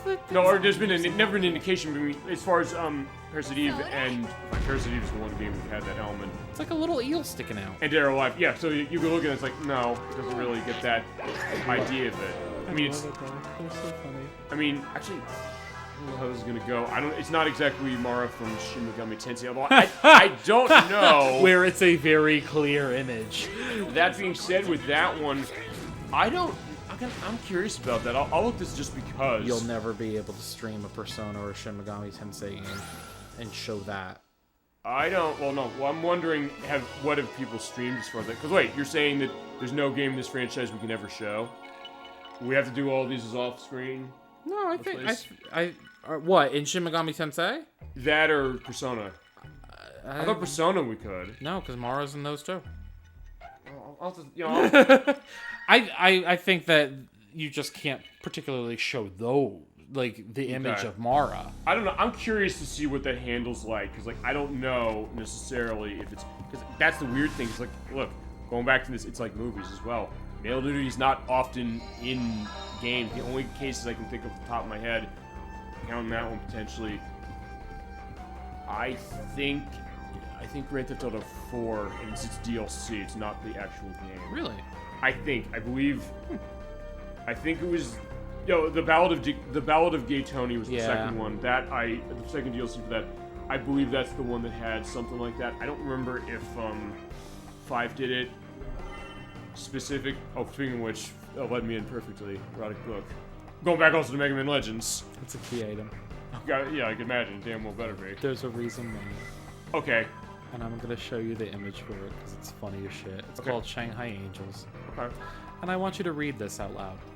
What's this? The famous literary journal, Penn magazine, Shanghai Angels. Why would that be such a valuable item? Maybe I'll find out in the future. Yeah, going back to the Metal Gear Solid thing, Metal Gear Solid 2, you can find like not exactly, well, sort of that, but not exactly. You put this in front of the guards and they look at it and it's like, oh. And then isn't there one part of the game where you're hiding in a locker and there's a poster on the inside of it? Yes, there is. And then he like says, no, doesn't Otacon call you? You can call Otacon there, and actually, there's an achievement for that in the HD version, which is called Snake Beater. Yes. See, I never played the game, but I know enough about that. I think, we'll be able to show that because when we're doing Metal Gear Solid 2 next year, I'm using Substance on the PlayStation 2, and it is in there as well. You have to do very specific. You actually have to go into the... Oops. Was that bad? I took the picture that was there. So what we're going to do is we're going to take that, we're going to put the blue dragon in its place. Okay. That's still not the correct one because there's a tiger there. Okay. But then what we're going to do is we're going to put the... Fuck. No? That's basically just juggling between the pictures you gotta put there. Yeah, but that's not the right one. He goes, forget the stupid hole. Okay. We gotta go up to the left. Yeah, actually, it's also with Metal Gear Solid 2, that's another one. Actually, that's another one that has male nudity, but none of it's ever visible. Well, yeah, he's like crawling through the forest naked or some shit. Yeah, sort of. We'll get into that for sure. I love that part of the game, though. That part of the line. Yeah, that's... Well, as I said, I think you should play some of those Metal Gear Solid games. One day.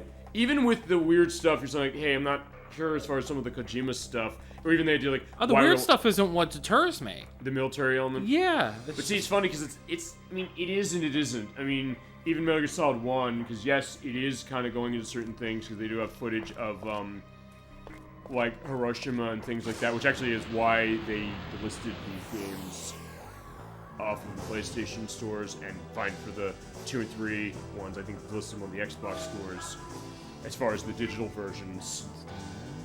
But it's also kind of going to other stuff that's not exactly the same, and some of the strangeness as well. I mean, I remember also the reason we're doing Substance on PS2 is because that has skateboard elements.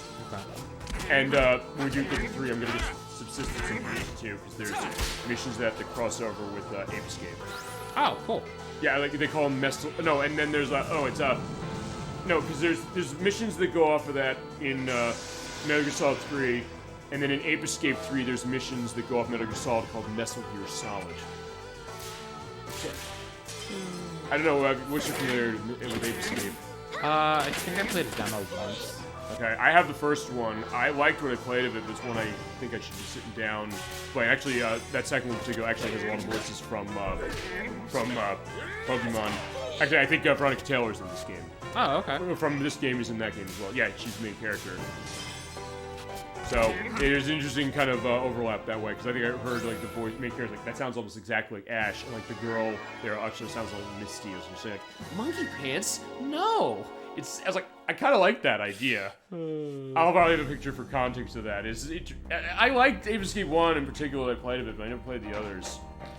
I like that style. And talk about your platform game for like PlayStation that kind of Aura was trying to go against with other systems at the time. I think I'm only missing one enemy in this area, which is good. Okay. But we're in good shape. With 3 high towers done. Yeah, I was gonna say I love the lighting specific as far as what I'm looking at here. I'm like very excited that this was very as short as it was. Like I thought it was gonna be a little bit longer. Why is that? No, I just didn't. This? I just thought Kui High Tower for whatever reason. I always thought it took a little bit longer. Okay. It doesn't. I guess it made up for what we're doing as far as getting everything else. But I mean, that being said, I mean I don't know. Maybe it's just because we're building up to what that next part's gonna be. Because I'm guessing there's gonna be a boss here. It's probably gonna be tough. No, wait. No, it's not gonna be tough. Fine, not for you, it's not. No, in general, it's just not tough. I'm telling you, dude, the way that I build this, it breaks the freaking game. Here's my question then also on the other end of the coin. What is the hard play of this game? Basically not leveling up really at all? I don't know if is that possible? Yes. Okay. Okay, I have a save file that has the bad ending already set. Right. But my characters are severely underleveled. Oh, you did it for the purpose of that, okay. No, I just didn't do any of the side quests because I thought that if you did the side quests, it like locked you into the good ending for whatever reason. Okay. Not true. There's one decision you said that comes up that right. That, right? That's the key, and if you don't do that, then you're fine. But I love that my soul energy is all building out right now because it's gonna come in handy in the next area after we do something big. So I went into the final boss battle like, oh okay, whatever, I can do this, no big deal, and it wasn't impossible. But it wasn't as good of a setup as it could have been. That's for sure. Probably not. Actually, I don't know if I asked you this. What's the hardest game in this franchise? You gotta pick one. I would say from the New World, just because of one of the mechanics that they introduced into the battle system, and also after you get past the Disc 1, like, midway point, the game has a weird, unnatural difficulty spike for no reason. I know you mentioned that. I Yeah. know that part's come up. You mentioned off screen. I think you probably mentioned it for this play. It's so weird. But that's where so basically that's where it gets harder, specific. Because I was like, okay, because yeah, you can do this one. Like, what's the hardest? I guess it's that one. And I guess then the question is also kind of a hard one to compare is technically the game in this franchise is the most discs if you want to look at it, which is basically the same as all of these other ones put together, which is Kodelka. But it's also a different kind of game because that's a turn-based strategy. It's a turn-based strategy game, specific, and so is Chaos Wars. And I'm pretty sure Chaos Wars was a single disc on PS2 as it was. Okay. So it's kind of a tough comparison. Like, what makes that game harder or not harder than this? And then for that matter, then when it comes to Kodelka, which by the way, I know you've said this. Next time we come back to this Enterprise, we'll be with that. Yeah. But for that, I mean, it's an interesting comparison, I guess, to that, which is like, how is that necessarily easier, harder? I don't know, specific on that one, compared to other games of that style, something like Advanced Wars, something like Fire Emblem, something like Shining Force. Yeah, perfect. Or some other stuff, and this is the enemy you're looking for. Yeah, the man snake. Alright. That's unfortunate naming. I don't know, I don't think it's that bad a name. No, I mean, listen, there are some worse ones. Or there's Snake Man. Yeah. Or like Mega Man 3. Ha! Oh, wait. That was the one I watched you play at work, and I started raging at it for you. I was so pissed off because you should have gotten him so many times. We did get him eventually. Yeah. I mentioned that to Nocturne when we did, when we played Aladdin. She's like, I beat this game in an hour and 15 minutes. I was like, yeah, like, I want to do something else. And she was like, I was like, sort of eyeing her other Sega Genesis games. Like, yeah. But the way Tech was playing, like, yeah, put something else in as well. Like, let's play Mega Man Wily Wars that she has. She has the Retrobit release of that. And so at that point, we did play a couple levels of that, and I think we did end actually on the Snake Man stage and everything else, that story. So it kind of goes both ways that way. And fitting, I guess, because we got the Mega Man X4 play for next week, or plays up. Plural. We've got to stop Dr. Wily. Yeah, I know. I'm sorry, that's still my favorite line from any Mega Man game that you've shown me. That's a good question. We may be able to locate the energy from the radar room. Find that meter, we'll find Dr. Wily. I love it. Dead. Fucking dead. Oh, God, it's great. Yeah, you must get all your power immediately, Mega Man. And they keep that in the dialogue. They're like, we don't need it to let It's take. the best, worst voice acting I've ever heard. Well, there's some stuff in Mega Man X4, although this is going to be an interesting thing because with Mega Man X4, just going on that, I mean, we'll go on this when we get scheduled at the end of the show, but Nocturne has the Japanese version of it because it is, as I said, it is. I told you off screen. I'll reiterate this as well, and she'll go on as well. There's an opening theme song for it that I don't think is licensed content. We'll do our tech checks. I mean, hey, if I was able to avoid, getting flagged on like the South Park theme for South Park Rally last week and the thing I missed with Gran Turismo 2. I mean, it wasn't anything of Paranoid. Like, that was gonna be a weirder case. I think we'll be fine with that. And then the intro. So she's playing that one as 0, but then I'm playing the English version as X. So we'll get some of that bad voice acting, but I'll contextualize it with Japanese stuff. But all right, here's Alice. Yeah, I was gonna say, you ready for some story dump? Let's do it. This is all story now. All right, hit us. All right, so we found Alice. Dave-wise, limping over. All right. Congratulations. You made it all the way here, despite rather heavy security. You mean the one you ran through in the hallway? You know. Yeah, whatever. Heavy to him is lightweight to us. Fair enough. No matter. You are too late to stop my Demon's Gate invocation. The ultimate 9 heavens magic. Yeah, we're coming out saying, like, no. You never changed, you. Why? Ashamed to have a brother strayed twice from the path. I don't know if he literally means brother. Well, maybe brother in, because Taoism. Brother in Taoism or Yeah. brother in training. Yeah, specific. that's kind of how I took it. I never took it as him being his literal brother. Probably not. I mean, I don't know. Is there maybe a confusion when it comes to that? No. Like, is it actually that? I wanted to clear up any confusion in Fair case enough. there was any. Okay. Yeah, I get that. Alright, so now, as I said, you're feeling with regret. So, Yeah. he's delivered the last rites I failed to. He's come back to right his wrongs. Alright. Ha! Still alive, eh, Shijan? You will lose, just as you did 15 years ago. I'll make you beg for mercy, if you survive. It was weird seeing, like, the 5 almost cut off. Yeah. Yeah, but we got the... It's 15. We get it. This Demon's Gate invocation is quite different from last time, you see. You're really good as far as Dubois, I gotta Thank say you. that for sure. I play a good villain. Yeah, like, and he's not voiced. It's like, fine, you know what? Sharon64 voices him, who you also remember on our plays of Majora's Mask and Space Channel 5. Yeah, they're not gonna be one after what we're done with you. Detestable harmonixer boy, son of that monster Hyuga.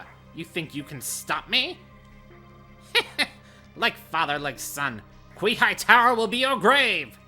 I love Take it. this. I love how you're giving that. Oh, okay. I've watched so many shows and shit where there's villains exactly like him. Well, I'm thinking. So that's kind of where I take the inspiration from. It's funny as shit. Well, I'm thinking Skeletor from He-Man Master of the Oh Universe. yeah, a it little does sound like Skeletor. bit. A good case, or actually, you ever play Double Dragon Neon? No. I should show Double Dragon Neon. That actually kind of is referencing that specifically. The villain in that sounds almost exactly. It's a Way Forward. The people who made Shantae and River Okay. City Girls and DuckTales Remastered made that. It's interesting, even to the point where, and it's gonna be lost honestly on you for the PS3 version, because what they do is they do the thing on Xbox, which Xbox gamers don't like, which is that they don't like when their achievements end in a number that's not a 5 or a 0. So That's fair though. when you hit That's start, annoying. so what happens is you hit start on the title screen. They give you 1 achievement point. It says now. It's called Now Go Get the Rest. Oh, that is annoying. And then you have to go through the entire game to get the other 19 for it. That is really annoying. And they don't pop the achievement for that until actually while you're watching the end credits at a very specific point. And they're playing like a fully vocalized song that they wrote just for the game that on is it. rude. I have to show that game. That is a unique one. There's some flaws to it for sure, but it kind of was an interesting thing. Actually, I had my first. It was my free trial of Game Pass. I had. I'll sign up for that again for Yeah, I sure. could use some But help. still, I had it. Like it was on there at the time. Like the last day before I let the trial expire, I was like, I'm gonna get this eventually. I did beat that game. It was like, I want to beat that game before I, get that off, so I don't have that. Actually, mine does end in a not 5 or 0 number because of Doom Eternal. This is an achievement that's not exactly that, but it's like a 3. Like you have to do like a bunch of glory kills going in that game. But, all right. So it's funny though. I was actually channeling a very specific character when I did that voice. I don't know if you ever saw Jackie Chan Adventures. It was on WB Yeah, Kids. there's a game based on the PlayStation. You ever play that? No, but that was honestly one of my favorite cartoons, like growing up. You're not the only one. People told me that shows up. I just loved everything about it. The fact that they had to collect talismans that were after like the Chinese zodiac. I was like, this is so cool. You know my love for astrology. Sure. But I don't know how far into the series you actually watched. Not much. Okay, so further on in the series, after they do the whole talisman bullshit, there's other stuff that they're like collecting. There's another bad guy, whatever, and he's actually a dark Taoist wizard. Okay. And he has a voice very similar. I think it's similar to what I just did. Okay. I have to look up the voice actor for you because it's actually a very famous, like, well-known person. Really? And I forget their name. I'm Right. sure you'll put it in the edit when I tell you. I'll also get a sense about that because I think there is a game. I think there is a game based on. Well, because there's something on the PlayStation. I think it was Jackie Chan Stuntmaster. I thought there was a Jackie Chan Adventures game that was I on think there PlayStation as is. well. I know there's stuff. I think there's one on the Game Boy Color. I think there might be one on the Game Boy Advance. But Yes. good death to. So he's him. a boss, and he's susceptible to instant death. Is he? I'm gonna assume there's a lot of bosses that are not susceptible to that. Most of them aren't. So it's like Exor in. It still does heavy damage, though. So it's like It's Exor. Geno World, yeah. Yeah, well, yeah, because that's the one part of the game they forgot to program in that. Like I did do that. Oh, when I that was a played. mistake? Geno didn't know that World was a programming on mistake. Exor, it Yeah. was a mistake because what happened was like that's the one boss. All the bosses they programmed, so if you time that, it doesn't do it. That's the only one they didn't. Last part, the finale of Super Mario RPG that we did, I showed that happening. So I think it was my first time doing it. Nice. But and also the Jackie Chan Adventures thing. I'll look into that and we'll figure it. You want to call dibs on the game? Yeah, that's all yours. But it wouldn't be any fun if I didn't try. Yeah, we're coming after you. Okay, so now that he's dead, check your right to lottery tickets. So we're building back up our stock of lottery tickets after I fucked up a few of them. Also, Chasm22 is a challenge. Name 10 things that aren't Jackie Chan. I guess just, what, in general? Or is that a reference to the show? What? Name 10 things that aren't Jackie Chan. I need some clarification on that. I'm not sure. Feel free to that, because, like... What's going on? I could mention 10 things that aren't Jackie Chan. I can mention the two of us, that's two. I can mention the microphone we're talking into. I can imagine the iPad. It went very literal. I could. It's like, I don't know. I have to guess that. I could say this water bottle. I could say the PS2 over there. I could say the Retro 5X. I could say the 32X over there. I probably passed 10. I was just sorry, are you past 10? I don't know. I've got to keep count. The PS3 over there, the controller for it. I think I'm past 10 now. The DVD rack. All that stuff. Feel free to go in that more as I can get that. I like that idea. It's like, or it's like the game, you know. I don't know what he's referring to exactly, so that's why I was like, Oh, it's a board game. It's not Jackie Chan. Okay, that's probably... it might be a board game. Is there like a board game or something in connection with that? I didn't know about that. Yeah, feel free to go into that more, and yeah, we can do that. That's news to me. All right, hey, we all... Hey, that's the beauty of our Yeah. chat. We have the best chat on Twitch. I'm not gonna, you know... True that. I'm always like, yeah, I don't necessarily like one of always tooting our own horn that way. It's like, yeah, we have the best chat on Twitch, the best guests on Twitch. We do the what games marathon thing before Twitch actually does it. Yeah, we go above and beyond. I'm the hardest working, one of the hardest working Twitch cases specifically doesn't actually do this as a living. There's a YouTube thing for it. Okay, I'll look into it and I will have that on the link list. Thank you for the element, Chasm22. Or if you have the link, it also can go in the chat that way and then it'll go in the link list. Either way, we'll find it. And it'll be below. I'll have a good laugh for sure. Alright, so, Speaking of laughing. Let's begin, shall we? Alright. In truth, you should be on your knees giving thanks for the chance to witness such an event. Yeah, wait. That way. So yeah, I'll talk I about love the being, dialogue. Yeah, you know, I was saying a long time ago, old timer. Alice, the time to unleash the power that sleeps within you has come. The four gods are sealed. I call thee with storm, fire, and quake. Let the valorization commence. Where's the fourth one? I don't know. All the, oh, there they go. Alice. She did. I'm kidding. I was gonna say she was thinking of breathing. I'm kidding. Okay, that I didn't necessarily believe. It's like, look, we have to get her. It's too late. The spirit machine of Kui High Tower will siphon off all of Alice's life energy. Now we're running through you. The mandala of hell shall open, and the seraphic radiance will be summoned. Keep that name in mind. Terrific radiance, huh? Plot twist! You're not plotting to carry out the invocation. I was waiting for this. Okay. Correct. This magic's far more complex than the simple invocation used to summon an earth spirit. Okay, so he's not. So that was the idea that he's not going to do that, but Eugene knows something. I suppose I should keep you entertained while the tower fills with Alice's life energy. Now, you shall taste the wrath of Earth Sage Dehuai, true ruler of the nine heavens. Now we gotta beat him up. Okay, so. He's a pushover. What else is new? Well, given how you're operating. Oh, you can see the side of his face is burned too. Oh, I never actually realized that. That's great detail. Okay, so I guess to go to what you're saying then is that instead of the valorization, wait, he didn't say, has he said he wanted to do the valorization the whole time? No, But everyone else has been saying it. I was gonna say, I think we were guessing that. That was like the educated guess. Literally everyone but- else has been saying it He's like- except for him. Okay, that's what I thought. So, okay. Ah. So, his plan is something else that's going to, I guess, cause more devastation. You'll see. or stuff. Oh, we'll see. You will see. Okay. We actually got to Some this help here. with really good time, I'm not gonna lie. Okay. Um, Yuri, here's some water. So he actually has the same chant as Zhu Zhen. Okay. Just fun little tidbit. Oh, because I was gonna ask. Like, wait, you said Yeah, listen to him. he's. Yeah, listen. To this.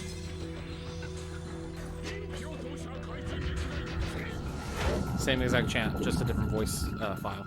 Okay, yeah. Because what I was gonna say is that is that the only voice element that Duhai has in this game? Yes, Okay. I believe so. Okay. Yeah, he's like, I fine. The name is probably the same way as I guess when you talk about voicing, it's I don't know if he actually has like a voice actor that was like credited. maybe the Japanese version they took that because Very well, because you know that the Japanese voice acting has been carried over. Okay. Because it might be the other thing, which is that here's one thing. I know there's certain games that have done this where they might take the same voice but they'll pitch it differently. Well, Marguerite's a perfect example. Yeah, I could use some help English? here. Japanese. Yeah. Because what I'm thinking is, like, but just going into that, like, fine, the voice thing, like, yeah. So either it's a different voice between They could have pitched it. Dave like you Y said. and Zhuzhen, or they pitched it differently because the game, this is not exactly the same thing. Paperboy 2, the Sega Genesis version specific, they have the same voice, but they pitch it differently as far as the Paperboy and Paper Girl. I think they slowed the dialogue down and they kind of got a sense of what that is. Well, I mean, they did the same thing with Super Mario 64. Boo's laugh is just Bowser's laugh sped up. Actually, that I didn't know. Oh, you didn't know that? I was not aware of that one, no. Fun fact. Thank you, I appreciate that. Look, I've always said I don't know everything as far as on the show. I'll be sure to hold that when we get to Super Mario 64, which will be, as far as 3D stuff, after your Sunshine. Yeah. Yeah, no, it's just one of those little things I learned online. I was like, oh, that's cool. And they actually, like, Yeah, I could give use some help examples here. where they, like, slow it. They keep it as, like, Bowser's laugh, and then they, like, speed it up through different, you know, they'll do it a little bit faster, a little bit faster, a little bit faster until you actually hear who's laughing. So, Although I'm also hearing that voice not exactly the same. I'm hearing, yeah, it is slightly different. I'm hearing, it sounds sort of similar to, I don't know how familiar with Dead or Alive, Genfu. He's like the old man, like he's just fighting. He's like one of the most, you know, respectful fighters specific. He's like doing this to help his daughter or his granddaughter as far as her health. Okay. And like when he comes out, he says like "Ikimasu kino." It's almost the way it's pitched specifically. Kind of sounds similar, but I don't know if it's exactly that. Okay, fine. I guess I'll say this: like when you were playing, fine, this was 2001. When this was coming out, I was playing Dead or Alive 3 and Halo and Project Up Racing as far as Xbox was concerned. So like that was that element. I mean, it sounds similar. I don't know if it's the same voice acting. For all I know, it could be because I found out. Yeah, the person who was Link in Ocarina of Time, as far as adult Link, and Christine Link, and Mikau, the same person who was on Nightmares.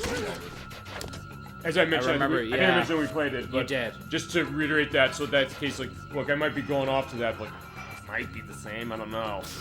No, I remember you mentioning it. Actually, that's the one thing with this game that I didn't go into. I probably should have, or kind of had looked into specific as far as the research and all that, which is. I've talked the English voice acting, but I didn't really talk the Japanese voice acting. So I don't know if we're running that case where is there going to be confusion about who's voicing for Japan as far as the Japanese original dialogue and the dialogue that's still in this as far as the battle quotes, or is it just something that's maybe clear? Yeah, I'm not. No. I mean, I think it's interesting how they use some of the Japanese voice assets for certain things. Honestly, I'll tell you, going back to that, I don't think necessarily because you're like, well, does that seem like it's a lazy thing? I don't think so in this one. I mean, there's certain cases where, like, it is kind of weird. Like, I know Dragon Ball GT Final Bout on the PlayStation. They have, like, an English voice that's unique as far as, like, the character intros, but then it's all Japanese when you go into the fight. And that the way that game's operating is a weird one anyway. Yeah. But, so, I don't get something like that, but yeah, you took him down not too bad. Yeah, he's not dead. Yeah, I can imagine he's Got a not going couple down levels up, easy. which is good. We actually got a Hermit Staff too, which is good because that's a new weapon for Zhuzhen. Does that always drop off of him? Yes. Okay. Yes, that is a constant. I mean, I guess it's part of the story in a way. Makes sense. You know, the flip side of Dehoi and Yeah. Shizan. Damn you, such skill. Yeah, Crusader 64 has it for sure on this one. I'm going to go get myself some prune juice. No, I get that idea. Yeah, give it up, Dehoi. You're going down. Fool! You think you've won? Time is on my side. The girl's spirit has filled the tower. We are but moments away from the final act. All right. I don't know why I pitched his voice up though, because obviously it's deeper from that voice that asset. But then again, for this character, I can kind of get it. I mean, listen, I like my villains sounding like Skeletor, so it makes sense in my mind. Yeah, I like Skeletor too. I was like, I think you'd be interested in Double Dragon Neon. Actually, they ported that to Switch, so it wouldn't have the achievement thing, but still, it's interesting. Right. Actually, if you're gonna play a Double Dragon game, play that. It's Right. pretty good. All right, so we freed Alice. She's still weak, so we still can't use her. But Yeah, we don't have to stop that anymore. Wait, we don't have to stop that because he's not doing it. 'Cause, I guess Alice didn't get the memo. Oh, wait a minute. wait. Uh-oh. Haven't heard this in a while.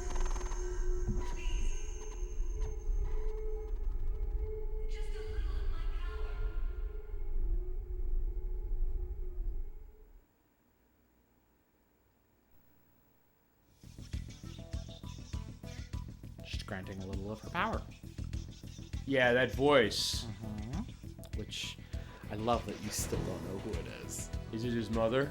I'm not saying. That's fine, we'll find out. anything. No, Oh, his mom's dead. I was gonna, okay. Well, I'm also trying to pick the voice out. Like, I don't think we've heard that voice yet fully. You've heard little bits and pieces, and it's been real faint. This is, I think, the strongest you've heard it so That's far. what I'm saying. That's what I'm saying. Yeah, specific. yeah. Okay, so I forgot. Alice actually is back in commission. Because of the power that got given. It's been a while since I heard that damn voice. It Yeah, it has has been a while. Yeah, she's watching over. Oh! No, it's not her. Okay. I don't think. I'm gonna wait. Okay, well look. You said like you wanted to have the gears going specific. Also, I guess this is the first time we're having party selection. It is, and we have to have Zhujian in our party. Now, if you Oh, look, you have to do Jushin? Oh, you have to both of them. you have to have Zhujian and Yuri, because this is essentially Zhujian's retribution from 15 years ago, so Sure. you have to have him. Now, Marguerite's level 23. If we look at Alice, I told you a Rubber Man's levels. Oh, she is now awesome. Level 23, Fantastic. which is perfect, because that means she actually learned a new move. All right. It's not necessarily useful in this particular case, but Who are you gonna run? You gonna run her, or are you gonna run Marguerite? oh boy, oh boy, oh boy. I kind of want to run Alice just to get her levels, because she is going to be in my final party. Gotcha.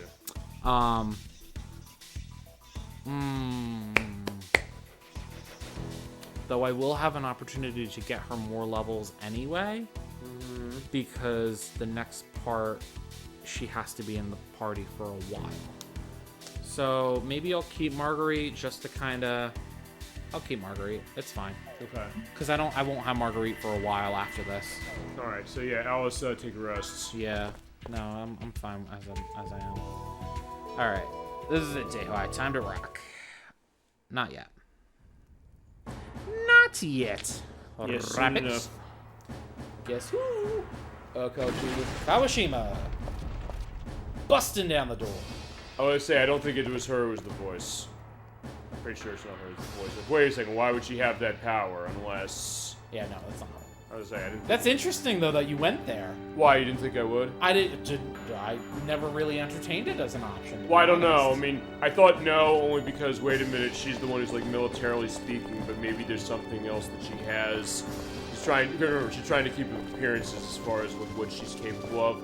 Maybe there's something else she's trying to hide potentially. If it was gonna be that.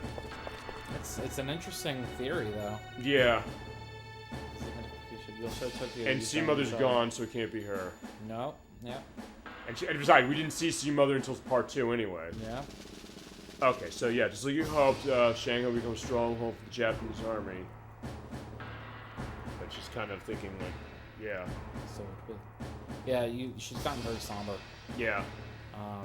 Yeah, he doesn't know. It's like, well, what happened to the woman I fell in love with, potentially?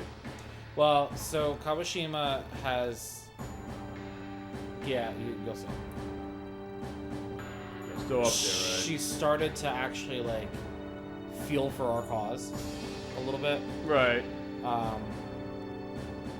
So it kind of changed her a bit. It sounds like a lot of this stuff changed her. Well, the thing she saw with Sea Mother clearly changed her, as we saw.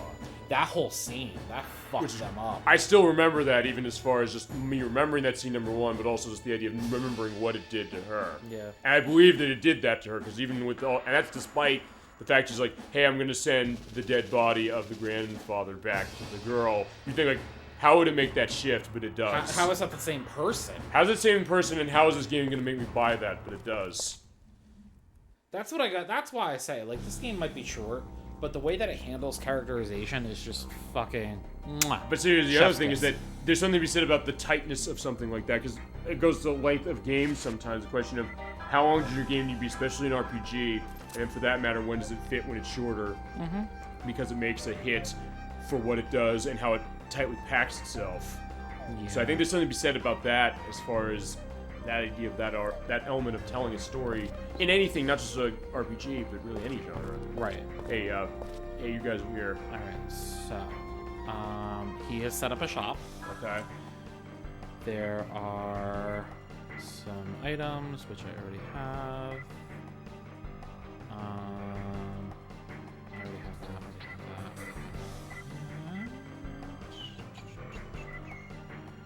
Okay, so I'm looking at the bell bracelets, which I have one in my inventory.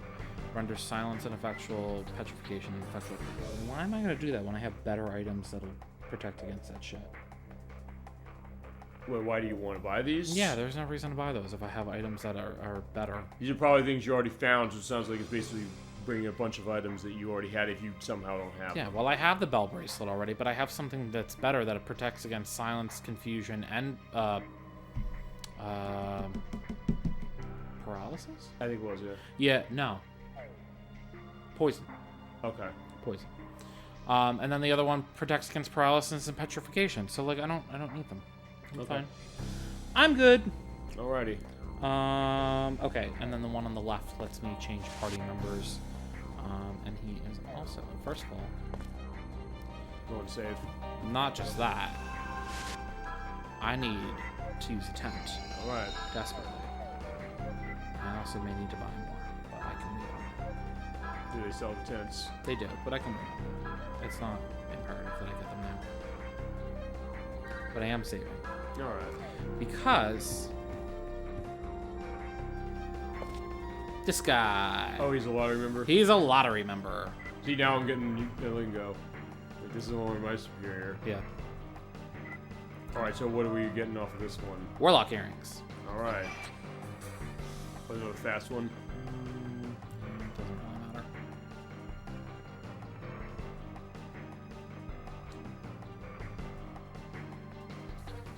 Alright, you got the piercing. No, I didn't. Oh, you didn't? No, I didn't. I want to get something that isn't tissues. I have 2 lottery tickets, but I don't like to waste them. What's the item here that you The want Warlock there? earrings, I really don't care about, to be honest. They raise a character's special attack power, but they also raise the amount of damage you receive from special attacks. So I will never use them, so I don't care about getting them, but I want an item that isn't tissues. Okay. So, So you're not necessarily going for the top deal. no. If I get them, that's nice. I don't know. Did you get the Star Swallow before? You know what that is? Yeah, I won't use it. And the Soul Benediction, that probably seems like the easiest thing to grab. Yeah. I was gonna say, Oh, you fuck. I was right there. I thought you were like almost either gonna get it or not. Alright, fuck it. I'll go for the Soul Benediction then. That's actually useful to me. What's it do? It heals all status ailments. Okay, yeah, that sounds really nice. Yeah, it's very useful and I only have one. So. Sometimes better than nothing. Oh, they can change party member. He that can, too. yeah. Okay.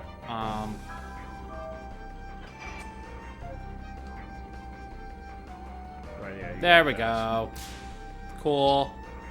Alright, here's your prize. But at least I got something out of it, which is cool. Yeah, what was that Star Swallow again? Star Swallow, I forget exactly what it does, but it's a battle item. Okay. It does something to your ring. Alright. I've gotten them before. You can get them randomly throughout the game, but I never use them. Alright. So.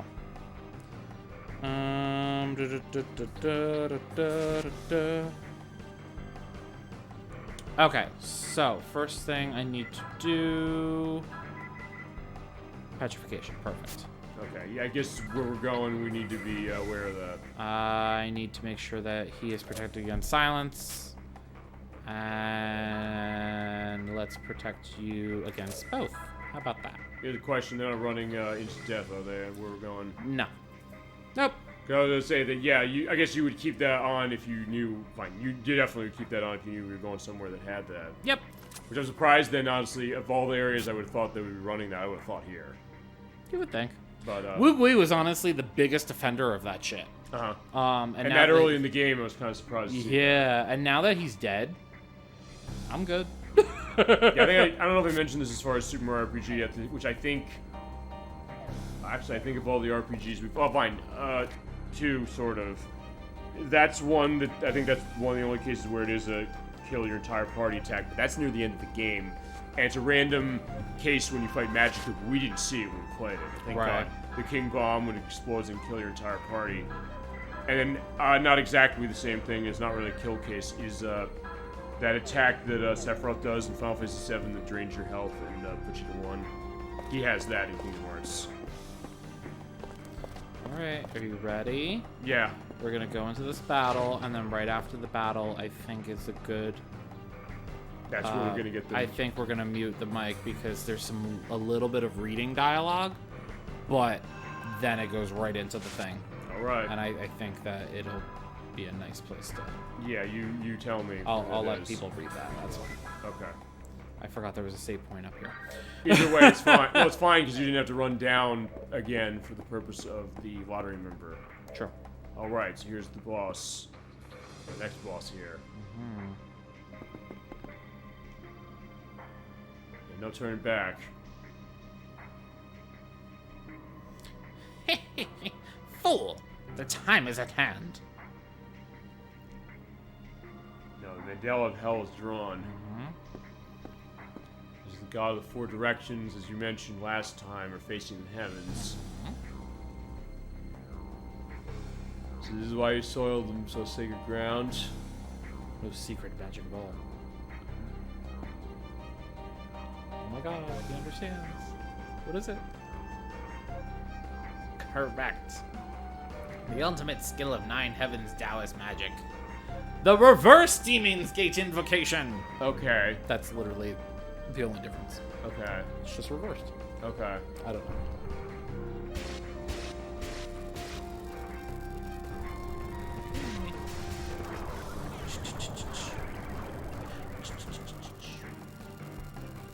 I'm getting pumped up. Pump it up. Yeah, pump it up and air it out. Settle the score before I create a new world. Alright. Okay. Boss battle. Alright, so. This is Yamaraja Calamity. Okay. That he, well, right now it's Say Why, but it won't be in about 2 seconds. Because he confused. Not really. He's a demon. Oh, wow. Yeah. He's ugly. So he has no class. He's petrifying right away. That's alright. We're trying to. That's alright. And it works. That's alright. Is it? Yeah, I have a soul protection. I guess good thing you got that then. I probably should have put one of those bracelets on Zuzhen. So, oversight on my part. Well, hey, we might not have went after Zuzhen first. Or does he always go after him first? I don't know. Hey, normally I think it's random. Okay. Alright, well, whatever. Let's just hope he doesn't do it again. Because it's literally, it works the same way as instant death, I think. Oh, wait, no! I have a way to combat that. Because I have Marguerite in my party. I was gonna say, she has Painkiller. none, right? Painkiller. Alright, okay. Perfect. That's exactly what that's used for. Good reason to hold on to her then. Fuck yeah. Perfect, alright. See? Foresight. So what is the strategy here? Wail on him. He doesn't have any class affinity, so I don't have to worry about elemental weaknesses or anything.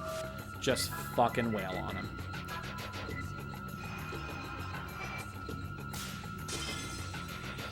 And you get to see this in action. Alright. Yeah, I could use some help here.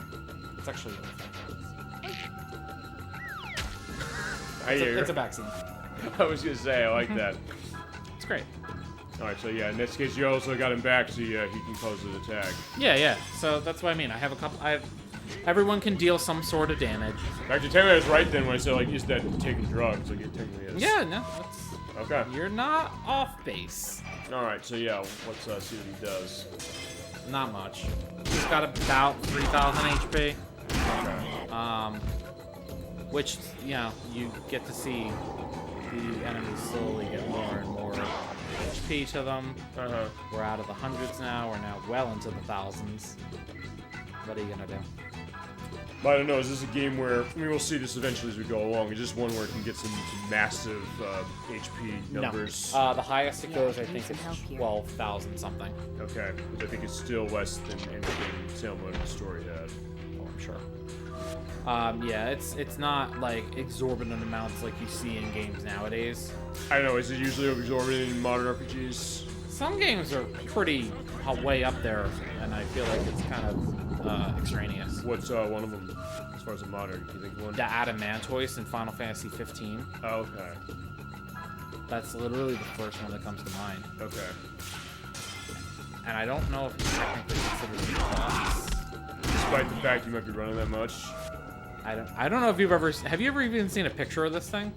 I'll put it edit, I guess. In Final Fantasy 15, the thing is a literal fucking mountain.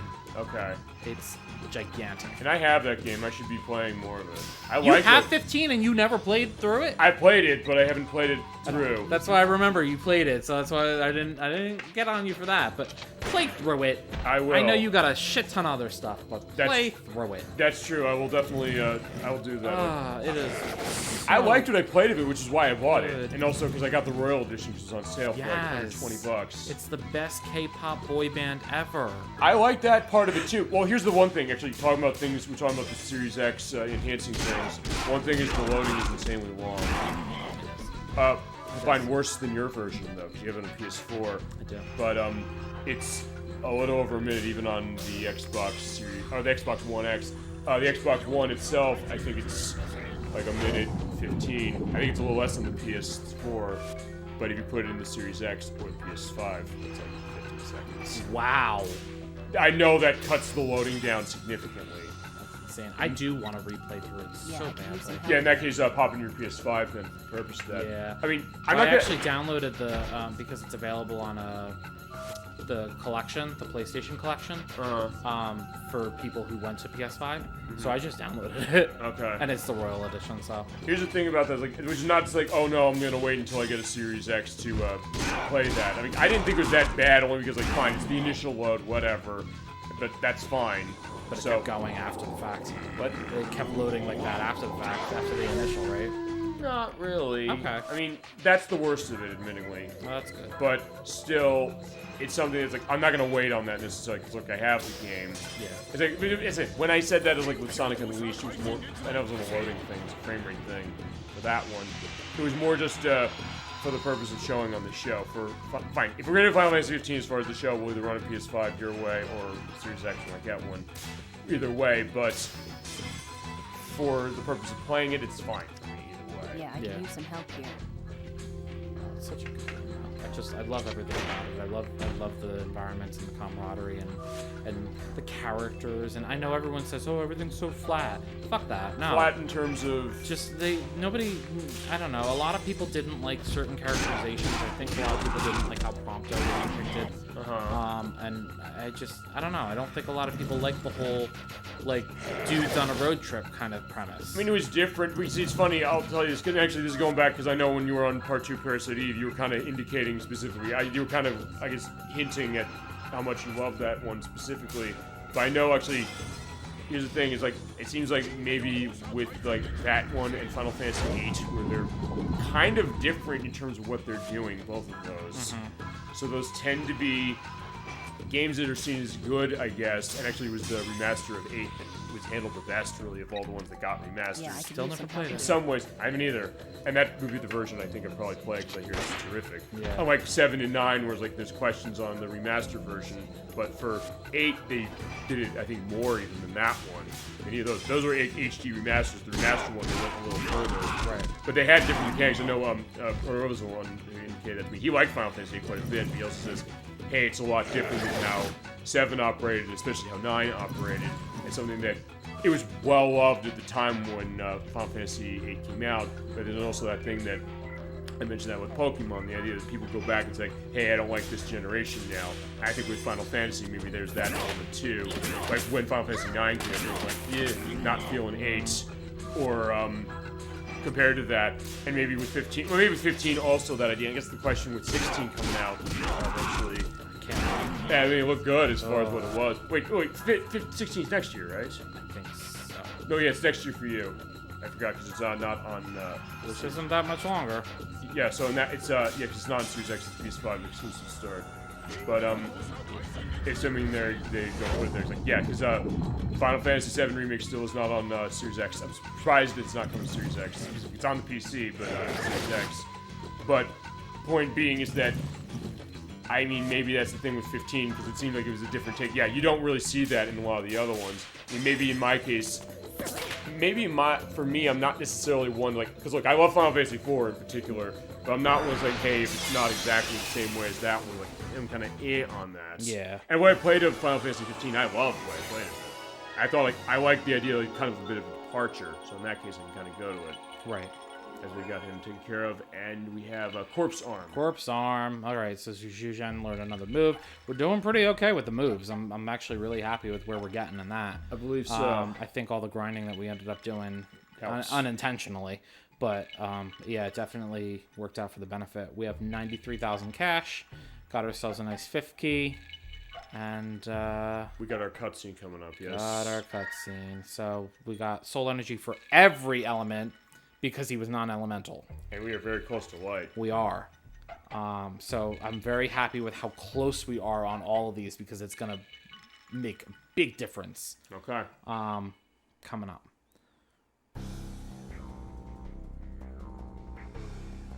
Alright. So... yeah. He's chilling. He's just laying flat out. Don't stand in my way. Oh, but Alice. She's fine. Is she? See? She's saying it, but I don't know if I buy it. She's fine. Yeah, this is why she wasn't fighting in our party. Yeah. She'll be alright.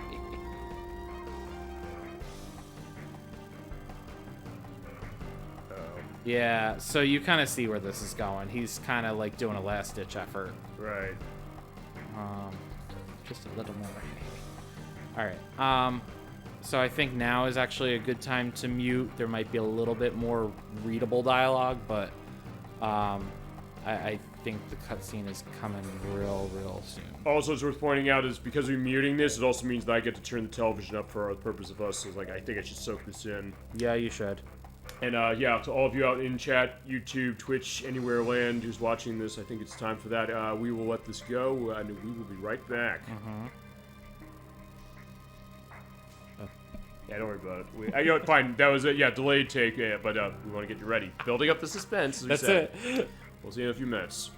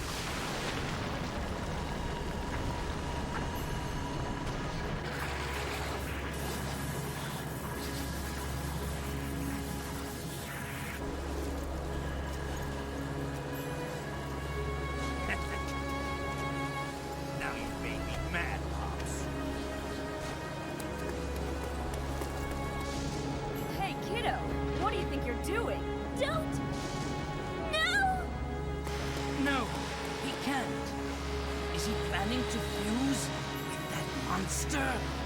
Don't do it! Let's get friendly.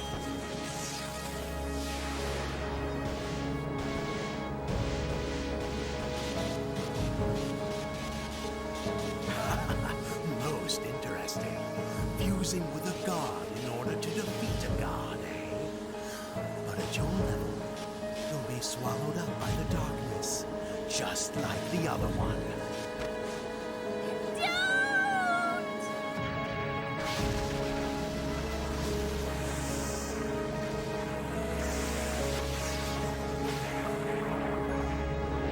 The monster seems to have settled down.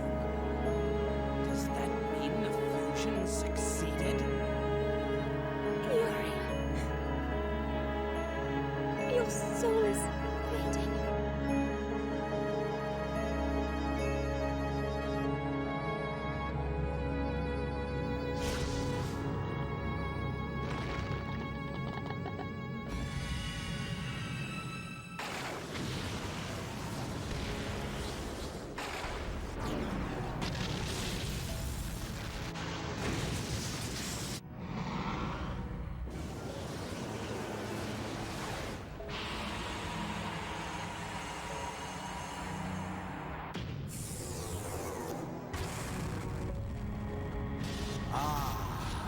Most impressive. Such is the unfettered power of a god.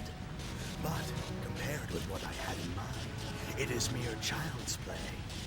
Well, for Dehuai, I suppose I must admit it's something of an achievement. Well, there's no sense in my lingering here. I believe I shall return to London and have myself a spot of tea. Well then, ta-ta everyone. If you survive, I hope you'll come and pay me a visit there someday. Don't!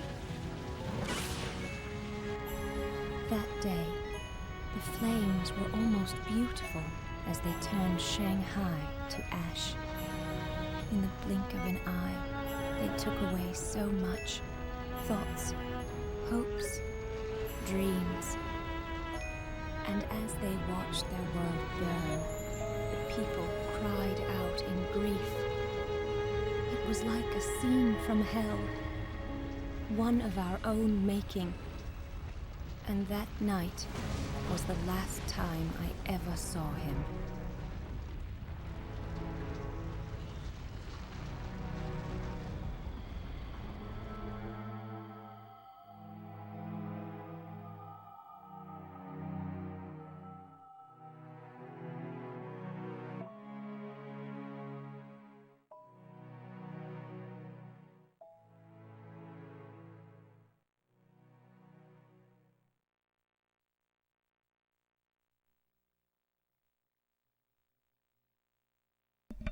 And we're back, and I am kind of speechless of what I just saw. I'm not gonna lie.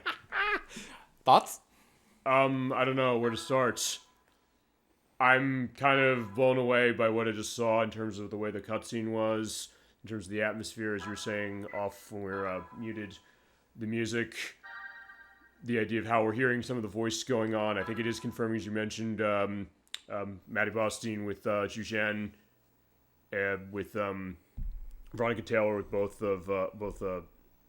Alice and Marguerite. The fact of, okay, fine, we're in Europe now. We are in Europe. The idea of, like, why can't we go back to Shanghai, as you mentioned. Now you know. The weight of that, the heaviness that, yeah, Roger Bacon succeeded. He did the reverse invocation, and the whole place is down. Even just, I'll tell you, the other thing that kind of got me is this Alice there. That perspective is like her anguish seeing that happening, and also I'm kind of intrigued when he says, like, that was the last time I saw him. It's like, wait a minute, Yuri's gone. He can't be gone. Can he? Could be. I don't know. I mean, we still got some time left, so we can keep on trucking. I guess here's a question: was that intermission? That was intermission. Oh, I don't know. In that case, do we? I'm good to keep going. Where do you want to stop if not intermission? That was going to be where the game was going to stop for tonight. Yes. No, listen, we ended up being a little ahead of schedule. What can I say? That's fine. We do have like 20 more minutes. All right, so we're in Prague. We're in Prague now. This is 6 months later. Okay. So you're gonna see, obviously, Europe is very different from Asia, but like you're gonna see how the game handles such a different vibe, and it's absolutely wonderful the way they handle it. The other thing I'm also wondering is like how did they survive? Because they were out of Shanghai, so that's how they survived. Unless I mean, it's a good question. unless Yuzhen pulled something specific to save everybody. I don't actually know, and I never thought about it. Really, you don't? No, I have no idea. I was gonna say I thought there's a reason for that. I have no idea because they were at the top of the tower, and you saw when the Seraphic Radiance took off, that tower crumbled. So I don't actually know. I don't have an answer for that. Maybe the lore element or chat if you know or if you have any reaction to what we saw. Yeah. So they have started up a little business in Prague, Okay. with Eugene and Alice. And he thought it was a poltergeist. It was just a lady next door doing aerobics. Mm-hmm. So yeah, this is not China specifically. So Nope. yeah, it's definitely a different element. of We are in this. Eastern Europe. So this is what you mentioned when you said 2 discs, or the not 2 disc elements, because like yeah, one area is taking place over in Asia, and this is taking place over here. Yep. This one's like yeah, can we go drinking? Yep. Yeah, okay, let's go drinking. So at least you can get a little bit of a. Oh, an and you're idea. playing as her Yep. as your specific lead party. Okay. Yep, and that's why I said, we're gonna get a chance to level Alice even more. You get his hidden Zodiac bracelet right there. Here's my question: since I don't know, I guess whether we didn't see Yuri again, the items that were on him, are they gone?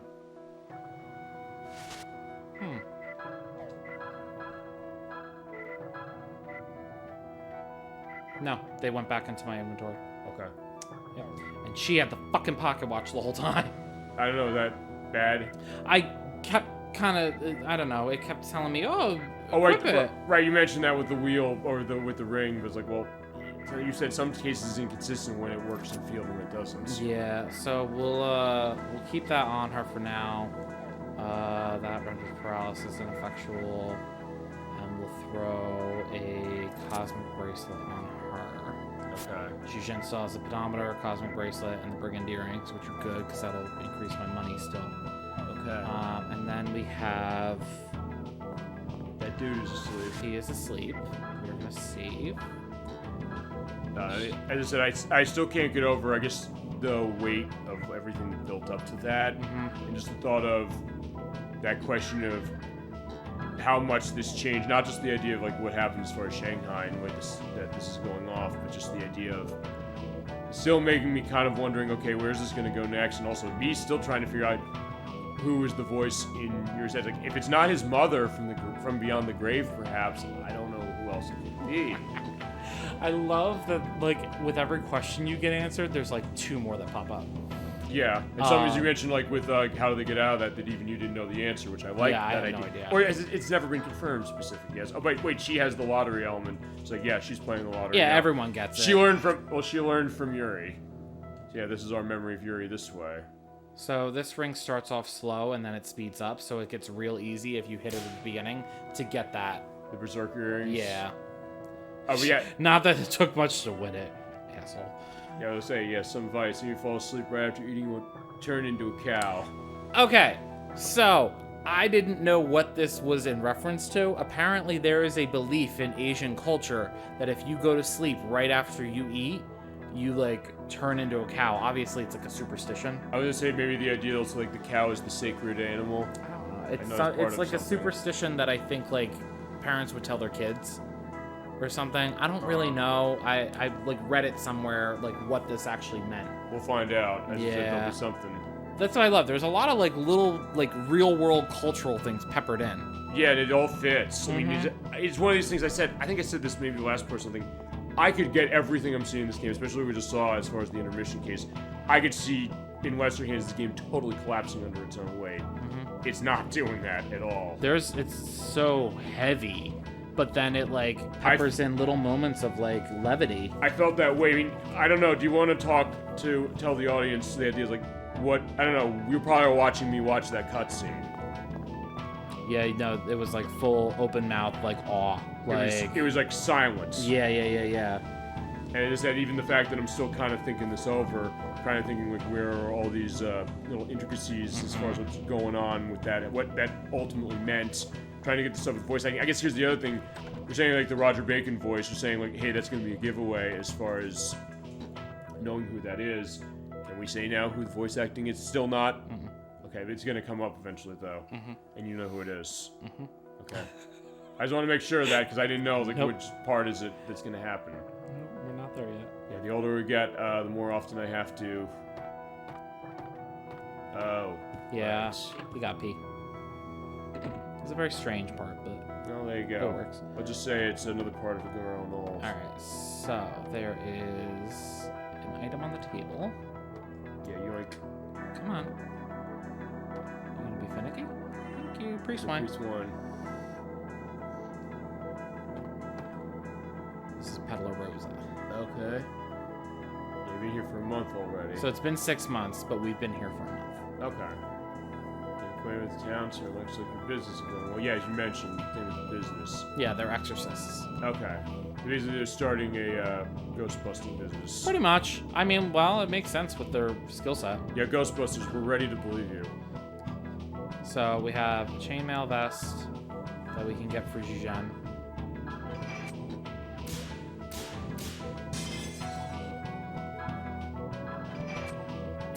Actually, the other thing sort of going into this is that, yeah, there's something to be said about the fact that it's Zhujian and Alice that are here, and yeah, Marguerite, yeah, she probably went back to freelancing if she lived. I believe she is doing recon work right now. She's in some other part of the country. Mm-hmm. She's in Europe, or continent. I should have said not country.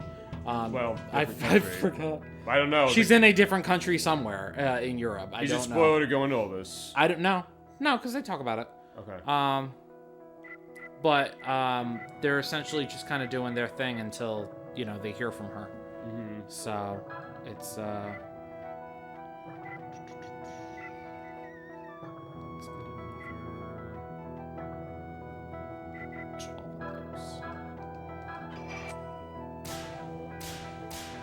talking about people on Xbox who don't like numbers that don't end in 5 or 0. That's, I was gonna say for what? The money?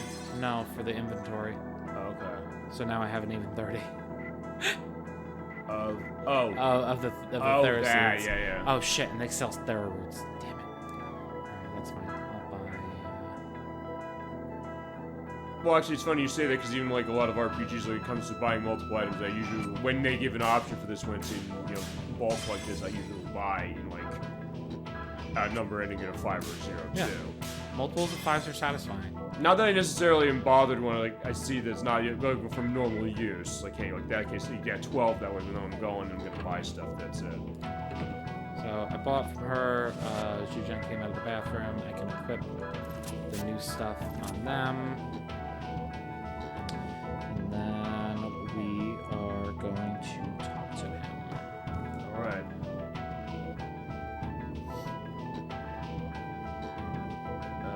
Obviously, he never left her mind. And yeah, I don't know if she's thinking like, yeah, is that wrong for him to be, trying to put it that way to her?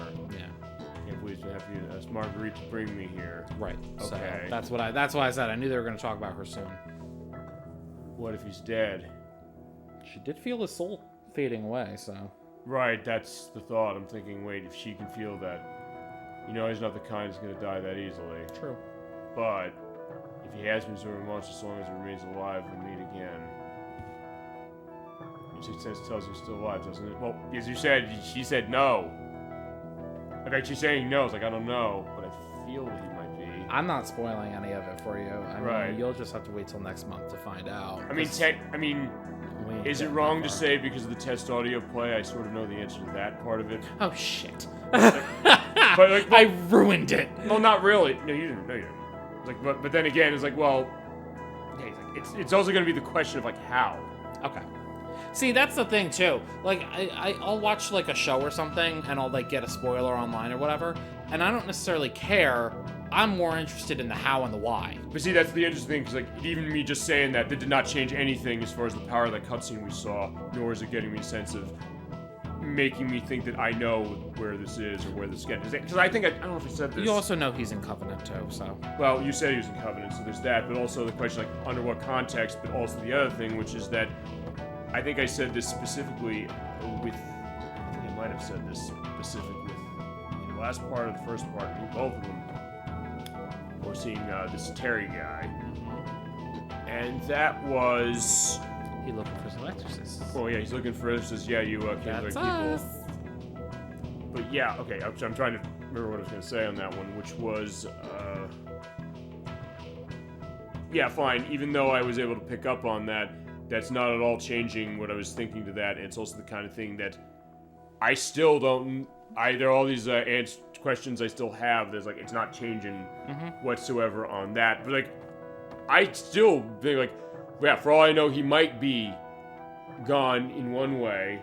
So in that way, I'm not thinking. It's not spoiling specific. Yeah. For that specific, just me thinking like, wait, there's that. But it's like, but then again, I also don't know the context of it, as you said. So this Terry gentleman came from a village called Bistritz. I do not know if that is the correct pronunciation. I did look it up. It is a real place. Is there in Prague, you said? Nope, we are currently in Prague. Bistritz is actually where, so it doesn't exist anymore. It's where current day Romania is. Okay. So it's like, it's playing into this idea of like the area around like Transylvania and like that whole thing. I was gonna say, in that case, this is right up your alley right away. Okay, so yeah, a month ago, and I think this is probably where the Kodelka parallels are gonna start. Not quite yet. It's getting there. I mean, of what I've seen of Kodelka to start, which is not much, admittedly, like, this is where we're getting, so how does this tie in, and where's it gonna tie in? It's gonna eventually. Yeah. Probably next part, I would think, or maybe 2 parts from now. 2 parts, I would say. So it's almost near the end of the game. You get that. Find newer end of play, I should say. Yeah, I would definitely say 2 parts. But I'm actually happy with where we ended up now. It's a small village located about 2 days' walk east of here. Now, think about in terms of where Prague is related to Romania. If you look on a map, it's kind of far. It's not terribly far by today's standards. But back then... Right. 2 days walk? Walk. Yeah. Who the fuck is walking for 2 days cross country? Yeah, good point. Holy shit. Especially in an era where you have, like trains and things available. It's all in the open game. Not only that, but like, they have fucking monsters all over the place. Yeah, you wouldn't necessarily want to walk out. Well, he used to rule the village, but his bloodline died some 300 years ago. Strange thing is that since the attacks began, there have been lights seen in the castle windows. One would think. You know, Alice and Eugene clearly know to ask the right questions before they take a job. There's no history of any of our liege lords ever attacking these people. However, in the off chance that it does involve the castle, I would like you to investigate. Here on behalf of my village to ask for your assistance. Will you accept the job? First of all, why did they send him? Why didn't they send, like, somebody who's, like, high-ranking? Yeah, they have a mayor. Maybe, I was gonna say there's probably a story reason. Well, yeah, but I'm just saying. Seems like you got the assignment set, but, get rid of the monsters and then go to the castle. Yep, we have a 2-parter. Okay. Now they're preying on my village. Yeah. You'll be fine. Maybe that's why he came right there. He's like, fine, I'm gonna go because, yeah, they might want me to, but like, I want to make sure my wife and child are gonna be safe, and Marguerite should be back soon. All right, we'll do it. So this is what I was saying. Like, they mention Marguerite, but like, you don't get her back for a while. Oh. Because based upon that, I thought, oh, she'll be back soon enough. But maybe not soon enough. All right. Once she arrives, we go straight. Wait, are they just sitting around here until they get there? This is how we're gonna wrap it up. Perfect. I'm gonna go through the rest of the story, and right before we head to Bistritz, that's where we're gonna end it. Okay. Yeah. How long is that gonna take just to get an idea?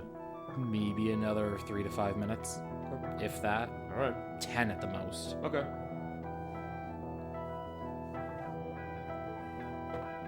Yeah, it's not long at all. Which is fine. It's like, hey, I did 6 last week for my thing. We did almost 6 for the last part of Majora's Mask. So yeah, whatever. Surprisingly, this ended up being 5. I thought it was gonna actually run longer, but I mean, I guess it helps for certain things. First off, we had to do the grinding we did. We ended up doing that. It helped for what we were doing. But then also the idea that we were able to get lucked out as far as getting the bestiary entries If I wasn't going for that, then we would have been able to just kind of get through it, but it ended up benefiting in the end. But as you mentioned, the way we'll run games, whatever it is, that will take as long as we need to take for what we're needing, like, and man scream. Oh my god, who's that? Not what? Who? It can't be. But it is. Run, Alice, run! Alright, so yeah, Alice Run with your says thigh-high socks! monsters are here. Okay. Not a phrase you hear too often. Suspicious old woman. Yeah, what's a terrible evil? Well, we're gonna fight it. We're gonna fight it. So you can hear the battle music has actually changed for Europe. You're right. So Okay. we are going to. Actually, yeah, what's the new thing she got? It's for status ailments again, I think. That was Wish. Yeah, I'm pretty sure. So Corpse Arm. yeah, so Zhuzhen's gonna be your main attacker for this part until we get somebody who can actually deal damage in the party. So you know, just make sure you keep his magic up. But that's Corpse Arm. Okay. Kills him one shot. Perfect.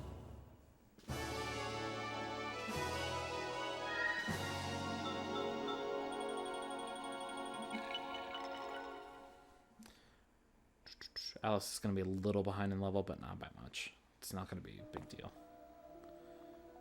Oh, that's Terry. That's Terry. He followed us. Michelle. Nina. Oh god, he did that too. And I didn't even mention Mario Golf with that. Oh, yeah. We're too late. He did. Should have stayed with him. You should have. Yeah, nothing we could have done. Like, Zhuzhen is saying, like, no, that's fine. The other feeling was no ordinary monster. He felt it too, yes. He felt something had could hold us too if we weren't careful. That's the first time I felt such evil here. Yeah. I don't think we can wait for Marguerite before we head off, as you were mentioning. Yeah, maybe we should just go on without her.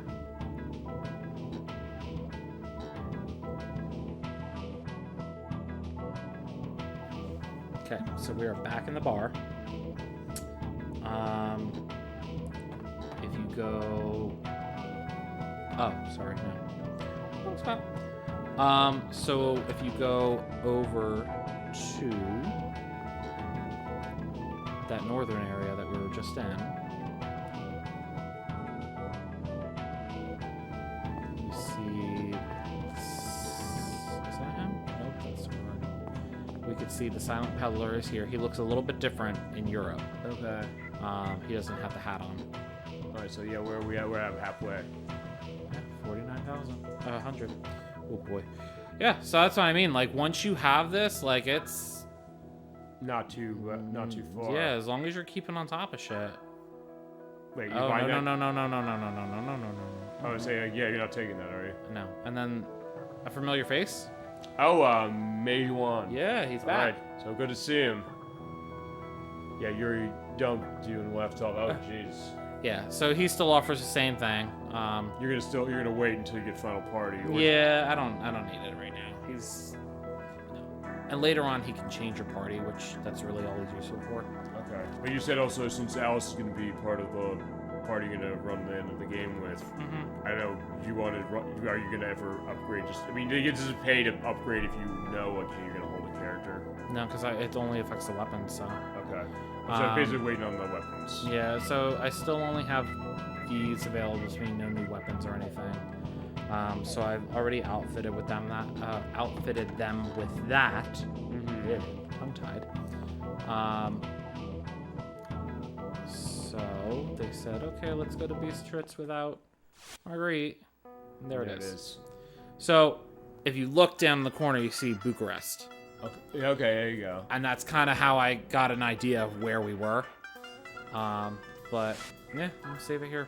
And I think that is a good place to end for the night. And end for 2022 for this game. Yeah. This is about, that is halfway point. Curse Beastrix. That's where we're headed next month. All right, so next year. Yeah, next year, next month, both. January 14th is going to be part 4 of Shadow Hearts. After what I saw tonight, I find I'm even more, intrigued and want to see more where this is going. And talk about, getting the great build and the great anticipation for going to the next part for the new year. I love how much you're enjoying this because it's like making me enjoy it more. Because I'd like to see a blind reaction. Here's a question: how many times have you run this game or played this game with people had a blind reaction to it with other people? Never. Never. Okay. I have always played this game solo. I mean, well, fine. Maybe with an RPG, the thought's like, fine. Usually, that's what it is. But I guess it's always been maybe the thought. I mean, look, you clearly have said specifically, A, you love this game, and B, the idea that you want to expose this to many people as you can. Mm-hmm. So I guess this might be the idea of how you're thinking of doing that. I just think it's fun because I get to sit here and be like, I know something you don't know. Well, hey, that's fine. It's like, I get that, and I like that too. It's like, and it also goes to mention the idea that, hey, you're so into this, but you also know like exactly how do you present this. And I guess in that way, I feel really honored that you're saying that, hey, I'm the person you're saying you want to expose it. But fine, not just me. It's our chat, of course, as well. But also just the thought of, for showing this off, it's like, okay, let me give everything I have, pour my heart and soul into this game because I clearly love it and I see exactly why. I'm not looking at this and ever getting a sense of I don't understand this. So in that way, I guess I'm prefacing what might be a potential final thought just when what I've seen. That's not when we haven't even played it, but still, this is quite a play, and this has been quite a night for this one part specific. And I've kind of felt that way to some degrees after the other parts we had. But yeah, you're right. Talk about upping the ante when you said going back earlier this year, saying you want your story, you want your elements that are going to just take you back and really hit you. You were not overselling this. I'll say this. I mean, that one section, I was like, oh, Kui High Tower, okay. I was like, yeah, that's going to be the mic drop moment of the night. Like, yeah, that's one way of putting it, no question, clearly. But also, I mean, it's that kind of thing. I think I'd like to think that people looking at this game would be in the same case as me if they had played this, looking at Snag, looking at the whole play, the almost actually a little over 15 hours we've done on this game so far, and saying, wow, this is something. Even against other RPGs on this system, is that even with Final Fantasy X coming after, it's like looking at this, I'm saying, yeah, I don't know if Final Fantasy X is doing quite the same thing in quite the same way as something like this is. It was still fantastic, honestly. It is a great game, yeah, from what I've understood. I haven't played that one either, honestly. Oh, God. But what do I play first, that or 15? Fine, 15 because I have it, I guess. Yeah, no, and honestly, between this and Final Fantasy X, like, I would have chosen this. I mean, it's different for sure, you're right. I mean, maybe it's also the thought of, okay, fine, you sort of, maybe to a certain extent, know what to expect with Final Fantasy, except for maybe those particulars. I guess with 10, of what I know of 10, it's not like 15 where it's kind of going so different as far as style, that it's going to be something that's going to be, I guess, maybe alienating, depending on who you ask, or something that's not going to be familiar. Because, I mean, also that was the first one the PS2 got. Right. So maybe the thought is, okay, they're going to present it this way as far as what they're going to do. But it's also that kind of thing that, why was the PlayStation 2 such an RPG machine? Why were a lot of people were playing, loving a bunch of different games to this thing? Things I missed, things maybe you missed, things that other people might have missed. As far as certain things of there's so many options and what the really special ones can really have on people, especially just looking at this one alone, as far as you. And yeah, I'm impressed with what I'm seeing. We're not even done. I'm speaking like we're done with the game yet. Yeah, we are not done with the game yet. We've only just hit the halfway mark, buddy. And yeah. To think within 3 months we were able to hit the halfway mark. It feels like we've been going at this longer than 3 months. In fact, 2 of those were consecutive weeks, even though they were separate months still. But yeah, January 14th. 2023, that is going to be when we're coming back to Shadow Hearts Part 4. We are going over there to Beastriz, and we're going to see what adventures lie in store for Alice and Jujin, and also what's going on with Marguerite.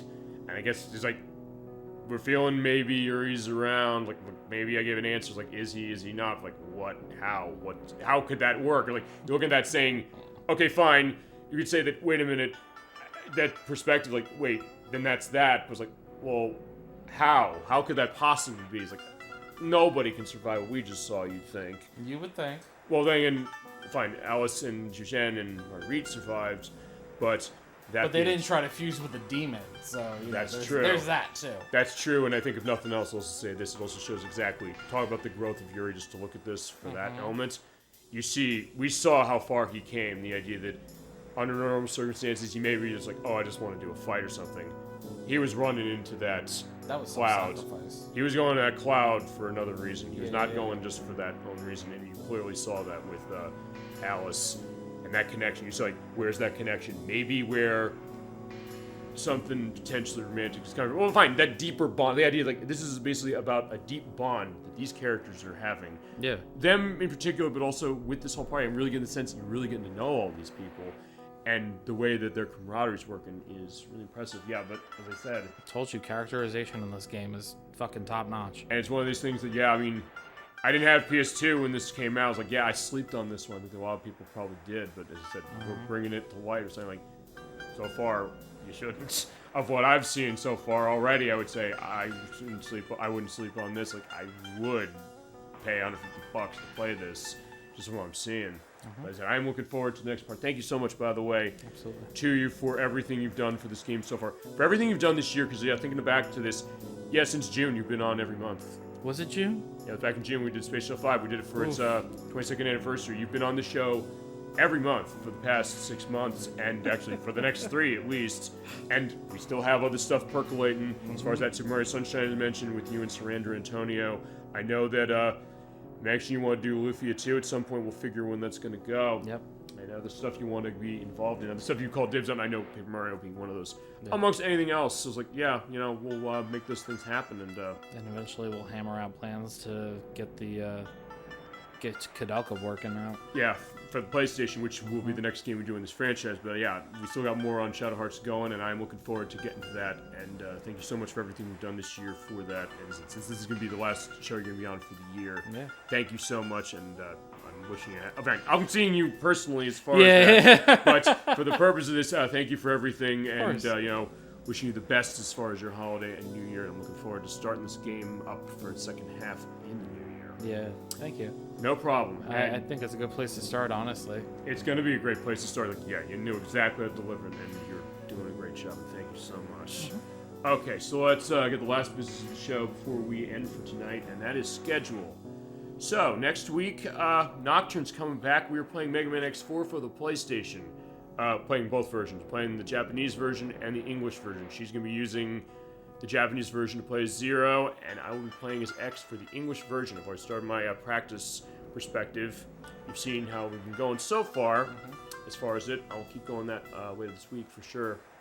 As far as that, but yeah, we're going to be playing that. I guess it's going to be our first time actually using a Japanese system, actually for the purpose of the show. Because she has a Japanese PlayStation 2 for a couple things. Actually, Kingdom Hearts was an element because she didn't want to wait necessarily for the final mix. She had gotten it, I think, specific for that. And then she was like picking up stuff as far as like Mega Man specific, or Rockman as it's known for Japan. Right. So in that case, that's how it's operating. And there's stuff that the Japanese version has in terms of its opening and ending themes, which I don't know if their content's right. We're going to do some tests when I get with her next week, or end of this week as it's going to be now, for the purpose of that. So we'll figure that out as far as like how that sounds, because she just wants to show that, and also the Japanese voice acting. But I will stitch in the English voice acting for the Zero stuff when I do the edit for that. Something specifically from the Sega Saturn version, which she has the Japanese version of, which is cheaper than the Japanese version that Castlevania has. Oh, okay. Or the US version, I should say, where that's like multiple hundreds just for the disc.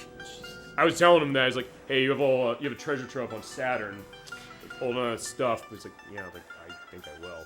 And I also said, like, hey, you want to call dibs on stuff? He's already called dibs on Suikoden when we get to that. I said, Guardian Heroes on Saturn's a big one he loves. So, like, yeah, it's your pick on that one. Yeah, next week, Mega Man X4. Going back to Mega Man X. First time in actually almost 2 years. Damn. I did Mega Man X2 for Super Nintendo back in January of last year. So, yeah, I'm going back to that as far as that one.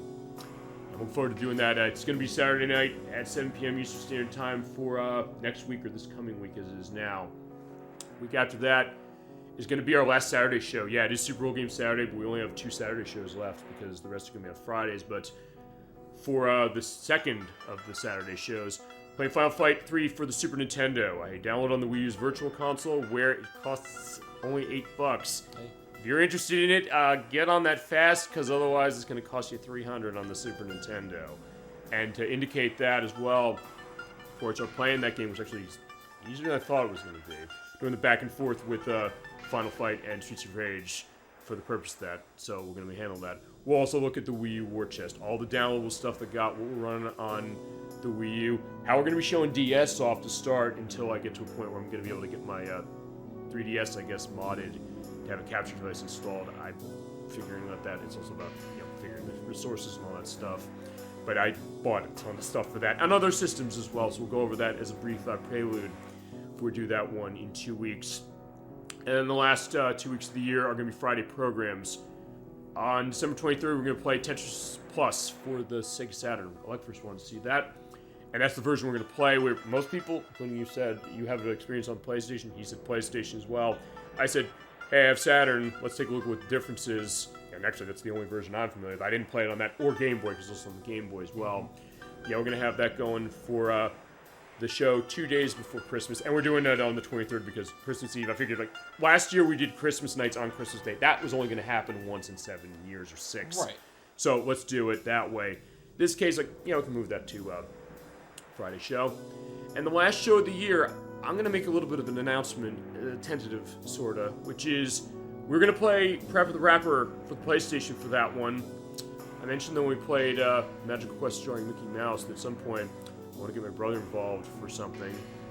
I'm going to be able to get with him as it is. I will talk to him to see if he's going to be up for this specific, because actually he's not been on the show before. He's seen what I've done, for sure. And I've floated this idea before. I think I'm going to be serious this time.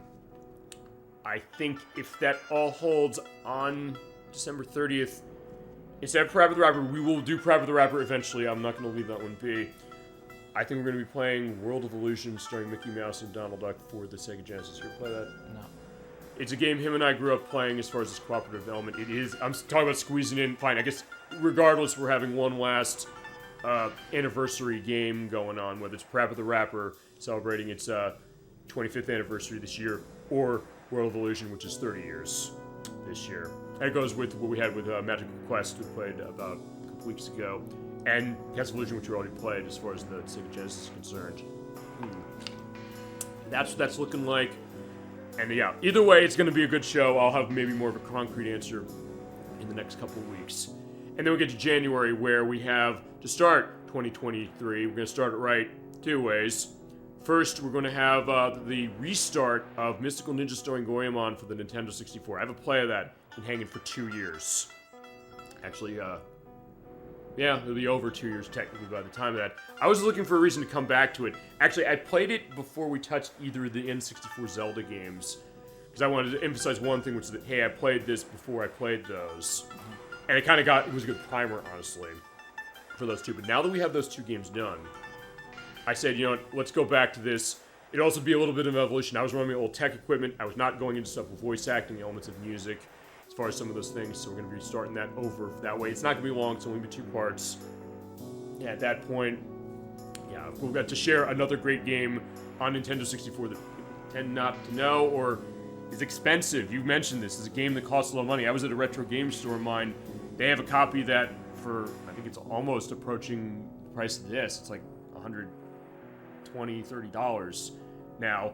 Although weird enough, there's like a reverse in one thing, which is a game, Stunt Racer 64 I saw. It's like an $1,000 game, but I saw it for $400. It's like, it went down. It's like, by $600. I don't know how that happened. And it was like a rental-only game, that one. This one was not. But either way, it's like, it's going up in price, and hey, we've sometimes said stuff. We say enough on the show, people will see it. The what games things, like, this is the what game as far as, like, me kind of, like, with my jaw on the floor is what I saw as far as the intermission, but like, yeah, to celebrate that. So that's going to be a case of that, kind of keeping in style as far as its cultural elements going on as well. And then the week after that, yeah, we'll come back to this game. That's on the 14th. And then the week after that is going to be a Friday show. Edwack and Nikki are going to be on the show. Again, they were on part 2 of Parasitive, as were you. They'll be dedicated specific for this for Friday show. They'll usually run Friday as far as how it is with maybe some extenuating circumstances. Edwack's going to be playing for us one of his favorite music games of all time, Guitar Man for the PlayStation 2. I've never played that. I don't know if you have either. Nope. Yeah, it's another one that's actually more than this. It's like $200 now. Always get the PSP game, which is like 70, but still, it's a bit. But he loves that game. It's also by the people who made Elite Beat Agents, so right away I got excitement going. There's like, it is? Oh my god. And unlike Elite Beat Agents, we can show it. Not least of which because it's on PS2, and also because it's not licensed content. Which I wish I could show that with Elite Beat Agents. I love that game so much. You ever play that? Bits and pieces, yeah. You've also seen me gush about it, which it might be the best game on the DS, which I know is like, talk about controversial opinion right there. I love that game so much.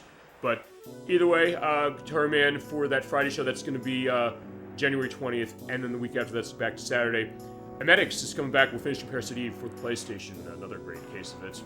And so we'll have the RPGs going concurrently, but yeah, we will finish that one. Look forward to doing that. And then we get into February where we have the finale of Mystical Ninja starring Goemon and Part 5 Shadow Hearts at a date that's up to you as far as February. I was gonna say, did we plan February yet? Not really. I mean, you have first crack.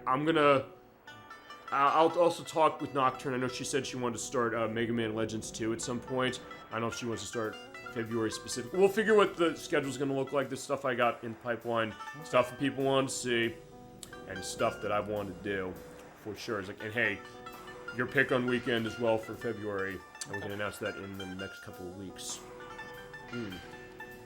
All right, so with that, that's going to close out for Super Old Game Saturday. Thank you so much for watching. Thank you so much, Shane64, for you presenting this game for us and playing with such absolute plume so far. I'm looking forward to the second half of this game.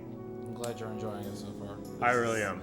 It's just been fun to, sit here and kind of go through it again after my practice run, see kind of how things are changing a little bit. I know that, it's not necessarily matching up exactly with how it had, hashed out when I played it, but I'm glad that we're able to kind of take our time through it and, get to see your genuine reactions. I can see your genuine reactions. Well, you're hearing it. I mean, that's the other thing. Cause we're just, sometimes the intonations kind of can say that the most. Absolutely. But I'm glad that we have people on the chat who are coming in and they enjoy it as much, or if they haven't experienced the game, that they're, getting to enjoy it the same. And getting more people to know of it, because I think that's the idea. Like, Penny Blood succeeded because there's enough people who knew about this one. I put into Penny Blood because you said how much you loved this game. Yeah. And also,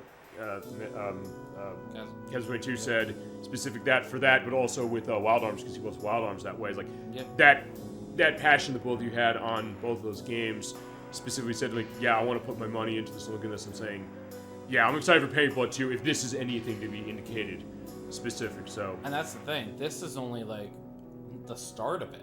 Right. The fact that it went into 2 other games, and with Covenant kind of being what I think is the pinnacle. Okay. So just wait. Yeah, just have to wait and see. We'll cover all these games, by the way, eventually, so do not worry. We've just begun. Yeah, indeed we have, and I can't wait to see all those as time goes on. But again, thank you so much to everybody out there in Chatland and to you. Thank you so much for watching Super Old Game Saturday. Have a wonderful rest of your night, rest of your weekend, and a great week coming forward. I'll see you next week with Nocturne for Mega Man X4 for PlayStation, both versions, and we'll see you next year on January 14th for Part 5 of Shadow Hearts. Part 4 of Shadow Hearts. Part 4. 5 is in February. Yeah. Until then, thank you so much for everything. Have a wonderful night. Keep being awesome. Have a wonderful rest of your year, as it's going to be. To you as well, but also thank you for everything. Have a great night, and take care. Happy holidays, everyone. Whatever you might celebrate, Christmas, New Year's, all that good stuff.